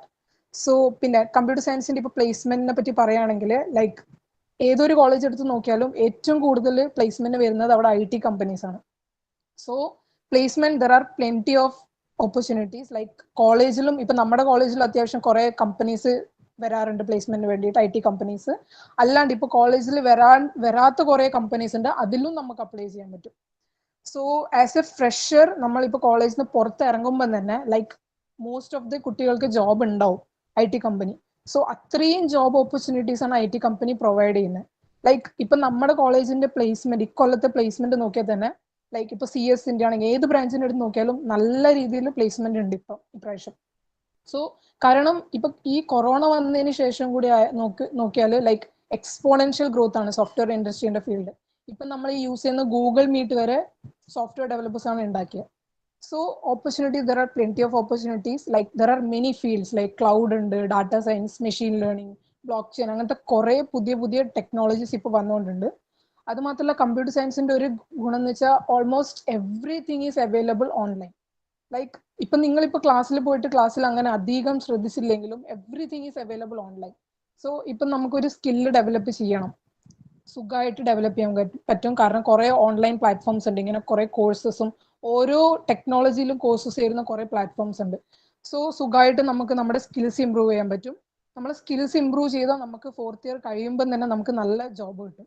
Like as previous speakers said that your starting salary can be 3 lakh per annum up to 40 lakh per annum. Like നിങ്ങൾക്ക് സ്റ്റാർട്ടിങ്ങിൽ തന്നെ നിങ്ങളുടെ സ്കിൽസ് അത്രയും ഉണ്ടെങ്കിൽ നിങ്ങൾക്ക് സ്റ്റാർട്ടിങ്ങിൽ തന്നെ 40 lakh per annum ആ ഒരു പാക്കേജ് വരെ നിങ്ങൾക്ക് ക്ലിയർ ആക്കി എടുക്കാൻ പറ്റും. So everything depends on the skills. Like നിങ്ങൾ ഒരു പ്രാവശ്യം കമ്പ്യൂട്ടർ സയൻസ് എടുത്തു കഴിഞ്ഞാൽ how you are upskilling yourself. Like there are lots of platform to upskill yourself. നിങ്ങൾ സ്കിൽസ് ഇംപ്രൂവ് ചെയ്തിട്ട് 4th year ആകുമ്പോഴേക്കും definitely you will get a good placement. So basically അതാണ് computer സയൻസിനെ പറ്റി പറയാനുള്ളത്. സോ ഇപ്പൊ എൻ്റെ ഒരു എക്സാമ്പിൾ, എൻ്റെ ഒരു എക്സ്പീരിയൻസ് എടുത്തു കഴിഞ്ഞാൽ I have got 8+ job offers. കോളേജിൽ വന്ന കമ്പനീസും അല്ലാണ്ട് അപ്ലൈ ആക്കിയതും എല്ലാം കൂടിയിട്ട് 8+ job offers I am having. So I think if I can do it then definitely everyone can do it. പിന്നെ അത് മാത്രമല്ല ഇപ്പം കമ്പ്യൂട്ടർ സയൻസ് ഇപ്പൊ കുറെ പിള്ളേർ ഓപ്റ്റ് ചെയ്യുന്നുണ്ട്. ലൈക്ക് എല്ലാവർക്കും ഇപ്പൊ കമ്പ്യൂട്ടർ സയൻസ് വേണമെന്ന് ഉറപ്പിച്ച് നിൽക്കുന്ന കുറച്ച് പിള്ളേരുണ്ടാവും. But they may not be able to get computer science കാരണം അത്രയും ഡിമാൻഡിലുണ്ട്.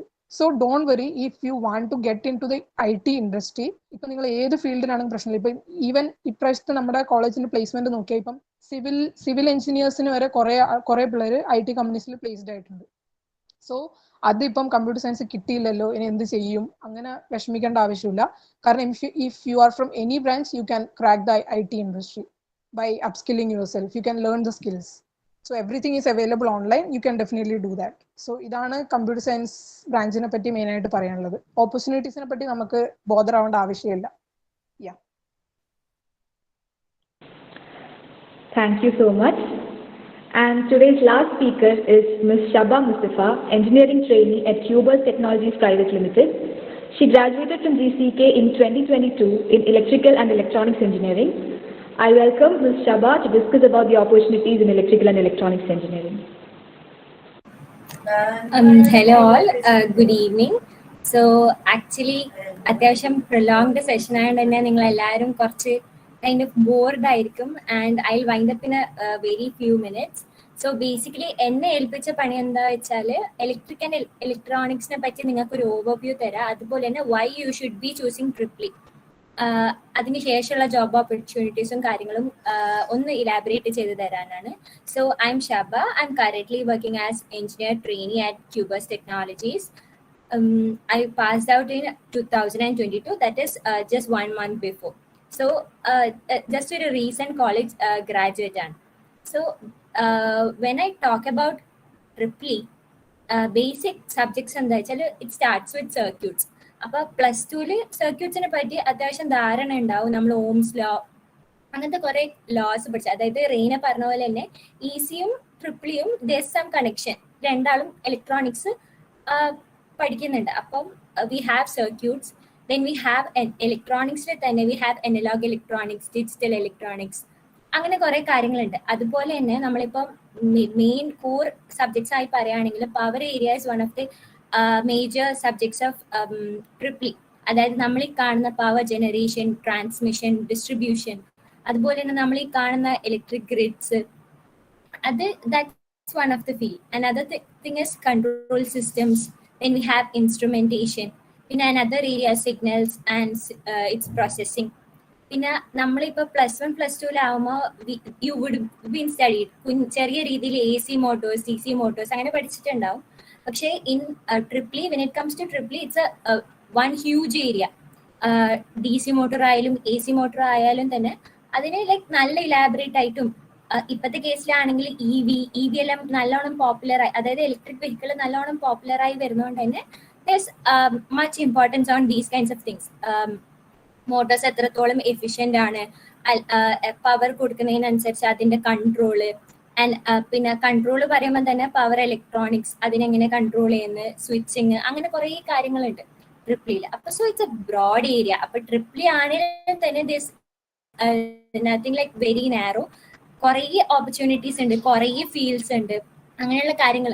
ഇപ്പോൾ മുന്നേ ഉള്ള സ്പീക്കേഴ്സ് പറഞ്ഞ പോലെ തന്നെ like if you confused on what to choose, അതായത് ഏത് ബ്രാഞ്ച് ചൂസ് ചെയ്യണം എന്നുള്ളതാണ്, you should just go through the syllabus, എല്ലാ കാര്യങ്ങളും നോക്കുക and try to understand what you really want or what you would be comfortable in studying. അപ്പം ഇതൊക്കെയാണ് basically ട്രിപ്പിളിന്റെ main areas എന്ന് പറയുന്നത്. പിന്നെ ഓപ്പർച്യൂണിറ്റീസ്, അതായത് ഫ്യൂച്ചറിൽ after triple E, after engineering what എന്നുള്ളൊരു കാര്യങ്ങൾ പറയുകയാണെങ്കിൽ ലൈക്ക് വി ഹാവ് ഗേറ്റ്. അപ്പം ഗേറ്റ് നല്ല പ്രിപ്പയർ ചെയ്ത് നല്ലോണം ഒരു നല്ല റാങ്ക് കിട്ടിയത് തന്നെ we have PSUs, which is public sector undertakings. അപ്പോൾ പബ്ലിക് സെക്ടർ അണ്ടർടേക്കിങ്സിന്റെ കാര്യത്തിലാണെങ്കിൽ കുറേ ഉണ്ട്. NTPC or we have power grid corporation of India, അല്ലെങ്കിൽ ഭാരത് ഇലക്ട്രിക്കൽസ്, ഹെവി ഇലക്ട്രിക്കൽസ്, അങ്ങനെ കുറേ PSUs ഉണ്ട്. അപ്പോൾ GATE is one of the options, one of the like best options. Another thing is that we have higher studies. അപ്പോൾ higher സ്റ്റഡീസിന് and research. ഇപ്പോൾ research ആണെങ്കിലും തന്നെ ഇപ്പം like there are many hot topics in industry, like as I said electric vehicles ആണെങ്കിലും തന്നെ like it's very popular. Then we have nano electronics for instance, അല്ലെങ്കിൽ wireless transfer. And ഇപ്പോഴത്തെ ഒരു കാര്യത്തിലാണെങ്കിൽ റിന്യൂവബിൾ എനർജിക്ക് അത്രയും ഇമ്പോർട്ടൻസ് ഉണ്ട്. അപ്പം അങ്ങനെയുള്ള ഒരു ഏരിയയിൽ അപ്പൊ റിസർച്ച് അല്ലെങ്കിൽ കൂടുതൽ പഠിക്കണം, ഒരു പെർട്ടിക്കുലർ സബ്ജക്റ്റിനെ പറ്റി കൂടുതൽ പഠിക്കണം, കൂടുതൽ അറിയണം, ഇൻ ഡെപ്ത് ആയി നോളജ് എടുക്കണം, അങ്ങനെയുള്ള ആൾക്കാർക്കാണെങ്കിൽ there's obviously research and higher studies. Another thing ഞാനിപ്പോ പബ്ലിക് സെക്ടർ, അതായത് ഗവൺമെന്റ് അണ്ടർടേക്കിങ്സിന്റെ കാര്യങ്ങൾ പറഞ്ഞു. അത് കൂടാണ്ട് തന്നെ വി ഹാവ് പ്രൈവറ്റ് ഫേംസ് ആണെങ്കിൽ we have big firms like General Electric, Siemens, അങ്ങനെയുള്ള കുറെ ഫീൽഡ്സും ട്രിപ്പിളിൽ വരുന്നുണ്ട്. പക്ഷെ കോർ കമ്പനീസിന്റെ കാര്യം പറഞ്ഞപ്പം തന്നെ it's not that easy compare to IT. കുറച്ച് എഫേർട്ട് ഇടണം and they check on your academics as well. അപ്പോൾ അതാണ് കോർ ഫേംസിന്റെ കാര്യം. പിന്നെയുള്ള കാര്യം as in this is not just related to branch, പക്ഷേ നമുക്ക് IT ഫീൽഡ് പോകാനാണെങ്കിലും തന്നെ it's not much a difficulty. All they look is for your aptitude and attitude, IT സെക്ടറിലാണെങ്കിൽ, and a little bit of coding. പിന്നെ കോഡിങ്ങിന്റെ കാര്യം പറയുകയാണെങ്കിൽ we have it inside our syllabus, and beyond that നമുക്ക് പഠിച്ചെടുക്കാൻ like this plenty of opportunities as Lavanya Z.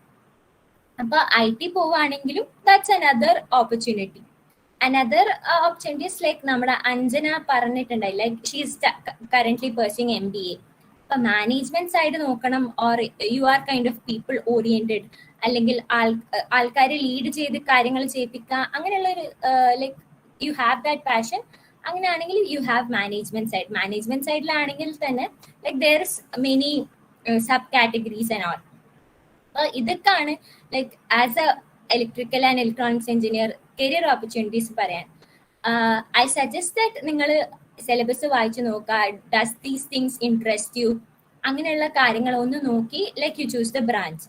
പിന്നെ like after college ആയാലും like irrespective of the branch you should try to do a lot of volunteering or B part of co curricular activities and extra curricular activities.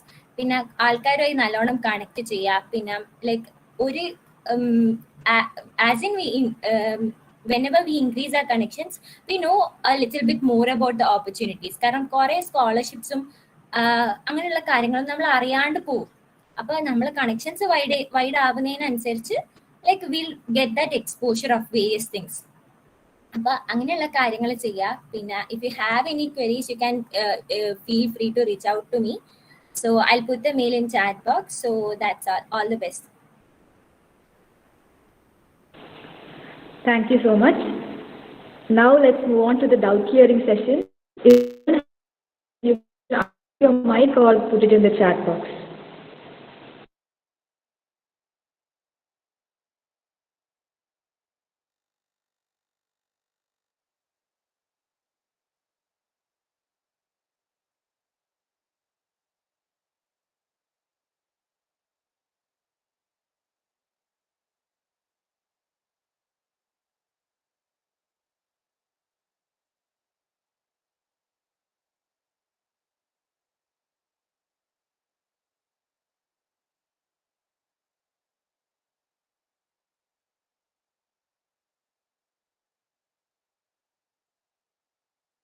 ആർക്കെങ്കിലും എന്തെങ്കിലും സംശയം ഉണ്ടെങ്കിൽ ഒന്നുകിൽ chat ബോക്സിൽ ചോദിക്കാം, അല്ലാന്നുണ്ടെങ്കിൽ നിങ്ങൾക്ക് നേരിട്ടും ചോദിക്കാം സ്പീക്കേഴ്സിന്റെ അടുത്ത്.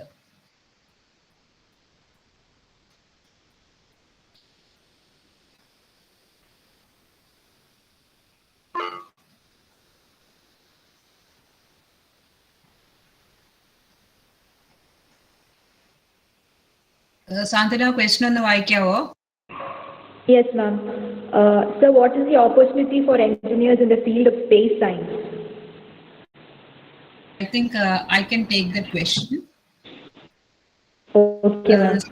സ്പേസ് സയൻസ് എന്ന് പറഞ്ഞ് പോകുന്നതിന് പകരം നമുക്കിപ്പോൾ ജനറലൈസ് ചെയ്തിട്ട് പറയുകയാണെങ്കിൽ സത്യം പറയുകയാണെങ്കിൽ സ്പേസ് സയൻസ് എന്ന് പറഞ്ഞാൽ നമുക്ക് ഇവിടെ ആകെ ഒരു Indian institute of space technology അവിടെയാണ് നമുക്ക് ഈ വക ഉള്ളത്. പക്ഷെ എന്നാലും സ്പേസ് സയൻസ് എന്ന് പറയുന്നതിനേക്കാൾ ഈ സ്പേസ് സയൻസിൽ എല്ലാ ബ്രാഞ്ചസിനും ചാൻസ് ഉണ്ട്. അതായത് നിങ്ങൾ കണ്ടിട്ടുണ്ടാവില്ലേ, ഇപ്പൊ എക്സാമ്പിൾ പറയുകയാണെങ്കിൽ മംഗൾയാൻ എന്നൊക്കെ പറഞ്ഞ മൂവി തന്നെ നിങ്ങൾ കണ്ടിട്ടുണ്ടാവും.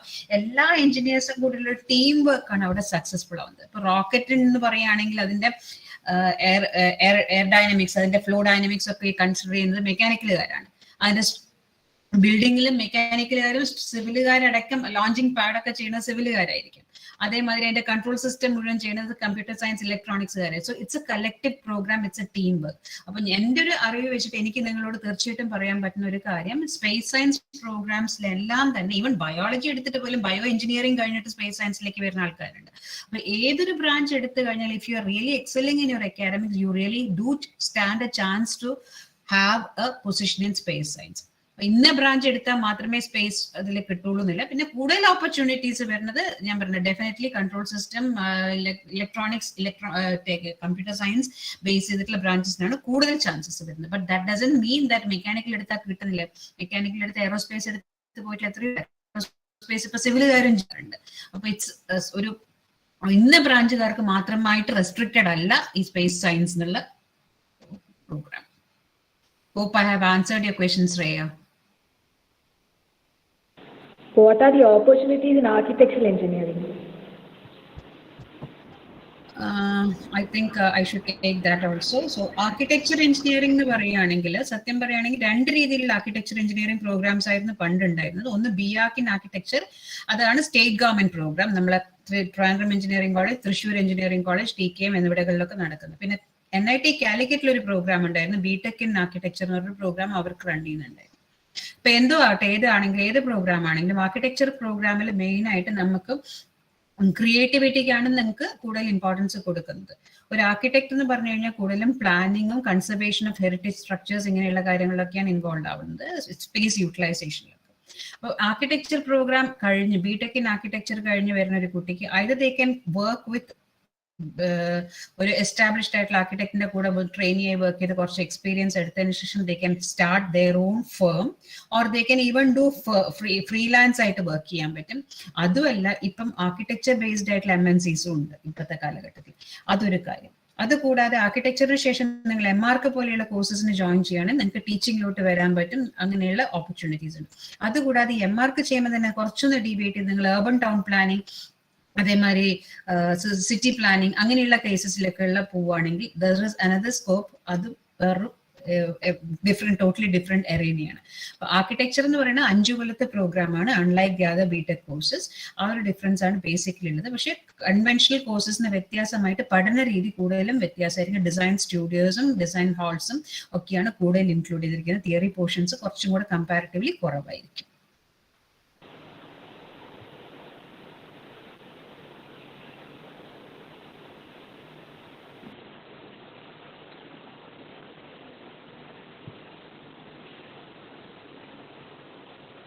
So I guess there are no more questions. വേറെ ക്വസ്റ്റ്യൻസ് ഒന്നും ഇല്ലാതെ നമുക്ക് പ്രൊസീഡ് ചെയ്യാം. Okay, ma'am. So now I would like to welcome Ms. Aparna to deliver the vote of thanks. അതിന് മുന്നേ ഫീഡ്ബാക്ക് ഫോം ഫിൽ ചെയ്യേണ്ടതൊന്ന് അനൗൺസ് ചെയ്യാവോ സാന്ത്വന? Okay, ma'am. So I humbly request everyone to fill out the feedback form that is put in the chat box right now. It's available in the chat box.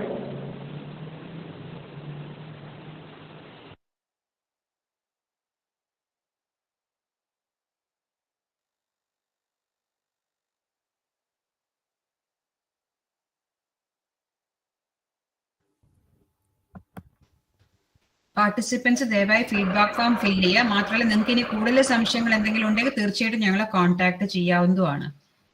Over to സാന്ത്വന. Okay, ma'am. So now I would like to welcome Ms. Aparna to deliver the vote of thanks.